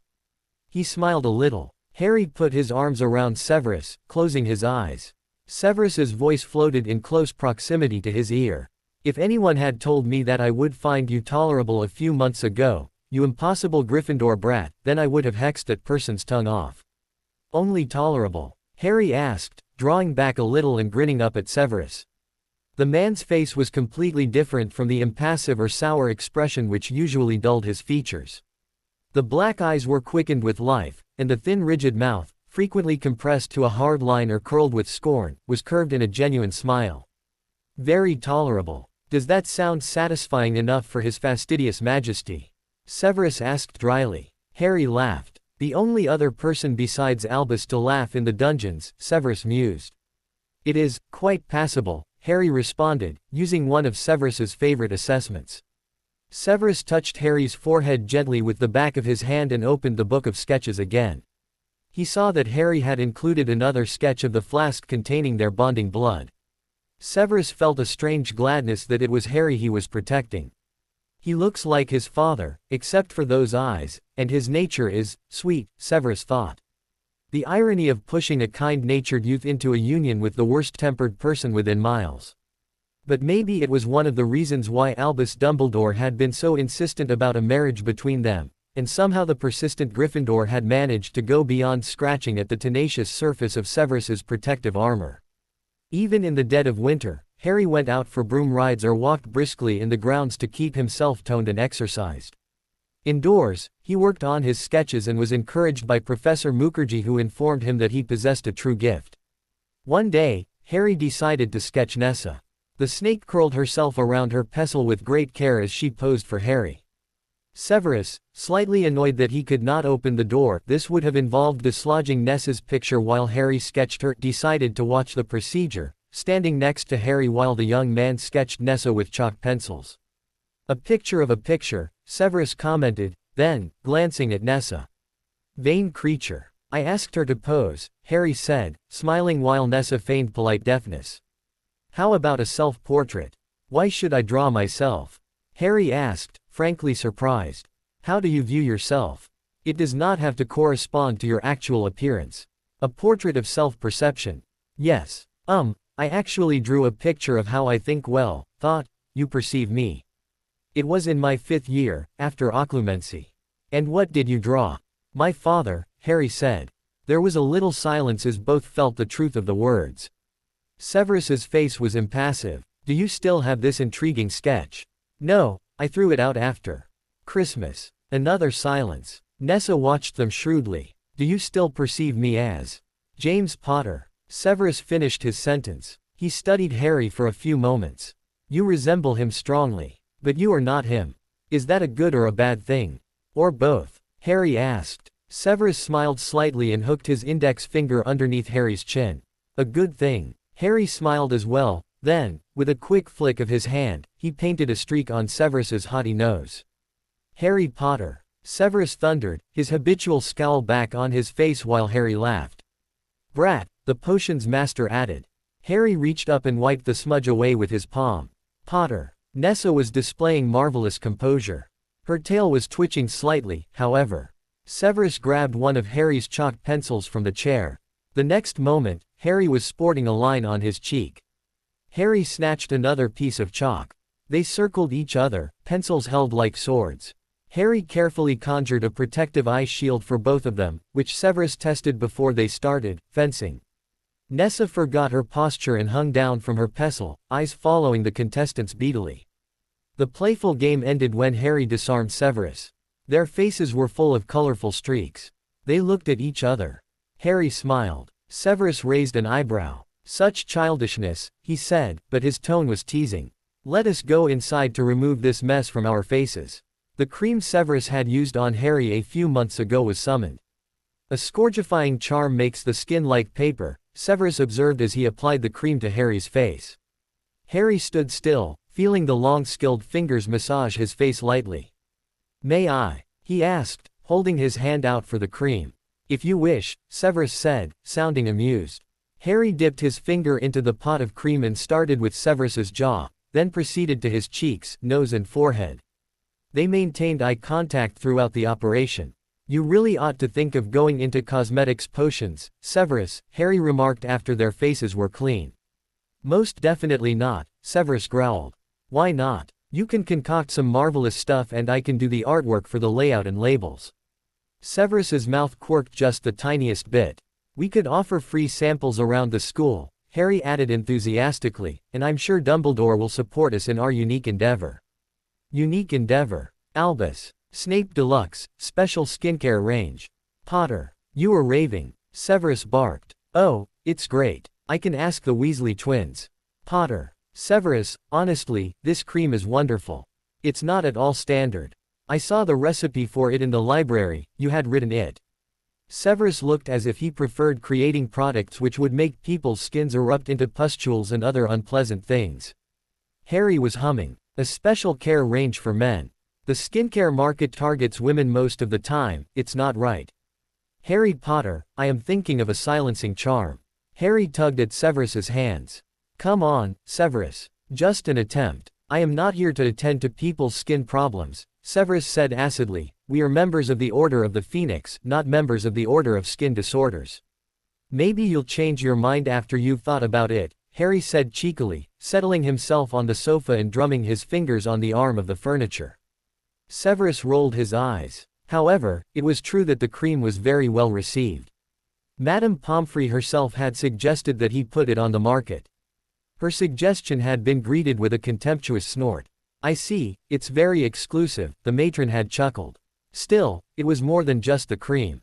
It felt good to have someone, namely Harry, who was perfectly comfortable in his company, who teased him but did not disrespect him, and who laughed freely in the potions master's forbidding presence. He wondered how in Merlin's name the youth had managed to become so used to his unapproachable behavior. Severus was fonder of Harry than he wanted to admit. The taller wizard looked at Harry's face. It was a man's face. Severus could discern the slightest shadow of facial hair. Puberty had thankfully been reticent with acne for Harry, whose skin was smooth as that of a peach. The only really visible scar he bore was the one Voldemort's curse had left behind, and that he kept hidden underneath his fringe. Harry had told Severus that the scar in itself did not disturb him at all. In fact, he quite liked its shape, but he hated the attention it drew to him. Harry was a picture of innocence and sensuality wrapped into one. The characteristic brooding look came into Severus's eyes. Most other people of Harry's age were enjoying their lives as much as they could, and with Voldemort around, time was more precious than ever. Yet Harry seemed happy in the dungeons with only Severus Snape and Nessa to keep him company. "I want to show you something," Severus said. "Please dress warmly, we are going out into the grounds." The snow crunched as two figures, one tall and the other smaller, left shoeprints in the white blanket. Severus led Harry to the grounds at the back of the castle, where people went less often. A musical sound, soothing, reminding him of one of the few happy aspects of his childhood, drifted over to Harry. He stopped and listened. "Come," Severus said. Harry followed him to a gate leading into one of the many courtyards of Hogwarts Castle. There was a beech in the middle, but it was stripped of all its leaves. Wind chimes were attached to one of its branches. Harry approached and looked at the chimes. They tinkled softly at him. He moved closer. He had seen and heard wind chimes before. One of the Dursleys' neighbors had a set of wind chimes, resulting in his aunt and uncle complaining about the stupid racket they made in windy weather. The neighbors finally started taking down the chimes every night after Uncle Vernon rumbled up to the owner like a military tank, and in the end they took them down altogether. Harry, however, had always found the chimes soothing, and the sound had been faint. He didn't know that wind chimes had been installed in this windy little courtyard. There was a bench in one corner. Severus sat down on it and watched as Harry approached the chimes and tilted his head, listening to them. A gust of wind made the chimes stir again. "He likes them," Severus mused. Harry sat down on the bench next to Severus, gloved hands folded in his lap. "Did you put the chimes on the tree?" "Yes," Severus replied. "The headmaster and you have unlimited access to this place. It is off limits to the other students. They can hear the chimes, but a charm keeps them out. The spell, however, recognizes the magical signatures of those who are permitted to enter." Harry smiled at Severus. "And you decided that it is not off limits for me?" "Yes, after Christmas." Harry smiled. "Thank you for showing me this place, Severus." He told his husband about the chimes he had listened to when he was child until the neighbor had been forced to remove them. "They have a soothing quality indeed," Severus said, and his tone and face were soft. "Albus knows that I like this kind of atmosphere. He took me to this place many years ago and said that I could use it to be on my own. He himself likes to wander around in his favorite orchard in these grounds from time to time. So this is a kind of sanctum for you." "Yes, it is good to be away from the dungeons from time to time." "For birds, too?" Harry asked, pointing at a birdhouse, also attached to the tree. Don't you dare tell anyone that their potions master has a weakness for chimes and birdhouses." Harry laughed. Severus had never heard anyone laugh in the courtyard before, seeing that he was the only occupant. Even Dumbledore, though he could enter, never breached Severus's wish for privacy in this little place. "The whole school would queue up over here if I told them," Harry remarked. He bent and picked up a fistful of snow.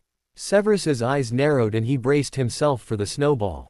Harry raised his fist, the snowball firmly clutched in his palm. He made a throwing motion, but the ball did not leave his hand. "Really? Can't you do better?" Severus drawled lazily. "I knew that you were only pretending to throw that snowball." "Of course. You know everything," Harry grinned. "Accio snowball," Severus exclaimed. Harry's missile flew into Severus's hand, crumbling a little as the potion's master caught it. Severus aimed. Harry ducked, his Quidditch and dueling reflexes keen. The snowball flew harmlessly above his head and hit the wall. They had already indulged in an indoor snowball battle before and had not been able to agree on the winner. Harry was therefore determined to win this time, and he had more room since he was outside in the open air. A fierce snowball battle ensued. The wind chimes often tinkled due to the impact of a stray snowball. Finally, Harry stuck out a leg and made Severus stumble and trip over his foot. The tall wizard fell in the snow. Harry grinned widely. "You cheated," Severus growled, eyes flashing ominously. Harry looked up at the sky and shoved his hands into the pockets of his jeans, whistling nonchalantly. This proved to be his undoing. Severus used a non-verbal spell to slam an invisible weight into Harry's knees, not enough to hurt him, but enough to knock him off his feet. Harry landed on his bottom with a squeak. "Hey, at least I didn't use sneaky magic," he exclaimed indignantly, trying to pelt his smirking husband with clumps of snow. Severus dissolved them with casual flicks of his wand, then, rising on one knee, he imprisoned Harry's wrists in a gentle but firm grip. "Gryffindor gallantry indeed," he snorted. "You cheated too. I saw you turn one snowball into three in midair. That's what one calls being creative," Severus said smugly. "I disagree," Harry replied, boldly pushing Severus onto his back in the snow. Severus reached out, grabbed Harry's shoulders and pulled the youth down to him. "And I disagree with the fact that you disagree with me," he murmured, his warm breath brushing Harry's cold face. "And I disagree with the fact that you disagree that I disagree," Harry quipped. "In that case," Severus whispered, staring into Harry's eyes. He didn't complete his sentence but kept gazing fixedly at Harry. "In that case," Harry prompted, flushing under the intensity of the probing black eyes. "In that case, you need to be punished," Severus said, scooping up snow and flinging it at Harry with a sudden movement. "Oh, just you wait," Harry spluttered through a mouthful of snow. The two wizards rolled about in the white blanket, mock wrestling. Finally, Severus came to rest on top of Harry. "It is as I always suspected. You're a bottom, Mr. Potter." Harry looked confused, then he realized what Severus was alluding to. That Severus Snape, of all people, would actually broach a topic. "I wouldn't know," Harry said with disarming frankness. "I could imagine being, versatile, though." With an effort, he switched their positions. "See, I let you do that in order to boost your already overflowing ego," Severus remarked, managing to look utterly composed and unfazed even when lying on his back in the snow with mussed hair and wet clothes. They looked at each other for a few moments until Harry slid off his husband. They got up and dusted their clothes. A twitter and flurry of wings made them turn. A small brown bird was inspecting the birdhouse. Severus watched it keenly. "Self-replenishing charm," he explained to Harry. "For birdseed. It has to be renewed regularly, though." He aimed his wand at the birdhouse and muttered a spell. The bird, startled by the sound of seeds rattling into the house, hopped away to a branch. Then, perceiving that there was no danger, it approached shyly and finally hopped into the house to eat. "You like birds," Harry said with a smile. "Songbirds like our visitor," he gestured at the birdhouse, "waste their songs on this world, Harry. But without song, would there be any hope?" "What is there to hope for, optimistic Gryffindor?" Severus asked with a slight sneer, staring into Harry's green eyes. "You, of all people, should be knowing about hopelessness. If you look at us, Severus, at you and me, at how we can talk and have snow combats, then I would say that there's plenty to hope for," Harry answered, smiling. "We may not survive this battle, and even if we do, we will divorce." "And yet he wants to know me," Severus thought. "He doesn't give up hope even when it comes to me." "Yes, I suppose there is hope in that," he agreed slowly. "Let's go back." They returned to the dungeons. Harry occupied himself with reading the latest news on Quidditch and Severus went to unload a fat package containing several books for his library. Harry was just putting down his magazine when Severus marched into the hall, the traveling cloak Harry had given him for Christmas draped around his figure. "Voldemort?" Harry asked. Severus nodded. Harry went over to him and pressed his hand. "Look after yourself," he said, moistening his lips with his tongue. "Don't go running all the way to the headmaster if I am not back in an hour," Severus answered, touching Harry's arm lightly. "Okay," Harry said somewhat tensely. Much later, at night, Severus was sitting on his bed. He had come home and brushed past Harry wordlessly. He had a splitting headache. He winced as an image of torture flashed through his mind. "Harry, chained, bleeding, begging for mercy. Voldemort licking his lips in a sickening way. If you have done a good job, my dearest Severus, then I will not kill the boy. I will make him join my followers. The ultimate punishment for the years I spent struggling to come back. He uttered an icy laugh. The great Harry Potter on my side. The world will be in my hands. He laughed again. I am glad to see that he seems less defiant when you disport yourself with him, Severus. He is starting to realize the importance of fulfilling his marital duties in every aspect, Severus said expressionlessly. Voldemort patted his shoulder patronizingly. Good work, my loyal Severus. I suggest that you return to your dainty Gryffindor toy and play with him some more. He still requires proper breaking in. Severus felt sick. He was finding it extremely difficult to send fake memories to Voldemort. He had started succumbing to Harry's kind nature quite some time ago, and although he had always found it deeply disgusting to present Voldemort with an array of obscene images, it was harder than ever to do so. The bond between him and Harry was undeniable. He also detested the way Voldemort referred to Harry as the boy, or plaything, or toy. Harry was in the blossom of manhood, and strangely enough, he seemed to be blossoming in the dungeons. Severus still felt guilty about their consummation. It had not been an awakening for Harry. It had been suppression. Severus. Harry's voice was worried, and there was a soft knock on his door. I am fine, Severus barked. You're not fine. I've been living with you for months. I should know by now. Severus sighed heavily. Come in, he said coldly. The door opened, and Harry came inside, green eyes studying his face. He went over to Severus and sat next to him, placing his hand on Severus's left forearm with that innocence which made an ache spring up in Severus's chest. Are you aware what you are touching? He growled. Harry looked at him. I know. The dark mark. They were silent for a little moment. Try and lie down for a short while, Severus, Harry suggested. Instead of the acid comment he expected, what a doting spouse you are, husband of mine. Or something similar, Severus sighed. I'll have a bath first. He looked at Harry, and something stirred in his eyes. Have you eaten? Harry shook his head. I thought so. Just like the time when you went rushing to the headmaster. I get worried about you, Harry said. I have been doing this for years, Harry, Severus said exasperatedly. Harry reached behind his neck and unclasped his chain. Take this. It is for you to keep. I'd be happier if I knew that you're wearing it. Ron and Hermione gave it to me when I turned 17. It's not magical or anything, but it is symbolic of protection and friendship for me. And please don't tell me how Gryffindorish or sentimental that sounds. Severus looked at him in surprise. Harry put the chain on Severus. His heart leapt when he saw the expression in his husband's black eyes. It was warm and strangely sad, bittersweet. Then, to Harry's complete astonishment, Severus stooped, beeped him briefly on the forehead and left the room. Harry blushed and touched the spot where he had been beeped. It seemed to tingle. Severus moved swiftly through the corridors as he went in quest of Dumbledore's rooms. He raised his hand and touched the chain Harry had given him a few moments ago. He could feel Harry's forehead against his lips. It was the very first time he had beeped someone on the forehead. He had beeped men before in his brief trysts, but those has been superficial emotionless beeps. No beep could compare to the one he had bestowed on Harry. He reached the stone gargoyle which guarded the entrance to Dumbledore's office. Eye candy, he said expressionlessly.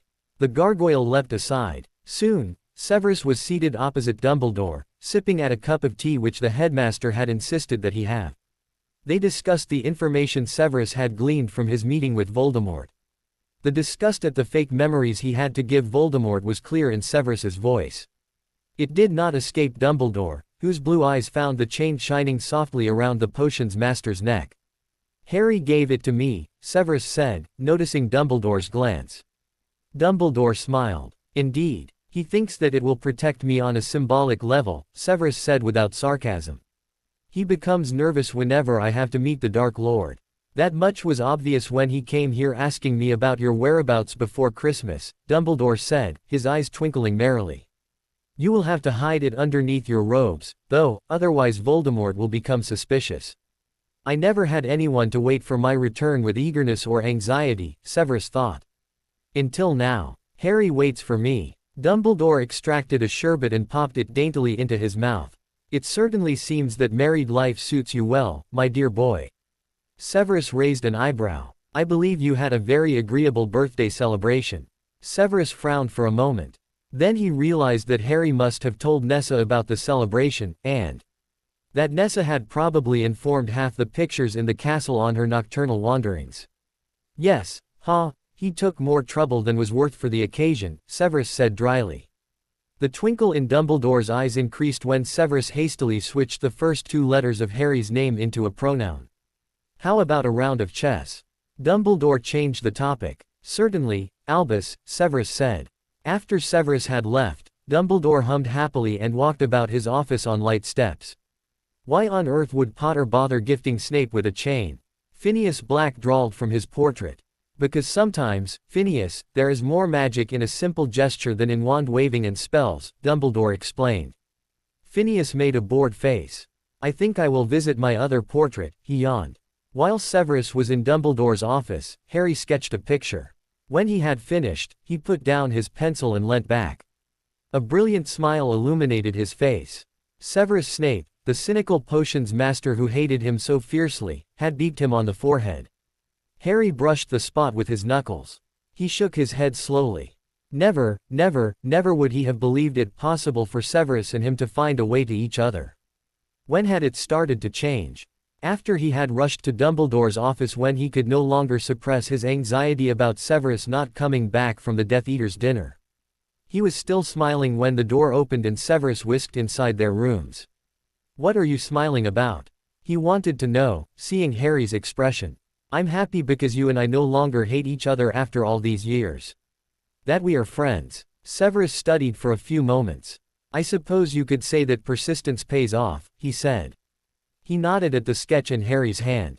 What have you drawn? He asked. Harry handed him the sketch. There was a low shadowy brick wall in the foreground. Up in the sky, the silhouette of a dragon flying across a full moon could be seen. Two wands were sitting on top of the wall, and one was lying over the other in what could be interpreted as a protective manner. Severus looked more closely at the wands and as he did so, a faint color tinged Harry's cheeks. Severus's wand was as black as his eyes and hair, and it was long and slender, like his fingers and height. Harry's holly wand was paler and a little shorter, it was their wands which were resting peacefully upon the wall, and Harry's wand was underneath Severus's. Severus looked into the green eyes. Harry grinned a little. Didn't you say that you think I'm a bottom? He said cheekily. I recall that you prefer to think of yourself in terms of versatile. Severus said, his eyes glinting with amusement. He handed the sketch back to Harry. Well, only in theory, Harry replied. There was a small silence during which they looked at each other. Severus was used to assessing people and guessing at their moods even without applying legilimency. Now he sensed a sudden pang of sorrow coming from Harry, and the green eyes seemed to darken. What are you thinking of? Severus wanted to know. Well, how much time have I got for the practical aspect when a murderous wizard is on my heels and trying to find a gap in Hogwarts's armor? Even if we succeed in defeating Voldemort, who will say that we will survive? I don't want anything to happen to you. It all came out in a rush. Have you no faith in yourself, Harry? You are being trained by very skilled witches and wizards. You have friends. You have potential. And you have my blood protection. If we are linked together by blood, Severus, then, so are our lives. I can't help worrying whenever you go to Voldemort. Severus, I know how skilled you are, but it doesn't prevent me from being afraid for you. Afraid? You, a Gryffindor? Severus said, raising his eyebrow, trying to lighten Harry's mood. I wish there was a way for you to promise me that nothing will ever happen to you, Harry said, not heeding him. He reached up and touched the chain he had given him. Severus observed that the youth was fighting against his tears to judge from the way he was pressing his lips together. The sketch slid out of his hands and onto the floor. Severus had never comforted anyone before. No one in their right mind would have chosen him as their confidant of their worries. Also, no one had ever told him that he or she was afraid of something happening to him.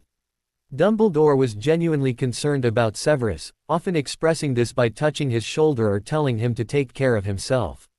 Severus regarded Dumbledore as the guide he had never had in life. Harry was the first person to explicitly voice his fears. Severus did not know what to do as he stared at Harry. He only knew that words failed in this situation, and he, for all his prodigious skill in articulation and language, was helpless. He put one arm around Harry and held him close to him. Harry pressed his face against the hollow of his neck. "Sorry," he said in a muffled voice. Severus made a soothing sound and gently ran his hand over Harry's back. "What is he doing to me? I am holding him and consoling him. Severus Snape, the last person people would turn to when they are sad," he reflected.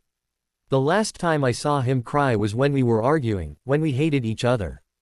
They stood like that for a little while, Harry crying silently, his tears wetting Severus's hair and collar. "When was the last time I cried?" Severus wondered. His chest seemed to contract, and he suddenly realized that it had been years and years since he had shed a tear. He had even wondered from time to time whether the bitterness had dried up his ability to shed tears. He drew back and looked at Harry's face. "Sorry," Harry repeated, trying to smile. "Don't say sorry," Severus said gruffly. "Thank you, Severus. Come, sit in the library with me. A round of wizarding Scrabble will definitely work wonders," the potions master said, and Harry followed him into the enormous room. Soon, the youth was smiling and laughing as he tried to arrange his chips together in coherent words. Severus's sarcastic witticisms added to the lightening of the atmosphere. They left the room to have dinner together. After their meal, it was very late, and they were both sleepy. Before they retired to their respective bedrooms, Harry looked at Severus intensely for a few moments before giving him a brief hug and thanking him for being there for him. He left Severus standing wordlessly in the middle of the hall. Something on the floor caught his eye. It was the sketch Harry had dropped on the floor. He picked it up and went back to his bedroom. He gazed at it for a long time, his eyes not moving from the two wands. The next evening, Harry came back massaging his ribs after a particularly difficult dueling session with Shacklebolt, who was pleased with his progress. However, Harry had not been fast enough to avoid a hex and had been slammed against a wall, resulting in a painful bruise on his side. "More practice," Severus commented impassively, watching the young man, "and rubbing at your ribs like that will not help. Sit down on the sofa and remove all those layers you were wearing, you remind me of an onion." "I will be right back."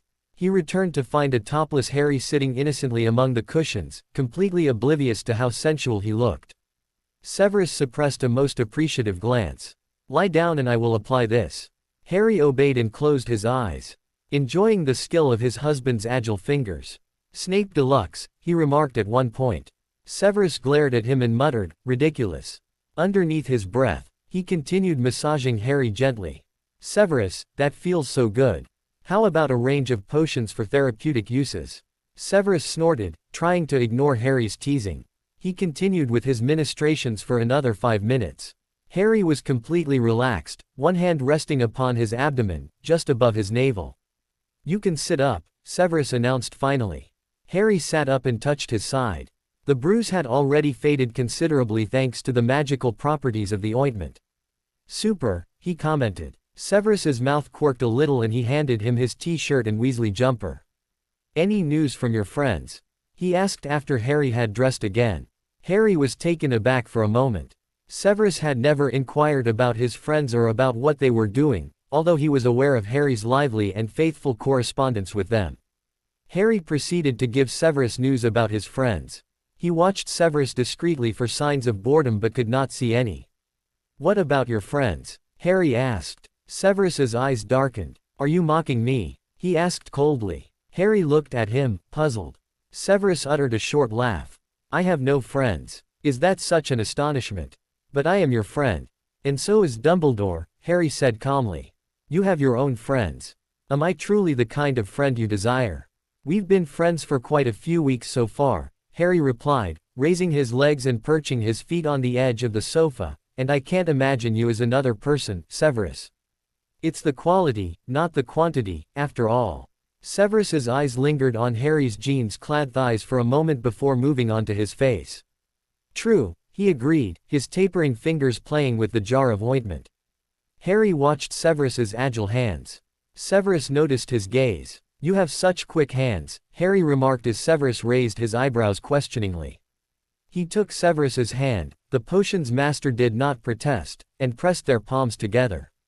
Harry's hand was as delicately built as Severus's, though not as thin and slender. It was also smaller than Severus's palm. "You have longer fingers," Harry stated.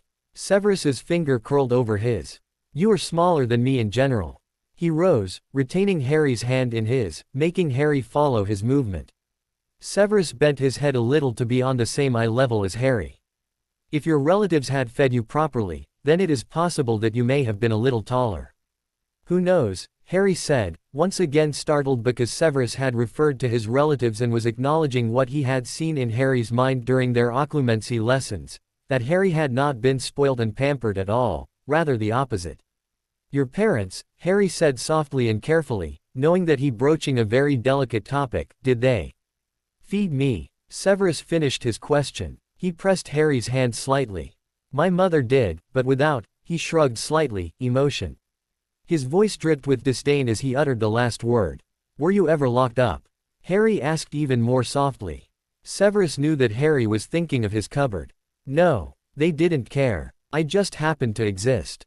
"Did your aunt and uncle shout at each other and row all the time?"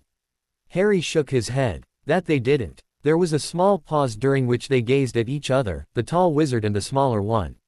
"Are your parents still alive?" Harry asked finally. "No. They died. My father drank himself to death and my mother committed suicide. They were dead by the time I was 19. Harry didn't know what to say. Severus merely looked at him. At last, the words came back to Harry. "Hogwarts is home and family for us both, then. And you, too, are my family, Severus." Severus said dryly. "You have to be a Gryffindor to regard me as a family member." The grandfather clock in the corner chimed. "Go ahead and eat," Severus told him. "I have a detention to supervise." "Did the student do anything worse than I used to do in your classes?" Harry asked, humor sparking in his eyes. He gave vent to an excessive amount of flatulence. Harry stared. "You mean he, Yes. Resonantly. In my class. It naturally distracted many people and led to ruined potions." Harry covered his mouth and began to giggle helplessly. "That is the first time I have heard of such a thing," he gasped, leaning against the table and clutching at his sides. Severus glared at him and marched out of the room. When he came back later, he was greeted by the sight of Harry comfortably lying on the carpet near the hearth, swinging his feet up and down while he read a letter from Hermione, to judge from the handwriting. Severus looked at the youth. Handsome, brave, smart and sweet-natured. He could be rather stubborn and impulsive sometimes. Just as stubborn as Severus himself, in fact. Harry smiled at him. Severus gave him a nod and went over to his favorite sofa, opening a book, but his dark eyes were trained on Harry, lingering on the curve of his feet, calves and legs, traveling over his firm posterior and back, and finally coming to rest upon his face, where Severus studied Harry's slightly parted mouth, his nose and the glimmer of green from behind his spectacles. His jetty hair was as messy as ever. Harry got up, stretching lightly. Severus's probing gaze followed his movements. Harry removed his glasses, raised one arm to his face and rubbed one side of his face against the inner crook of his elbow. "Dobby has kept dinner for you," Harry said. Severus went over to the table while Harry disappeared inside the library. When he went to bed, Severus discovered that he could not sleep. His mind's eye lingered on Harry lying on the carpet. Harry sitting on the sofa with his upper body bare. The suppleness of his skin when Severus massaged it. Harry's hand resting peacefully near his navel. Harry's hand in his, a spark of desire stirred within him. His brief premarital thrills with men he didn't know had been superficial and desperate. Too quick, too transient. When had he last felt true and profound desire? Who in their right mind thought of the surly potions master as a being? Severus's hand glided down to his stomach and further down. He touched himself, and his nerves reacted with pleasurable vibrations. He was aching. Severus began to discover himself anew, drinking in the way his body reacted to his own touches, to its growing sensitivity. He forcefully shoved aside the fake memories he had to show Voldemort. They would turn his desire to choking ashes if he did not banish them out of his mind for now. Instead, he imagined consummating his bond with Harry all over again. Except that Harry was facing him, and his legs were wrapped around Severus's waist. His head was thrown back, the unruly hair sweaty. What did Harry smell like when he was sweaty? What did he look like when he was aroused? What did his mouth taste like?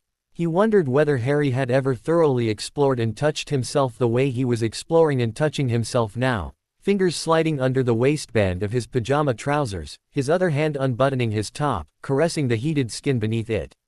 The dark and the confines of his bedroom were the silent witnesses of his moment of ecstasy, of his suppressed beeps and the sound of hands clutching at bedclothes. Severus lay in bed, exhausted and sticky, his chest rising and falling rapidly. "I am insane," he muttered to himself. "What am I thinking?" Harry was half his age. He was a youth. If they survived, they would divorce. His thoughts turned to Voldemort. "Play with your toy, my dear Severus. Breaking it in well does take its time, especially if it is as recalcitrant as you tell me." A wave of sickness engulfed Severus. He felt like a beep. How could he possibly think of Harry in terms of desire? Severus flung back the bedclothes and rushed to the bathroom. He filled the tub with hot water and soap. He lay in the tub for a long time, as if hoping to wash away the memories of Voldemort and his yearning for Harry's freshness and innocence. While Severus lay in the bathtub, slowly managing to relax, Harry sat on his bed, toes scuffing the sheets as he mulled over the person whose name was Severus Snape and to whom he was married.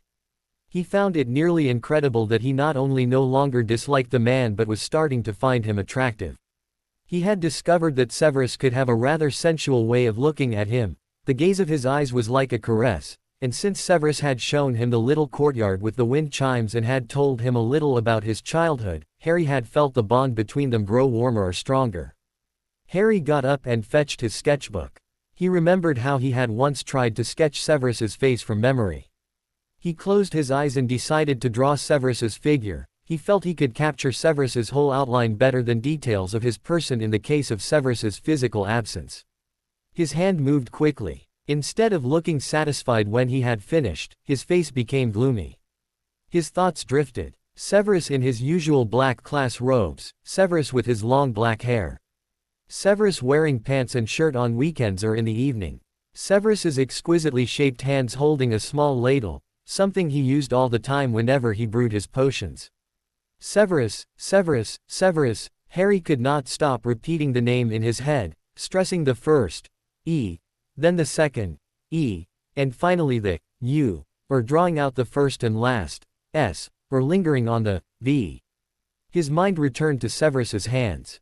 Harry raised his pajama shirt and touched his ribs, where he had been bruised.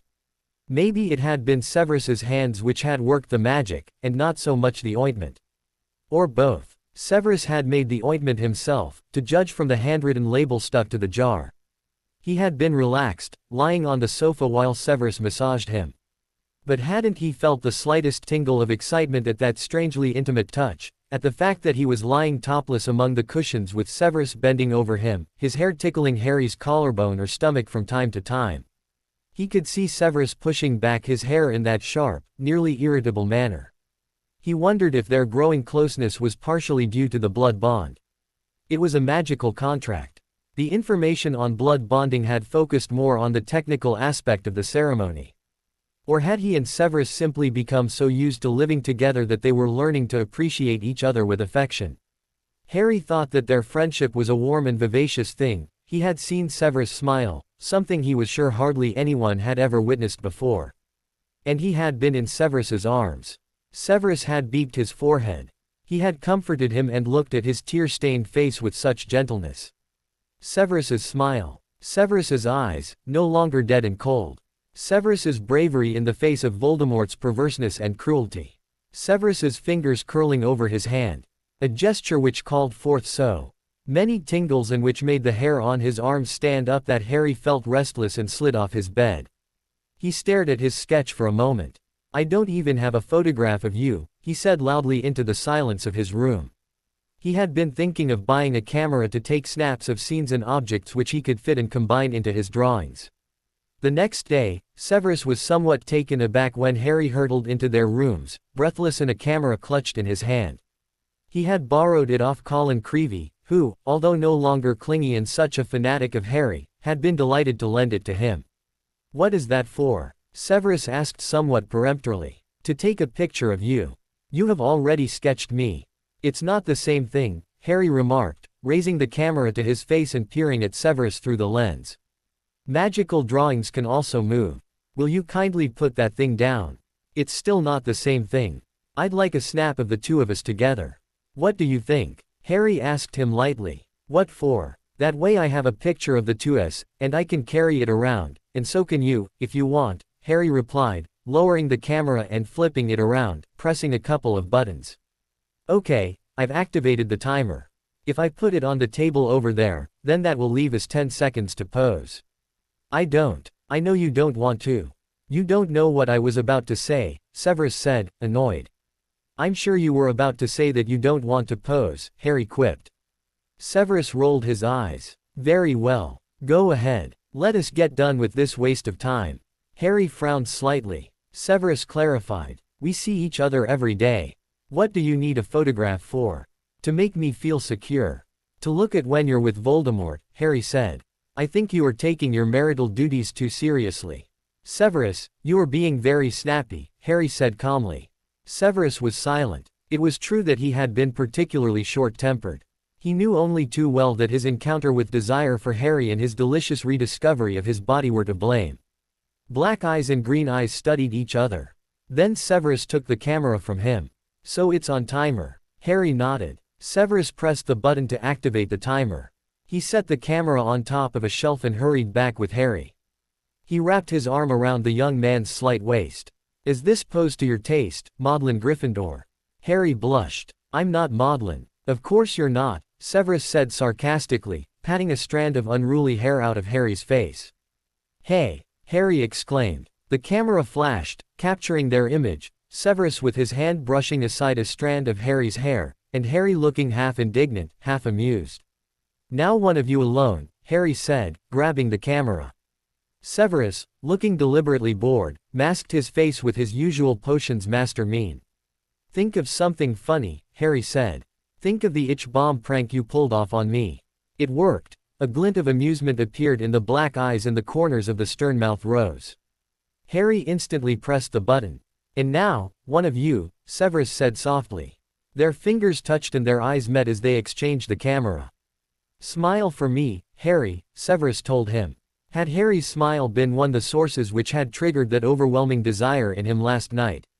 Harry did more than smile. He laughed, his eyes sparkling, and waved at the camera. They developed the pictures together in Severus's potions laboratory, using the magical potion which would animate them. Harry grinned when he looked at the picture of Severus brushing his hair out of his eyes. That's really cute, you know, he commented. Whatever you say, Severus said sardonically. Okay. This one is for both of us. And these look really good. He studied the pictures of them posing separately. Severus silently took the one of Harry, and Harry picked up the picture of his husband. Their gazes collided again. I've got to go for my lessons with Professors Moody and McGonagall. Thank you for posing, Severus, Harry said, standing up and leaving the room. Severus gazed at the animated picture of the two of them together. There were 2 copies of the snapshot, and he'd picked up one, wondering whether he should have it framed. On the other hand, what was the use? Why should he display a picture showing the two of them together if they were to be separated when they confronted Voldemort or if they divorced? Severus recalled how he had shown the divorce forms to Harry after their marriage.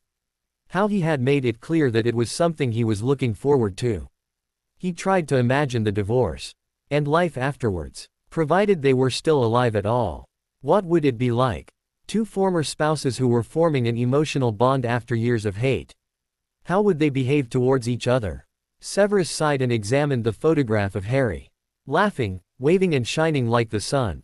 That smile. Severus felt something clench in his and ground his teeth. Stop it, he said sternly to himself. An image of Harry lying on the sofa flitted through his mind. After his lessons, Harry talked a little with Nessa. Your husband is happier, Harry Potter, she said.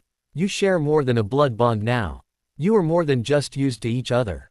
Harry smiled. Yes, we are friends. Go inside, young one, and warm the place with your smile, Nessa said. Harry found Severus sitting on the sofa, casually holding a glass of wine in his hand, a large book on his lap. A narrow-shaped bottle stood before him on the table. Elf-made wine, he said as Harry looked at it questioningly. A brand new bottle. I've never had that before, Harry said. Is it as sour as most wines are? Severus raised an eyebrow and his thin mouth curved into an amused smile. He closed the book and set it aside. Harry could see that he was wearing the chain he had given him. He never seemed to take it off.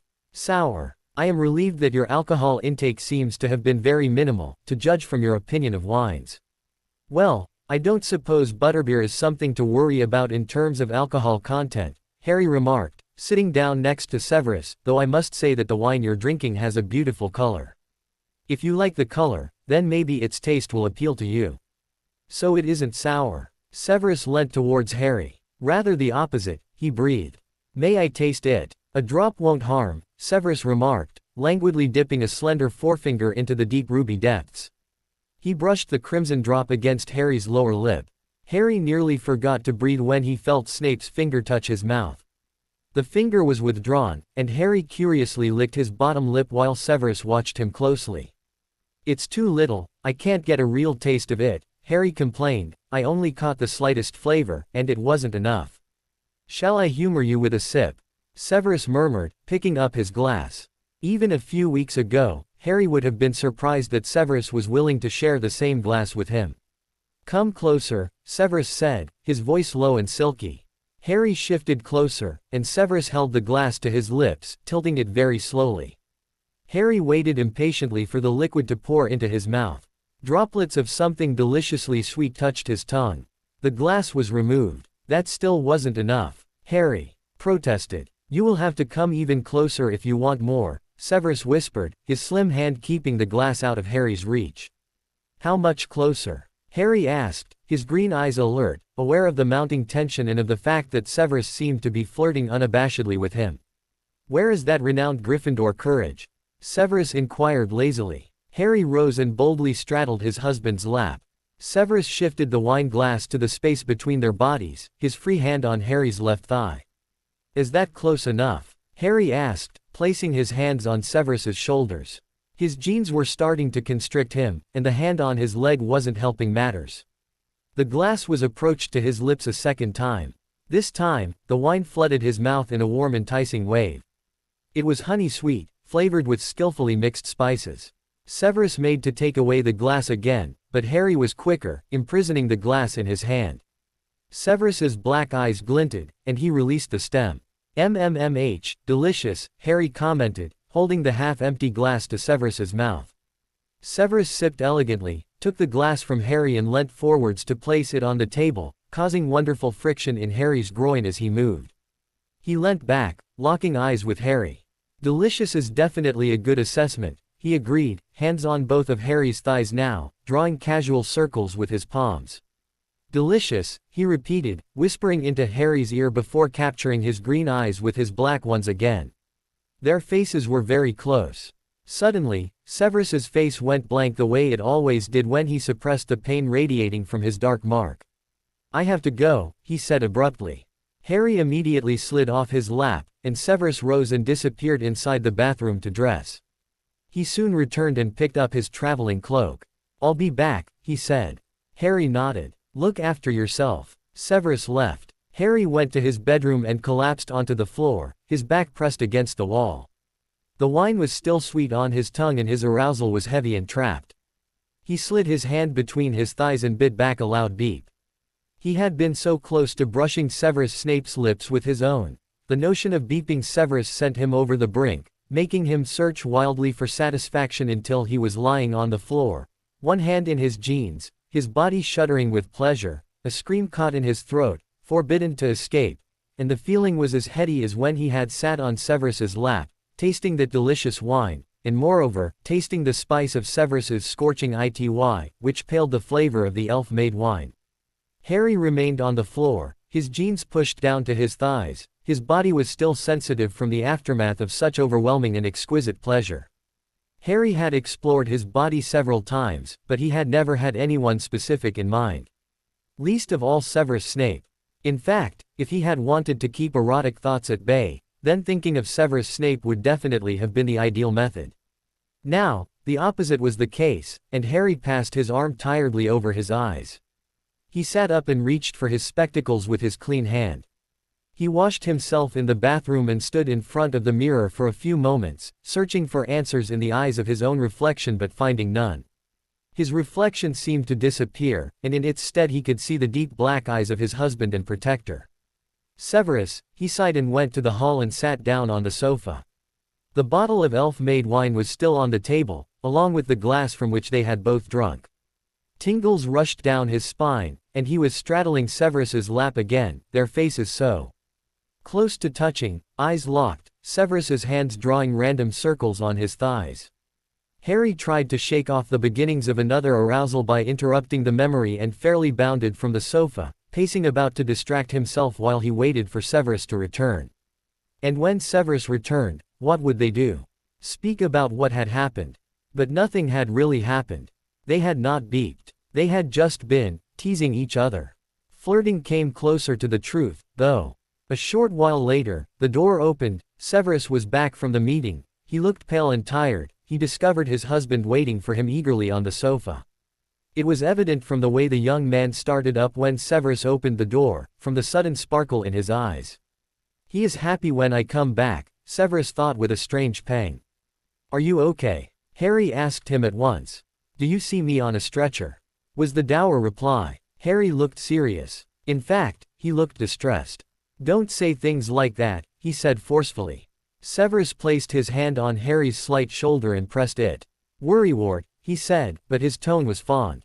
What happened? What did Voldemort want? He called in a general Death Eaters meeting. He is crafting plans for the possible dominion over Muggles and magical people. He is also thinking of how to train you once I bring you to him in a brainwashed state which will allow him to control you as if you were an automaton. Severus paused and a fierce spark came into his eyes. I shall never allow it, naturally, and nor will you. You have always been a fighter, he added. Harry nodded grimly. Yes, both of us, he affirmed. Severus removed his cloak and carefully put it away. He opened the collar of his robes and took out Harry's chain which he had kept hidden from view. I am going to change, he said and went to his bedroom. Harry went to Severus's library. It was one of his husband's favorite resorts, especially after meetings with Voldemort. Sure enough, Severus soon joined him and approached a cupboard near which Harry was sitting. He opened a drawer, and both he and Harry recognized the divorce papers which it contained. Severus deliberately avoided Harry's eye and stuffed them without comment into the furthest corner. One of the pages got jammed between the drawer and its compartment. Severus wrenched it out with unnecessary, shoved the paper inside and slammed the drawer. If we get through the war, then we'll still be friends afterwards, Harry said softly but steadily. You'll still let me go near the wind chimes, will you? Severus gazed at him quickly and then stared back at the drawer. Yes, always, Harry. He sat down next to the young wizard, and Harry leant against him, probably as a gesture to comfort him. Harry was becoming good at figuring out Severus's moods.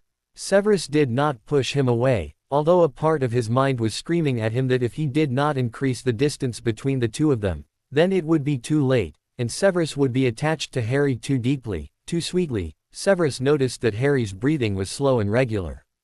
He looked at him and saw that he had fallen asleep. Severus carefully moved his sitting position in order to examine Harry's face. The sleep of a child, Severus thought. He looks like a mere boy when he sleeps. He is a man-boy. Merlin, why have you placed such a burden on him, of all people? Why didn't you place it all upon my shoulders? My joys will be yours, as your joys will be mine. My sorrows will be yours, as your sorrows will be mine. I am your protector, and my blood will merge with yours. Severus whispered the bonding words half to himself, half to Harry, and it seemed that he finally understood the emotional depth of their meaning. Severus tried to be cool and distanced towards Harry during the next weeks, determined not to let the youth come too close to him and his feelings. He stopped asking for Harry's help to chop up potions' ingredients, and when Harry suggested that they go for a walk or play a game, he evasively answered that he had a lot of work. He also made sure not to display any interest when he saw Harry sketching or reading. Harry sometimes brought his friends, including Ginny and Luna, to Severus's rooms. Severus would usually stay in his laboratory or in the library and leave them to their own devices. Afterwards, he would ask Harry what they had done and talked about. Now, he did not bother to ask Harry his usual questions when Harry, Luna and Ginny spent an evening in Harry's room. Harry noticed Severus's detached behavior and was upset. He tried to distract himself and tell himself that Severus was simply very busy and had less time for him, but his intuition said otherwise. After 3 weeks, Severus noticed that Harry smiled less and was quieter. Can it be that he is subdued because of me? The potions master wondered. He decided to try out an experiment. I have been carelessly and shamefully neglecting our interactive sessions during the last couple of weeks, Severus said rather loftily on a mild March evening. Will you deign to accompany me to Hogsmeade? I have an appallingly long shopping list and I am sure you have things to buy as well. The smile which brightened the whole room returned to Harry's face, and his eyes sparkled as he looked at Severus. How can it be that he feels so genuinely towards me? That he considers me such a close friend after years of hatred? Severus wondered incredulously. Yeah, sure. When? Tomorrow evening. Harry nodded and smiled at him again. You have got something on your cheek, Severus lied smoothly. He boldly touched Harry's cheek with his knuckles and watched a soft blush flood his young husband's face. Is he really that shy? He has beaten Voldemort and a dragon, and he blushes when I touch his face. He is too sweet for his own good, Severus mused. They went to Hogsmeade the next evening, Severus making sure that Harry was at his side. Voldemort and his Death Eaters were ever present at the back of his mind and he was fiercely determined to keep his husband out of harm's way. Severus felt elated with Harry walking next to him and pointing out interesting motives for sketching. It seemed to be in no time at all that Severus had bought everything on his list. Harry's list was small, and Severus frowned. Restocking your wardrobe would not hurt, he remarked. But I've got more than enough clothes, and they're in good condition. I bought some stuff during the holidays and, he was interrupted by Severus giving him a stern look. We are going to a good clothes store, and there you will choose whatever you like, provided it is not garish or somehow offensive to the eye. In that case, all my things will have to be black, Harry joked. I like green on you. That's because it's your house color. It suits your eyes, Severus remarked. And black suits yours, Harry remarked. But I'm going to pay. You shall do nothing of the sort. But I want to pay. And I don't want you to pay. Why not? Harry asked seriously. Because I am inviting you to this little spree of ours, Severus answered curtly. Don't say it, Severus said. Here we are. Okay, but you've got to buy something for yourself if I'm to go in there. What exactly do you imagine under something? Severus wanted to know. I like you better in shirts than in robes. Shirts don't hide your figure so much, Harry said frankly. I see, Severus said. Pensively. He steered Harry into a large shop. A young wizard approached and asked how he could help them. Recognition flashed across his face as he looked at the tall dark wizard and the youth, but he maintained his professional attitude, though this may have been due to the narrowing of Severus's eyes, a sign of warning. Harry opened his mouth to answer, but Severus was quicker. My husband is searching for clothes which truly suit him and bring out his charms, he said sleekly. Harry went red as a tomato. The assistant cleared his throat.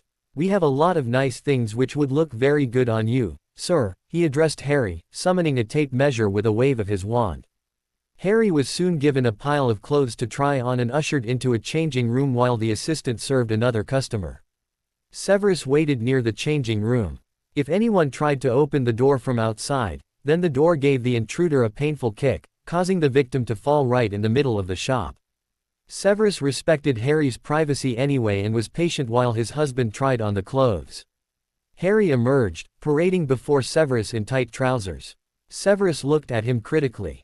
Please turn around, he said. Harry obeyed, unintentionally offering his husband a good view of his firm posterior. Severus made a sound of appreciation. He himself was unsure whether this was because of the trousers or due to Harry's figure. Turn around again. Harry did so, and Severus smoothed the collar of his shirt, his palm brushing Harry's collarbone. Harry raised his hand and ran it through his hair. Severus's attention was attracted to his wrist. He had noticed that Harry's watch was an ancient shabby thing. That shoddy watch. Severus stared at it. How old is that watch? He asked abruptly. About 10 years old. A hand-me-down of Dudley's when he broke it, Harry said. My aunt had it repaired and gave it to me so that I would be punctual with the household chores, as she put it. It stopped working after I had to swim in the lake during the Triwizard Tournament and I had it repaired in Hogsmeade. I've never thought of getting a new watch. It works and that's all I need it for. To read the time. May I look at it? Severus asked. Harry removed it and handed it to Severus, who stared at the worn leather strap and scratched glass with distaste. He handed it back after a few moments of scrutiny. Finally, Harry's clothes were ready, and it was Severus's turn to try on shirts while Harry picked out some for him. When Severus paid at the counter, Harry hugged him in front of everyone. "Thank you," he whispered, "my family never bought me anything." Embarrassed but pleased, Severus held the youth against him for a few moments. "At least you won't walk around looking like an onion with all those layers of clothes you wear," he murmured into Harry's ear. Harry laughed and drew back. If any hostile eyes have witnessed the hug, then they'll think I'm doing a fabulous job of brainwashing Harry, Severus thought wryly. That night, Harry touched himself slowly, thoroughly, wonderingly, reveling in the sensuality of his body, in its ability to feel so much and transmit its sensations in such waves of pleasure. Harry closed his eyes, arching his body. He had never done this before, lying completely naked in bed and caressing himself everywhere. Instead, he had preferred furtive experiments under the cover of his clothes and within the shelter of the bed hangings.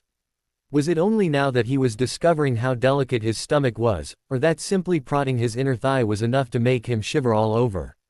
He imagined Severus's hair tips and long fingers brushing his skin. A few minutes later, he was panting in bed, drained, and Severus was taking another bath for what must have been the umpteenth time in a series of nights, one arm draped behind his head as he tried to relax in the hot water, torn between guilt and yearning where his husband was concerned. The very last thing he had expected from this marriage was developing feelings for Severus, former Death Eater, detested potions master and nemesis of James Potter and Sirius Black, the people Harry held close to his heart. If Harry could not forget Severus's decidedly unpleasant history, then he could not forget what he had learnt about the man during the months he had lived together with him, and what he had learnt had touched him in a completely unforeseen manner. In his confusion, he turned to his sketching and drawing for relief. Some of the motives he drew were taken from his surroundings and others stemmed from his imagination. Thus, he sketched flowers blurred by rain when he was out in the grounds, and the wind chimes and birdhouse in Severus's little sanctuary found their way onto drawing paper as well, and from his imagination, he drew 2 rings which were lying on a table, touching. One ring was set with a green gem and the other with a black one. His favorite and most personal sketch was that of a shadowy messy-haired figure with a cavity in its chest, kneeling next to a bleeding heart while another tall slim profile had its back turned to both. Although this confusion made him feel both uncomfortable and secretly exhilarated around Severus at the same time, he was happy to see that Severus did not revert to his distanced pre-Hogsmeade shopping trip behavior.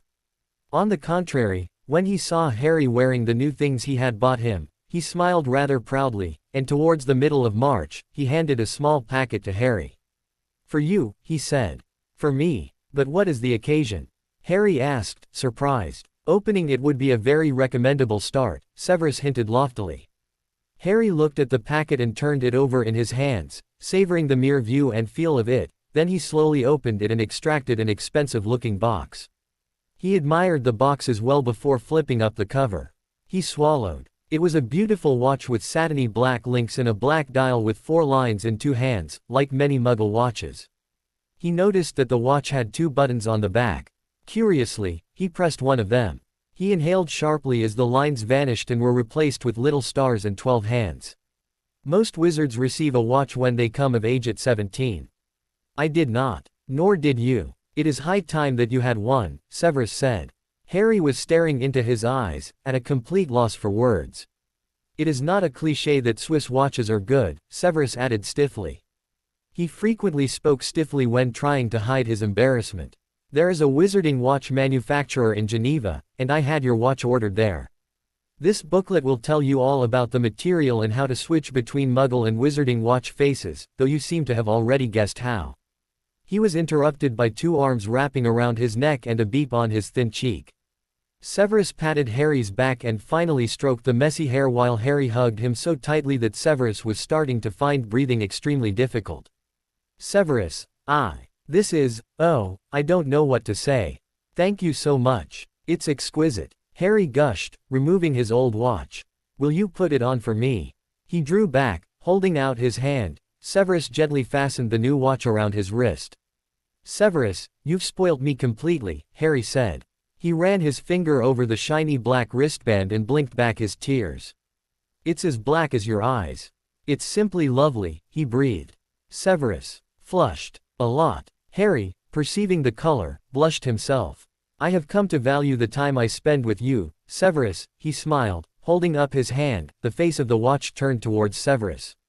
One reason why I gave you that watch was to show my appreciation of the time spent in your company, Harry, Severus said softly, the rigidity gone from his voice.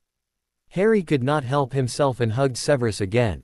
Severus discovered two things. Firstly, he enjoyed it when Harry embraced him, and, secondly, it made him feel more warmly than ever towards the spontaneous youth he had married. Simultaneously, a sharp pang of grief gnawed at him when he thought of the impending battle with Voldemort, and that they would divorce if they did survive. There was no way that Harry would ever want to be together with him. Harry stood on the tip of his toes and pressed a long beak to Severus's forehead, dispelling his momentary gloom. Thank you, he whispered, his eyes sparkling, thank you so much. I'm having the time of my life. There was no way at all, was there? He noticed that Harry's blush was still there. In fact, Harry was quite a blusher. Why are you flushing like that? He wanted to know. Well, your gaze is so intense. Almost like you're practicing legilimency. And, he moistened his lips. Yes, Severus prompted. I like your eyes. How cold and dead your eyes used to be. Now they are warm, full of life and, dare I say, fondness for the Gryffindor brat you are married to. Harry added silently. Severus, who was rather charmed by Harry's answer, seemed to catch the thought and he smiled. He bowed his head a little so that their faces were on the same level. Allow me to return the compliment, Harry, you have inherited an exquisite characteristic from your mother, and more besides that. His voice was low, the words uttered quickly as if he was anxious for them to leave his lips before he changed his mind and held them back in case they sounded too stupid and sentimental. You are wasting your hugs and smiles on me, on this stick you were forced to marry, Severus thought cynically, you deserve someone who is your equal. He wondered if Dumbledore, with his insight into human nature, had guessed that Severus and Harry would put aside the resentment they harbored towards each other. Did that make them equal? Harry was sitting in Hagrid's hut, drinking tea with his friend. He was telling him about Severus and the watch. Hagrid smiled as he looked at Harry's face. Ah, he wants to tell Ye that he enjoys spending time with Ye now. And how could he not? A nice lad like Ye. I'm not surprised that Ye get on well now, Hagrid observed shrewdly. The words and Hagrid's smile remained in Harry's mind as he slipped into Severus's laboratory. Severus had asked him to cut up magical evening primroses and water lilies, among other things, for an anti-aphrodisiac potion. Although he knew and accepted that potions lore would never be his forte, Harry was gradually learning more about potions and salves ever since Severus had started involving him in his potions work and research. Before, he would simply cut up the ingredients and have it done with. Now, he was more interested and would look at the ingredients. Severus watched Harry keenly. What would happen if the water lilies were not added to this potion? He asked briskly. Then the drinker would succumb to a frenzy, Harry answered readily. The first time Severus had revealed this information to the class in Harry's 7th year, people had smirked and Harry himself had grinned. Severus had continued coldly. The drinker can be driven to such desperation that he or she, gender does not matter, will not hesitate to attack people, brewers and people who knowingly stock such potions can look forward to a stint in Azkaban. The smiles had faded, and Severus had deducted a large number points from Gryffindor. Correct, Severus said, handing Harry his silver knife. Their fingers touched, and Harry thought he saw something flash in Severus's eyes, something passionate and fiery. Then Severus retreated to his cauldron, his hair tied back casually, a few tendrils still hanging in his face. He was perfectly familiar with brewing the potion, as with so many others, and could afford to concentrate on both Harry and the concoction in the cauldron. Watching clandestinely from behind the few strands of hair falling in his face, he followed Harry's movements. As if sensing his gaze, Harry looked away from the flowers he was chopping and glanced towards Severus, who instantaneously shifted his gaze back to his ladle and cauldron. The minutes passed. They were silent, absorbed in their work. When Harry had finished with the flowers, he turned and walked towards the store cupboard, legs moving smoothly, encased in a pair of old jeans. His equally old t-shirt clung to his body as he reached up and extracted a grater from the cupboard which contained working tools. It was becoming hot in the room. Harry had once attempted to adjust the temperature in the room, and Severus had snapped at him, telling him that it was his, Severus's, laboratory. "It is hot and I'm finding it difficult to concentrate," Harry had retorted, whereupon Severus had curtly told Harry to mind his own business. This exchange had occurred during a disagreeable stage of their marriage, but Harry had not forgotten it, and Severus usually adjusted the temperature himself. This time, however, Severus decided to enjoy the sight of Harry sweating just a little. He wanted to see that soft blush spread over Harry's cheeks, the tongue come out to moisten those lips, to see him adjust his spectacles, to meet the green eyes when they sought his black ones, asking him silently to adjust the temperature. Severus was fortunate enough to soon witness these little things, from the blush to the eye contact. He himself was feeling hot, and it was not only due to their potion brewing. Harry stopped grating the bits of ginger he had taken from the store cupboard and went over to the sink in the corner to wash his hands. He returned and began to knead the flowers and ginger in a bowl. After this was accomplished, Severus walked over to him and inspected the mixture. It smelled intriguing, but there was a fragrance which was more than intriguing. Harry's own smell stirred Severus's nostrils. Fresh sweat, light grass and rain, shower soap, and something else which stemmed from more abstract sources. An arousing combination of sensuality and innocence. It made Severus long to undress Harry and feel his naked body yield to his hands and tongue. "Can you please fetch me the pestle?" he asked Harry. Harry obeyed and returned with the pestle. Their hands touched this time as well. "Thank you," he said. "You're welcome," Harry answered. Their eyes locked for a moment. "Looks like I'll go into a frenzy without a botched-up anti-aphrodisiac potion," Harry thought. Then, realizing that he was looking into the eyes of an extremely accomplished legilimens, he averted his face and started settling the table at which he had worked. Severus ground a couple of sesame seeds with the pestle and added the powder to the mixture of water lilies, evening primroses and ginger. He carried the concoction to the cauldron and tipped in the contents. "Thank you for your help.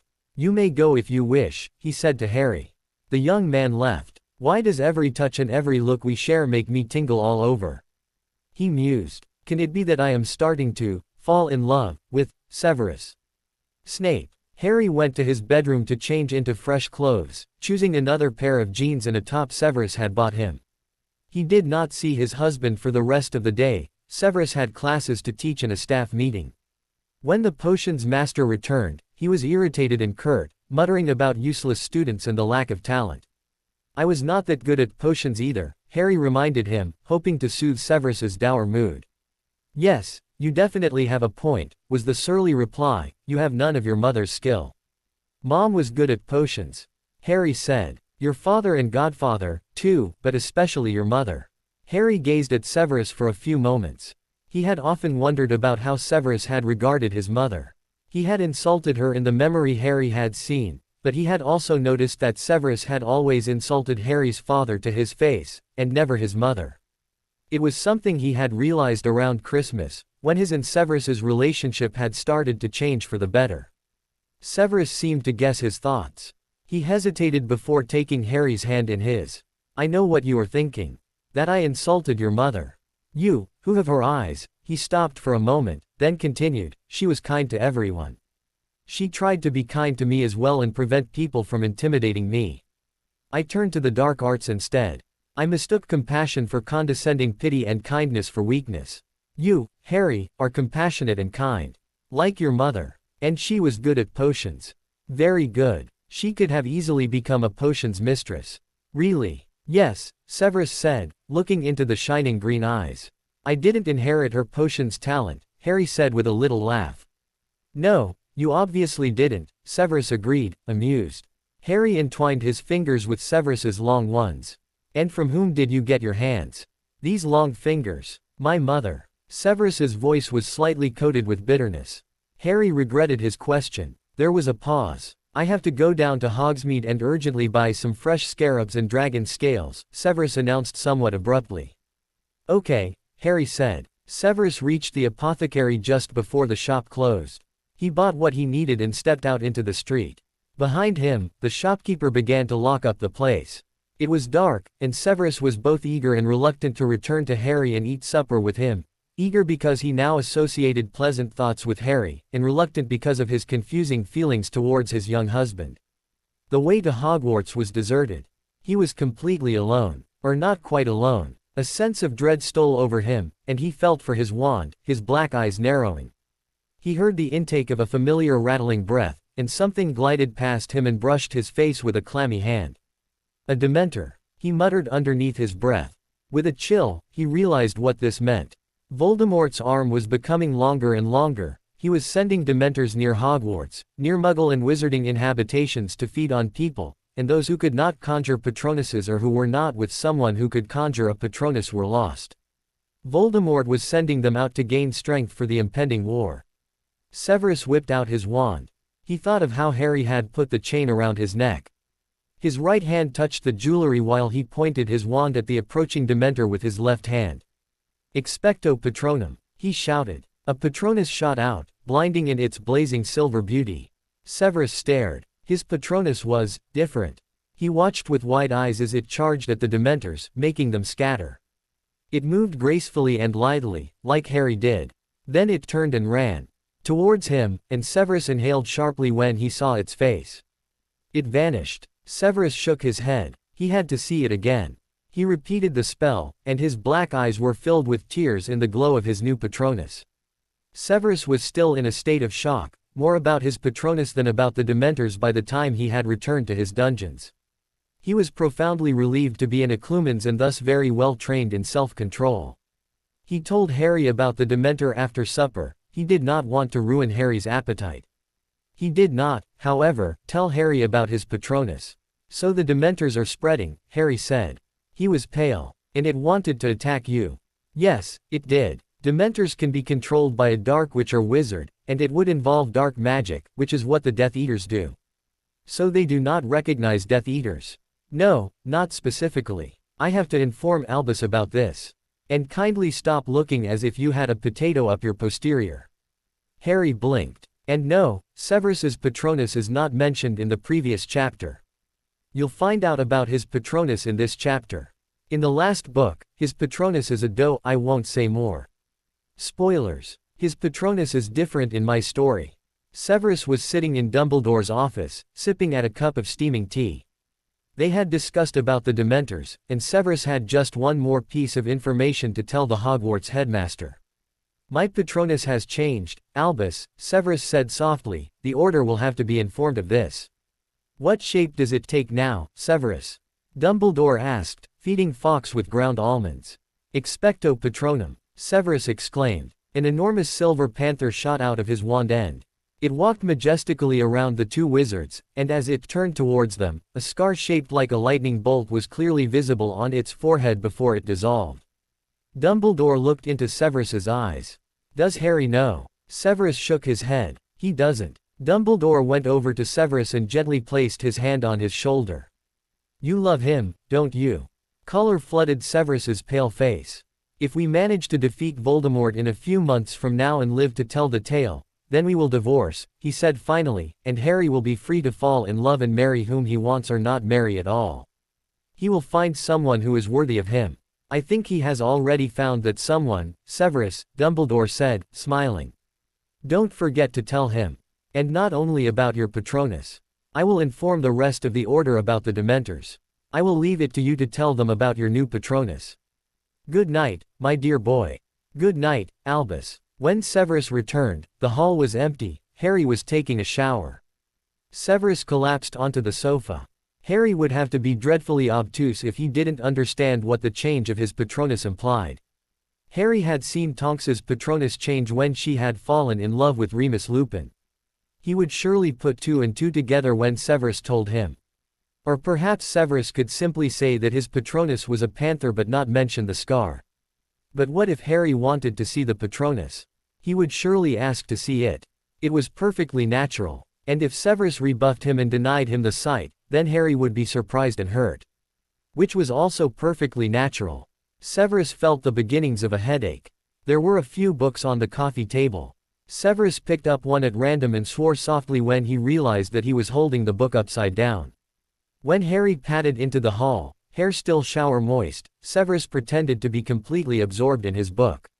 Harry sat down next to him. "You're practically sleeping over that book. You'd better go to bed," Harry said with a little smile. Severus shook his head. Harry knew that insisting that Severus go to bed would spark the man's quick temper and lead to sarcastic remarks. He therefore simply touched Severus's hand. It worked. Severus stretched a little and rose. "May I ask you what you are doing out of bed yourself?"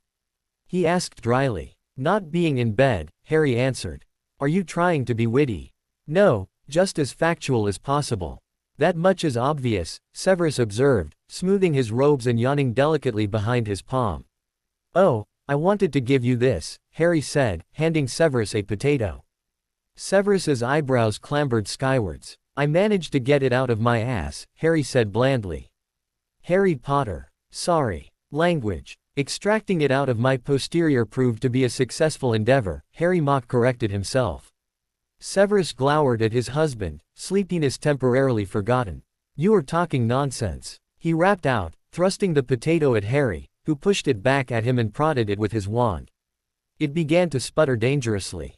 "What the?" Severus started, letting go of the potato. "A contribution from Fred and George." Harry grinned as the potato exploded in a shower of sparks. "Couldn't resist using it since you so conveniently mentioned a potato." The potato sputtered again and disintegrated with a loud bang. "Bed," Severus ordered, thoroughly indignant while Harry laughed heartily. "Only if you go to bed first." "No, you are going to bed first." "No, you are going to bed first," Harry quipped. Severus hoisted Harry up in his arms. "Hey, that's cheating," Harry protested. It reminded him of the scene when Severus had carried him out of Gryffindor Tower, all the while bearing up with Harry's outraged protests. "You will kindly stop behaving like a small child. There's a child in every adult," Harry pointed out. "Please exclude me." "Of course. I forgot. You're not an adult," Harry grinned. Severus pressed Harry against his body and looked deeply into his eyes. "I assure you that I am very much an adult," he breathed to Harry, his mouth close to Harry's. Their gazes strove with each other, both wizards determined to not look away. Severus slowly let Harry slide down from his arms. "You're a little heavier than when I carried you from Gryffindor Tower," he remarked. "It is high time you put on weight and were less skinny. And you are still a growing teen." "Well, whatever weight I'd put on at Hogwarts would disappear during my summer stay at the Dursleys," Harry said in a joking tone, but his eyes were grave. "Now you're with me, and I am making sure that you eat properly. You eat very little yourself. I am used to small quantities, and I left my teenage years behind me a rather long time ago. But you can still change your eating habits. You are young. So are you," Harry said. Severus shook his head. "I attended this school with your parents, Harry. How can you possibly regard me as young? I have spent many months with you, Severus. You have included me in your life and share it with me every day. I have seen you smile and laugh, and all the time you are fighting against Voldemort to protect the wizarding world and me. You can be very passionate in what you do." "Passionate? Does that sound too unslytherin?" Harry teased him. Severus stooped and whispered into Harry's ear. "Believe me when I say that Slytherins, too, can be very, very, very passionate." He drew back. Harry stood on tiptoe and approached his mouth to Severus's ear. "So can Gryffindors." "Indeed," Severus said, his voice tinged with huskiness. He placed his hands on Harry's waist and began to move his feet and body musically. "Are we dancing?" "Sort of," Severus replied. "I don't know how to dance, actually." "Neither do I. I remember your performance at the Yule Ball in excruciating detail," Severus remarked scathingly. Harry laughed, one hand on Severus's shoulder and the other on his back. Their eye contact became increasingly intense and probing, slowing down their swaying movements until they stood still in the middle of the hall, their faces close enough to touch. Harry's knees suddenly seemed soft. The whole room seemed to be holding its breath. Harry searched Severus's black eyes for answers. He noted the slight flush in the thin cheeks. Severus hesitated. Then he released Harry abruptly. "Good night," he said. "Good night," Harry replied. When he slipped into bed, his heart was still beating quickly. He was both exhilarated and tremendously disappointed. If only he had been quicker and used Severus's hesitation to seal the tiny distance between them, but what if Severus had rejected him? Pushed him away, shouted at him. Maybe it was better this way, and their marriage was supposed to be one of convenience. Severus rose very early the next morning to avoid Harry and to have some time to think about his feelings. He had breakfast in his bedroom and went down into the grounds. The air was cold and crisp with the lingering freshness of dawn. He visited his sanctuary and listened to the wind chimes while he mulled over his marriage. How strange it all was. It had been a terrible start. The ceremony, the consummation, their violent arguments, and then, it had started to change. He had realized that Harry had interesting questions and conversation. That he expressed things by sketching and drawing. That when he smiled, everything became warm and bright. That he was loyal to Severus, defending him and standing by him. That he was not only handsome but smart, kind and sweet. Severus could not think of any better word than sweet. When had his heartbeat started to accelerate whenever Harry entered the room? Whenever their hands or bodies happened to brush. Whenever Harry looked at him with those green eyes and smiled. Whenever he touched Harry's chain around his neck. He touched it again, closing his eyes, and he knew that he loved Harry very much, loved him more than he had ever loved anyone before. Seeing Harry's smile or hearing him laugh or looking into his beautiful green eyes was just what he needed to start the day and end it. He stood up and hurried back to the castle, making sure to replenish the birdhouse with seeds before he left. He had a long day of classes ahead of him. When he returned to his rooms in the evening, silence greeted him. Annoyed, he remembered that Harry had told him that he would be in Gryffindor Tower with Ginny and her friends. Severus consulted his watch. The dungeon rooms were too still without Harry. Severus glanced towards Harry's bedroom. The door was ajar. He hesitated, wondering if he would be breaching Harry's privacy by standing on the threshold and simply looking inside. He overcame his hesitation and opened the door wider. The spacious room was very neat except for the portfolio of sketches lying on the table. Severus examined its contents. It was evident that his husband had talent and plenty of creativity besides a good tutor. A picture fluttered out and fell lightly upon the floor. He bent and picked it up. It was a simple sketch in black and white. The silhouette of a person was kneeling on the floor. There was a cavity on the left side of its chest, and its extracted heart was lying near its knee in a pool of black blood. Further away, a tall slim shadow with long hair had its back turned towards the scene, arms crossed upon its chest. The poignancy of the sketch made Severus's hands falter for a moment. The depiction of complete exposure in the face of total imprisonment of the heart, and thus feelings, for what else could the protective arms folded upon the chest signify, was skillfully rendered. And was it an illusion that the kneeling silhouette resembled Harry with its messy hair? And the tall figure looked like him, Severus Snape, could it be that Harry? Not daring to complete the thought, Severus went through the remaining sketches in the portfolio. Then he looked at his husband's bed. Harry always made his own bed instead of leaving this task to the house elves. The bedclothes were fresh, taken from the cupboard where the house elves put the washed linen. He imagined Harry sharing his, Severus's, bed. He pictured himself looking into those green eyes, beeping that soft mouth, whispering into his ear. A photo album on the shelf caught his eye. He reached up and grasped it. It contained pictures of Harry's parents. He recalled that Harry had told him about Hagrid's gift. He leafed pensively through the pages and stared for a long time at a picture of Lily and James holding hands, smiling and waving at the camera. "What would you say if you knew what I feel for Harry?" he asked them softly. He looked at Lily's green eyes. "Your son is brave, strong-willed and very talented. And, above all, he is kind." Lily waved at him. "Thank you, both of you. For Harry." He closed the picture album carefully and replaced it. He remembered that he still had to tell Harry about his Patronus. Harry was a member of the Order of the Phoenix, after all, and Patronuses were one of the main ways the Order communicated. Harry loved to tease Severus by sending his stag Patronus to visit him randomly in the evenings. Severus, in turn, would dispatch his Ashwinder Patronus with some sarcastic repartee. Except that his Patronus was no longer an Ashwinder. Severus left Harry's room. A few days passed, but Severus still didn't tell Harry about his new Patronus. Telling Harry would expose him and his feelings, he was sure of this. And Harry would be horrified.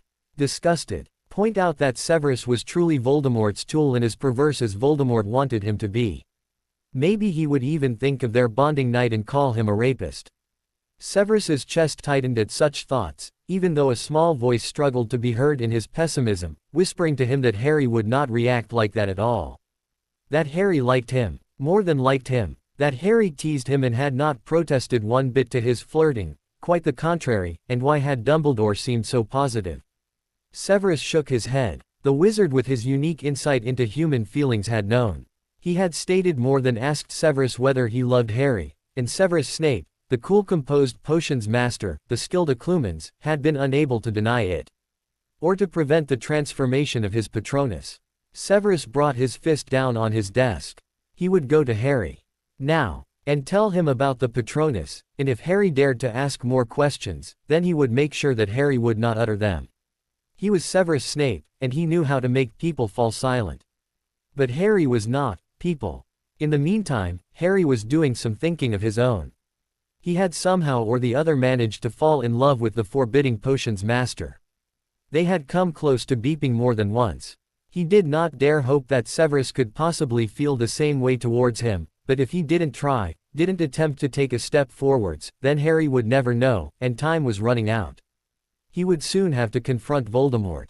He wanted Severus to know about his feelings beforehand, even if he ran the risk of being thoroughly rejected and perhaps shattering their friendship in the bargain.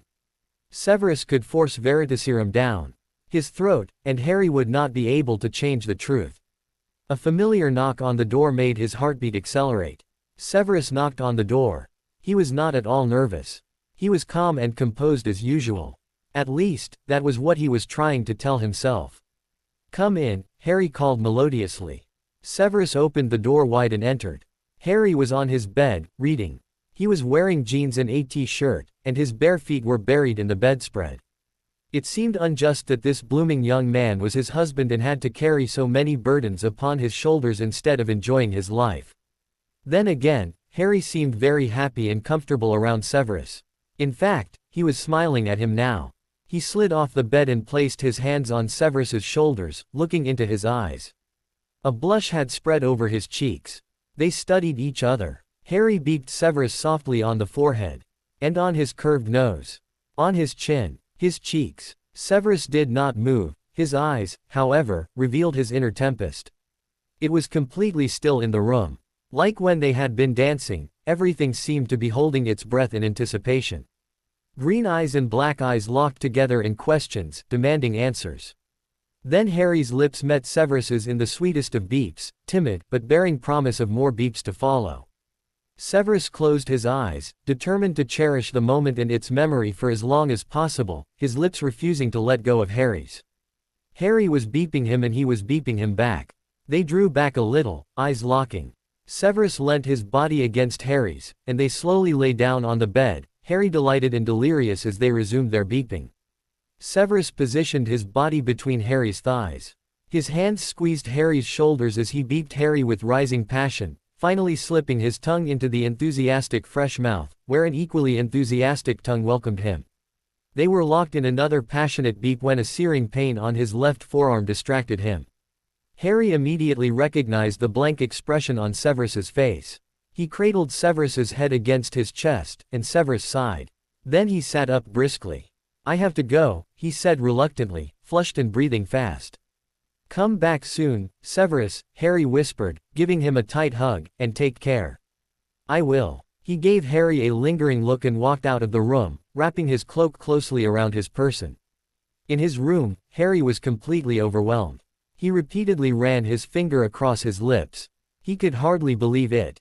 The expression in Severus's dark eyes, the feelings and the aliveness in them. He went to the library and attempted to read, without success. He tried to practice dueling moves. He gave up. Those beeps. He sat down despondently on Severus's favorite sofa, and Severus's shirt draped over a chair caught his eye. He stood up and took the shirt in his hands. He pressed his face into the soft material and inhaled the scent of its wearer.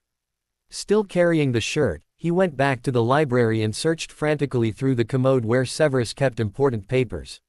He finally found what he was looking for. He left the library 5 minutes later, stuffing something determinedly into his pocket. His face was set. He went over to the sofa and folded Severus's shirt deftly, cradled it against his cheek one last time before depositing it carefully on the chair over which it had been thrown. He went over to the shelf on which the vial containing his and Severus's blood stood. He took it reverently in his hands, gazing at the dark red liquid. Then he put it back and ran his finger over his wedding band, smiling. He glanced at his watch for the umpteenth time. He could not stand it any longer. He could not wait for Severus to return to their rooms. He had to go and see him immediately. He ran out of their rooms, rushed up the stairs and out of the castle. He was out of breath by the time he reached the edge of the grounds, where Severus usually disapparated.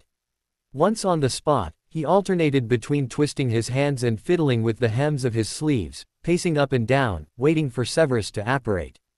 Finally, there was a familiar sound of someone apparating. Severus had arrived at last. Harry turned around, looking into the black eyes. Severus was tired and pale.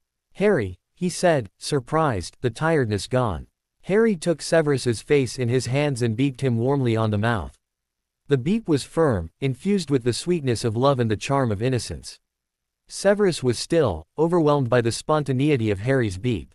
Then he returned the beep gently and drew back, searching for answers in Harry's green eyes. Harry reached into his pocket, extracting many torn scraps of parchment. "The divorce forms," he said. "I tore them up while you were gone. I want to stay with you, if you'll have me." He opened his palm, and the fragments fluttered away. "Will you have me, Severus?" Severus's face was flushed. What exactly are you trying to tell me, Harry?" he asked slowly. "That I love you, of course," Harry said, sounding annoyed. "Harry," he whispered, holding his husband close to him, "I love you too. But are you sure that I am what you want, Harry? That you wish to remain married and bonded to me, a difficult man?" "Yes," Harry said, his eyes sparkling. "You wouldn't be Severus Snape if you weren't difficult. Gryffindors quite like challenges." "In that case," Severus whispered, beeping Harry's forehead and raising Harry's fringe, disclosing the scar. "In that case," Harry prompted, recognizing the same dialogue from their snowball fight. "In that case, yes. In that case, I have to show you something." "Show me." "My Patronus has changed. Now it is a panther, and it has your scar on its forehead." "Your Patronus has changed. Because of me. It has my scar." Dumbledore watched as a proud panther and a stately falcon sped towards the castle, the latter flying protectively above the former. When they melted away, he saw the silhouettes of two wizards, one tall and the other less tall, standing together in an embrace. They separated and clasped hands, heading slowly for the castle. Fawkes stretched his neck questioningly as a loud blast of Muggle disco music filled the headmaster's office. Phineas Black promptly took this as a signal to visit Grimmauld Place and entertain the empty room over there with scathing remarks about Dumbledore's taste in music. Dumbledore rummaged for a mango popsicle. "Two Patronus changes to report to the Order, my dear bird." He chuckled. Fawkes resignedly dissolved into flames.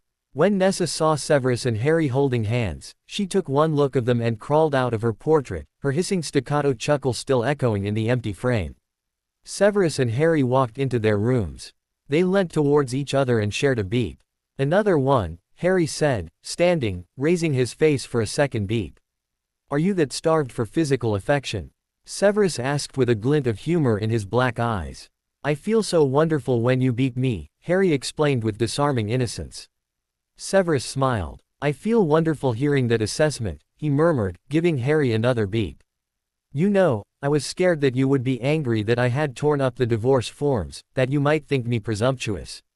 I dare say your subconscious absorbed whatever tender feelings I happened to reveal towards you, however much I tried to hide them from you. You must have had a certain sense of security if not of certainty.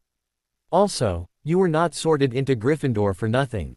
You were bound to do something bordering on foolishly brave and imprudent."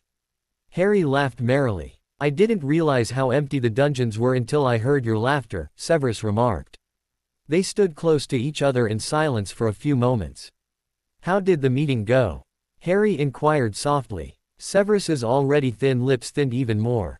"The Dark Lord, Voldemort, is eager to see you in July. He thinks it would be an excellent way of celebrating your birthday." 31st of July, then. "You said his name." "Yes, I did," Severus said impassively. Harry smiled. About high time. Severus made a dour sound and gave Harry a gentle push. An odd noise of several voices coming from the door distracted them. Frowning, Severus went over and opened it. Harry was amused and surprised to see that Nessa was not alone in her portrait. In fact, it was bulging with subjects who had deserted their other pictures and were all trying to fit into Nessa's portrait. Congratulations. We are celebrating your true union with Severus Snape, Nessa said to Harry in Parseltongue, clinging to her pestle with all her might while a monk tried to dislodge her by pulling at her tail. Harry translated Nessa's words for Severus, who rolled his eyes. Harry grinned. Thank you, Nessa, Severus said in a bored tone. Nessa bowed her head at Severus and winked at him. It seems that the guardian of our quarters is celebrating rather heartily, Severus commented as he closed the door. Have you still got some of that elf-made wine? We've got to drink to our true union, as Nessa called it. They went over to the sofa, and Severus summoned the bottle of wine in 2 elegant wine glasses. Severus poured a small quantity for both of them. To us, Severus said gravely, raising his glass. The 2 wizards had dinner together. Harry nudged Severus's foot underneath the table from time to time. Severus, who had never been so close to someone before, found this embarrassing and annoying at first, but he finally nudged Harry's foot back tentatively. As the days passed, both Harry and Severus gradually became used to the new intimacy between them and to expressing physical affection. Particularly Severus, who was not demonstrative, was unfamiliar with such a close relationship. It struck him as ironic that he had slept with Harry on his bonding night and knew nothing at all about how Harry would respond to caresses of an increasingly intimate nature. He also knew that time was short, especially for them. Voldemort's reign was putting pressure on people's lives, making them try to enjoy as much as they could in as little time as possible, for they did not know if they would survive to see the next month, the next week, or even the next day while the Death Eaters murdered and frightened everyone who did not correspond to their distorted view of the world. Nevertheless, Severus and Harry were aware that rushing a relationship would be the worst thing they could do. Also, they had the distinct advantage of being members of a powerful order which kept an eye on Voldemort's moves. And, of course, they had met him in person. His weaknesses were evident at moments when he tried to display the maximum force of his powers.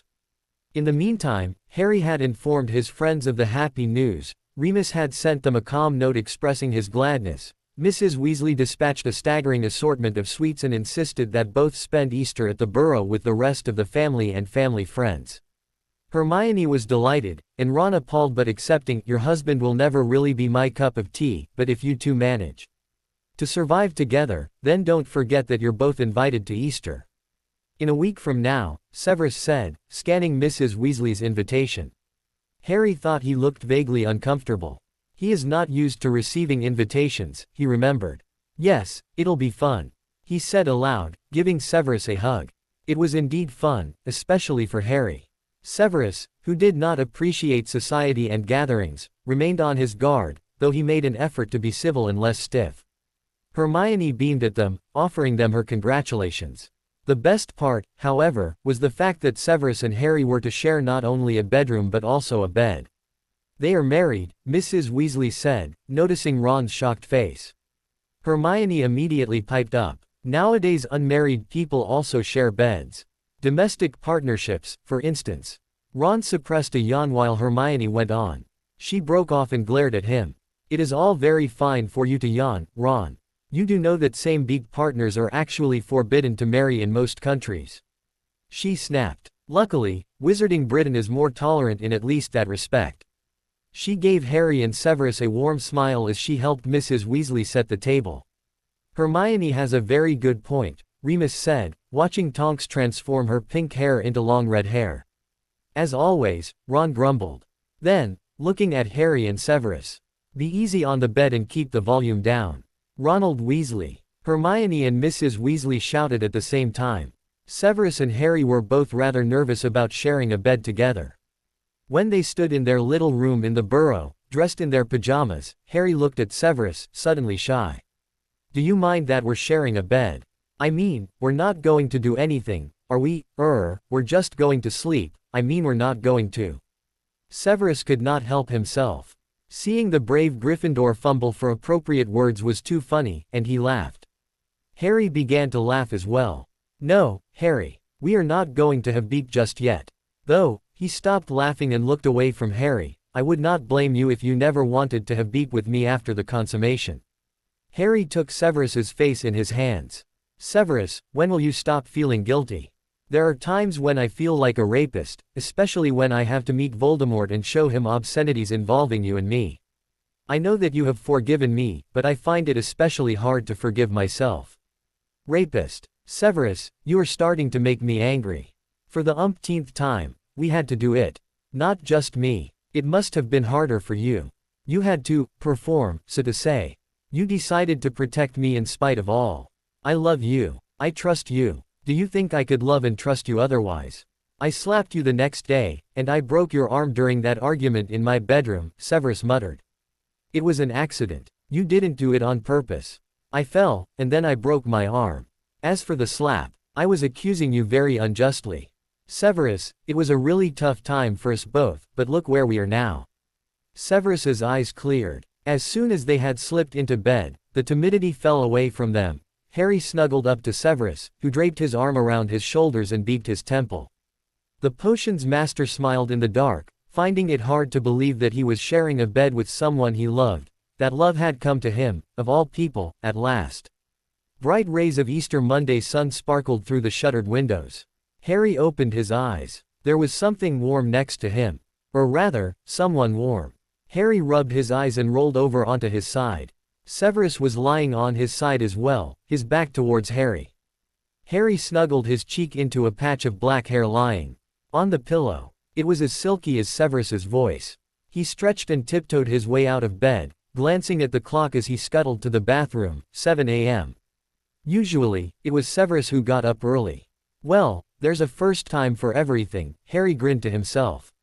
Severus opened his eyes and discovered an empty space next to him. It was still warm, and he discovered a single dark hair on Harry's pillow. It was black, like his own hair. Severus picked it up and twirled it lazily in his fingers. When hairs were on the head, they were an object of admiration. As soon as they left the scalp, they were regarded as disgusting things by people. Severus held up Harry's hair and came to the conclusion that he liked it anyway even though it had parted with its usual residents. There was a loud clang from the bathroom as Harry dropped something, and Severus was sure that he heard his husband assess the situation with a hearty four-letter word.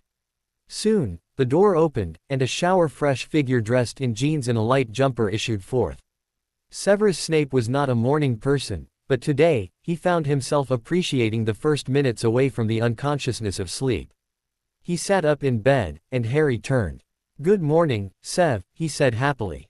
"Sev, I thought of it during my shower. It reminds me of the number 7, which is considered magical." "Such morning flatteries," Severus murmured. "But if it should relieve the tangling of your tongue whenever you utter my full name, then you may abbreviate it in your radical fashion. How do you manage to speak like a professor when you've just woken up?" Harry asked, amused. His pillow, propelled by a non-verbal spell, flew towards him. Harry managed to catch it cleanly, his dueling and Quidditch reflexes instantly in action. "Wow, and you sure know how warm up your magic after sleeping." Harry laughed, tossing the pillow back at Severus, who scrambled out and made a beeline for the bathroom. Harry was not offended. He knew that Severus was more open to conversation after freshening up and eating breakfast. They went down together and were given plates stuffed with fried eggs, bacon, tasty sausages and mushrooms by Mrs. Weasley and Lupin.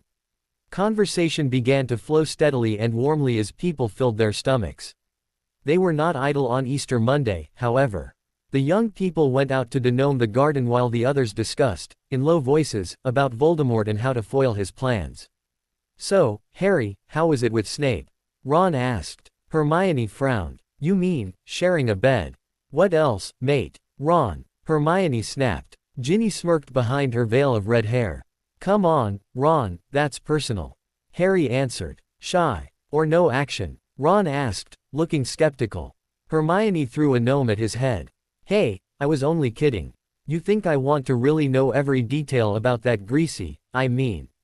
A gnome left Harry's hand and thumped him smartly in the ribs. "My husband is not greasy." Harry growled. There was a snicker from the Weasley twins. When Harry moved out of earshot, Fred whispered to Ron, "Don't worry, Little brother, they slept like angels. How would you know? Ron whispered back. Extendable ears, George explained succinctly. Hermione stared at them, shocked. Ron, too, looked rather taken aback. How can you possibly spy on people's private lives like that? Hermione bristled. Hey, it's Snape, Hermie, don't get so worked up. It is Harry and Professor Snape, you two, and you have no right to eavesdrop like that. It's completely shameless of you. Ah, they just meant, well, Ron said, trying to be diplomatic. The twins rolled their eyes and Hermione sniffed haughtily. She marched away resolutely and denomed a patch of garden a safe distance away from her boyfriend and the twins. Ginny, too, was no longer amused and joined her.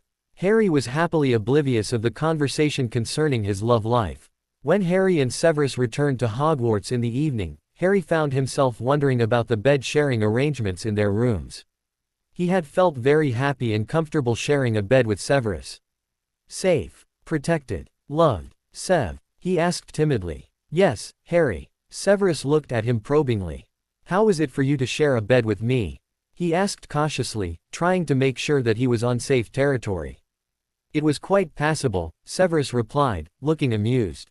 Silence. Oh, okay. What are you trying to get at, my subtle one? Severus asked shrewdly. Well, would you mind repeating the experience? Harry, I think it would be better if we did not share a bed. It was simply a makeshift arrangement at the Burrow, and although we are in a relationship and married, I would prefer sleeping separately. Okay. Well, fine, Harry said. You are not happy, Severus remarked. It was nice sharing a bed with you. Different, and nice. I felt really good. What about you? I would prefer not to rush things. We don't have much time anyways, do we? Harry said, his voice becoming hard. I would think that you would understand what damage rushing can do after our consummation. I know, Harry finished his sentence. Obviously, we do not agree on the topic of bed sharing, Severus commented. No, you're right, we had better sleep separately, Harry said briskly, giving him a smile and beep on the cheek. He turned to go. Harry. Wait. Harry looked at him. I do not want to force you to do something you don't want to. Sev, if I had not wanted to share a bed with you, I would have told you. Severus nodded. That night, they slept alone in their beds. The night after that, Severus heard a knock on his bedroom door and opened it to reveal a blushing Harry. He wordlessly took the young man's hand and led him to his bed, and they slept innocently next to each other. From then onwards, Harry would repeat this little procedure twice a week, preferring Wednesday and Saturday nights. Severus was happy to have Harry in his bed until the youth's presence began to have unintentional effects on his body and mind. He began to long to touch Harry intimately, to caress him all over, to take him in his mouth and taste him, to make him come. By the time it was May, Severus was becomingly frustrated. Harry and he indulged in a lot of hugging and beeping, but neither dared to take the next step and explore what was underneath the robes and clothes. Severus was still haunted by his previous behavior towards Harry, and Harry was haunted by Severus's guilt. He could read it in the black eyes whenever they were on the verge of becoming more intimate. So when Severus told him bluntly that he no longer wanted Harry in his bed, Harry, who was becoming even more frustrated and not only leaked than Severus, lost his temper. To be continue, I hope you enjoyed this story. Also remember to subscribe and like this video. See you in the next video.